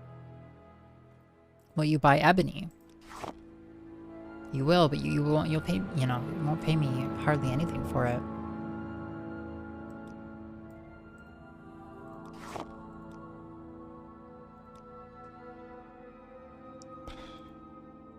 Whatever. Here. My prices. I don't even care. All right. Well, let's get back home then. We used our ledger. Not a lot of blueberry or strawberry fans. Blueberries, not in a salad, not in a fruit salad. Strawberries are kind of a classic in a fruit salad, but I feel like we can do better. How can I tell her I'm not interested? I feel like we can do better. Well, hello there. Back in Pleasure Vivek. to meet you. Cast Divine Intervention. Great. What did I do? Go downstairs. And I guess we just donate the extra. Greetings. What shall we talk Blueberries are an inferior Saskatoon berry. I'm sorry, a Saskatoon berry. It's a new one to me. Yes, I have the 500 Drake donation. You may have succeeded. You have succeeded where others have failed, iios. Congratulations. This money will greatly benefit the widows and orphans of Vardenfell. I'm beginning to run out of gifts suitable to reward your diligence. Perhaps you may find this assortment of scrolls useful. You received them from an anonymous donor, but there may be some good in them. Now, when you're ready for your next almoner mission, speak to me again. Okay. Well met. So many potions. Spells, might. It's cool, I guess. I guess I'm a basic berry bitch because I like those, yeah. Saskatoons grow wild. It's so interesting. Canctunian Pontius of the East Empire Company has promised to sponsor a mission to the Ashlanders. Such a long-term mission will be quite expensive. 1,000 drakes is the bare minimum. We're concerned that we haven't received the money he pledged, and that he does not reply to our correspondence. We wish you to go to him in the East Empire Company Hall in Ebonheart and persuade him to provide us with a generous pledge he promised. Generous pledge. When I spoke to him some time ago, Canctunian Pontius promised us a donation of 1,000 drakes for a mission to the Ashlanders. Canctunian Pontius is an important and prominent member of our community, and his word is widely respected. That is why it is strange that he has not been forthcoming with his generous pledge. Okay. Okay, well, that's really close by, so let's go do that. God, we are so fast these days. Please, by all means, I'm listening. Any Marionberry havers? I have never even heard of a Marionberry, actually. I want to buy all the pomegranates now. They're so good. Pomegranates are top notch. Honestly, one of my favorite fruits, pineapple. Honestly, I gotta go there. They're like blackberries. I like blackberries a lot. Red raspberries also are like a delicacy. Too many questions. I love a black rat. Love a red raspberry. It's a pretty mild allergy, yeah. Cheers to mild allergies. Yeah, by the way, my answer to this poll is a no. No alien egg sacs, please. I don't even know what that means. Well, it's a pomegranate. What say you? Ridiculous. Ridiculous. Okay. What say you? Ahoy there, Canctunian Pontius. I can help you, but I'll try. Fight well.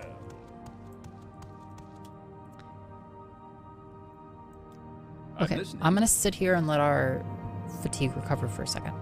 I enjoy the flavor of pomegranates, but I have only ever ate a single one. It's an experience taking it apart, though. Yeah, it's a lot of work, actually. The seeds are annoying. Yeah, you kind of gotta just like eat them, you know.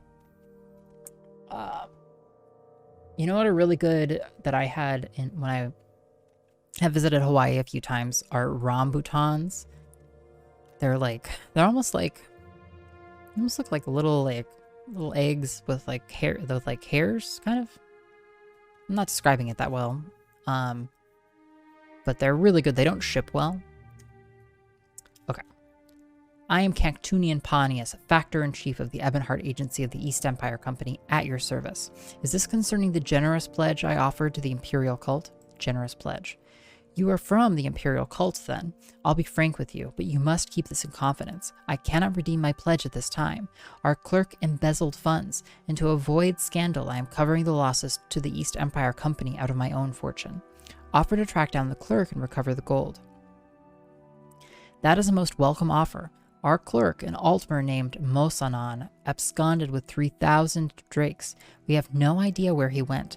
To avoid scandal, we have not reported the crime to the guards. If you can track this Mosanon down and recover the missing 3,000 drakes, I would be more than happy to immediately redeem my generous pledge to the Imperial Cult.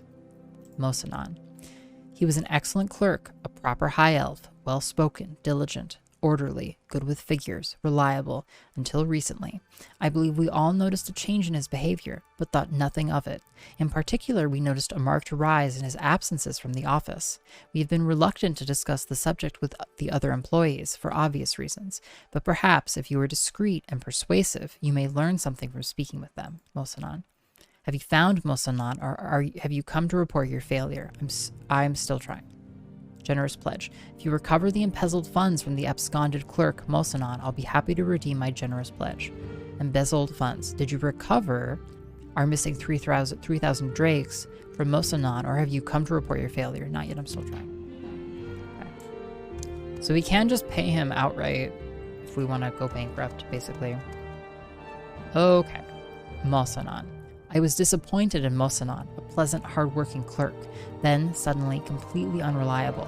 Before he went missing, I heard that he had been seen frequently coming and going from the guild guide's service at the Mages Guild in Vivek's foreign quarter. It seemed odd that a clerk with modest pay could afford to teleport so often. Yeah, tomatoes just do not belong. Just not the same flavor profile. Not the same. What is this about? What do you ask of me? Not the same. Mosanon. You know, I think he had a Telvanni girlfriend. He kept her a secret. I don't know why, but I saw them together once in the foreign quarter at Vivek. She was quite attractive. Okay.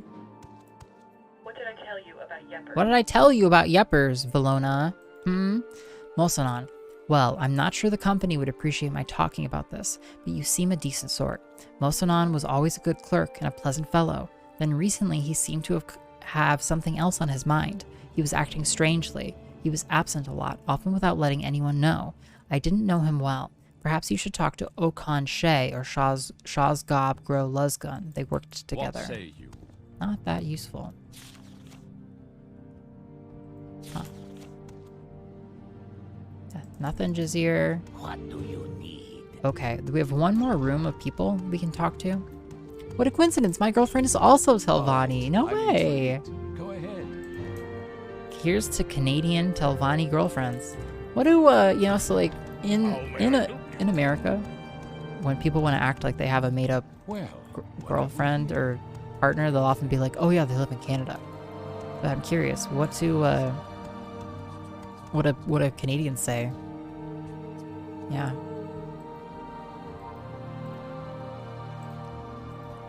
All right, we go to Vivek. We go to the Mages Guild. Why would anyone pretend to have a partner? I don't know. You know, peer pressure, I guess. They just want to feel like they belong. Just get a partner. It's not hard. Yeah, you tell them, Haley Sneely. Eggs with hair, like lychees? A little bit, yeah. A little bit. It's like saying a golden delicious is an apple. Yeah, they're loosely related. I do love tomatoes. Yeah, it's just a different flavor profile. Gummy pickle, the sweetest fruit of all.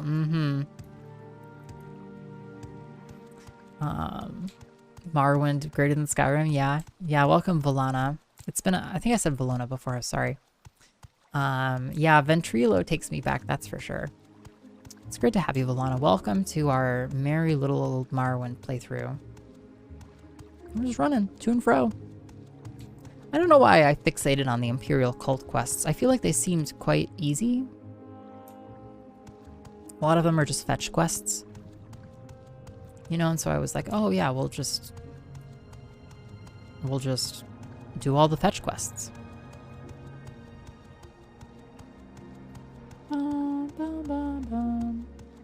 So somebody saw something, a Telvanni girlfriend, something in the teleportation mages quarter. Let's interrogate. We won't play too much longer. We were up way too late.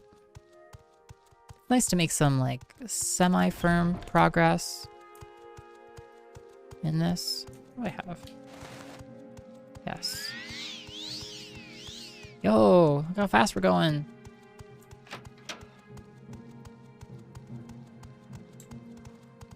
Tidings.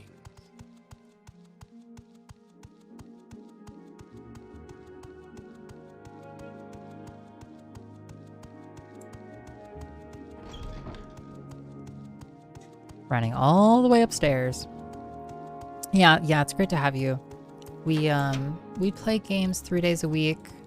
Thursday, Saturday, and Sunday. What does the Dunmer need? What does the fox say? Talk is free. What do you want? Okay. JQs. Any rumors?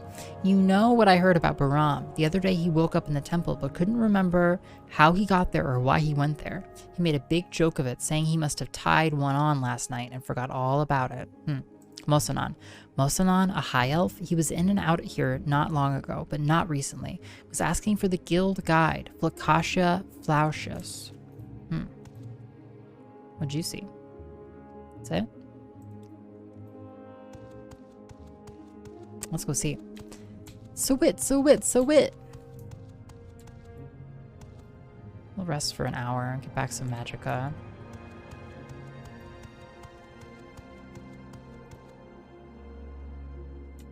You have any thoughts, Trebonius? Anything good? Okay. Give up the goods, Flacacia.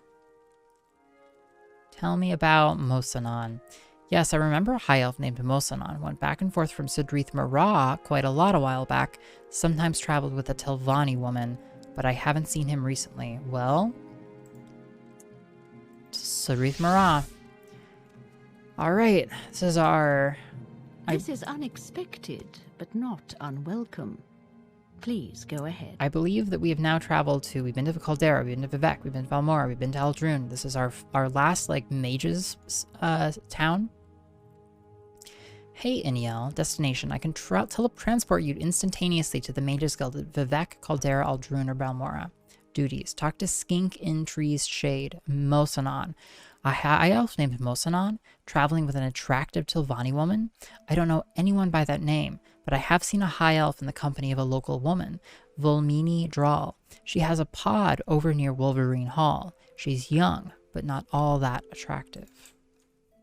Cool. Now this is a Mages Guild. Look, there's 8 people in this room. Hey, Ariel.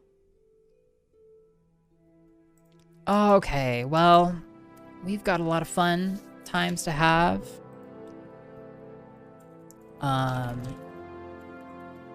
We'll come back to Sidrith Marah tomorrow. Have so much fun.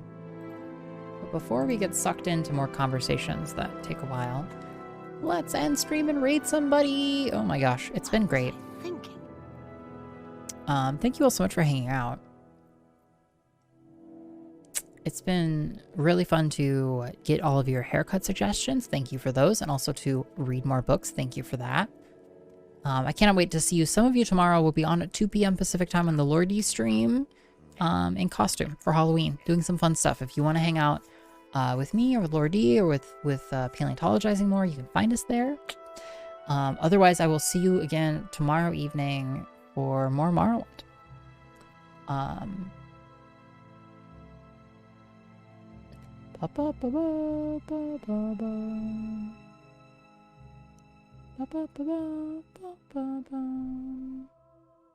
Dirt everywhere, dirt.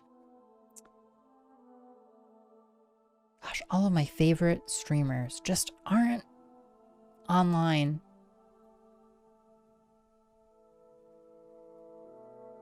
Not to say the people online aren't my favorite streamers.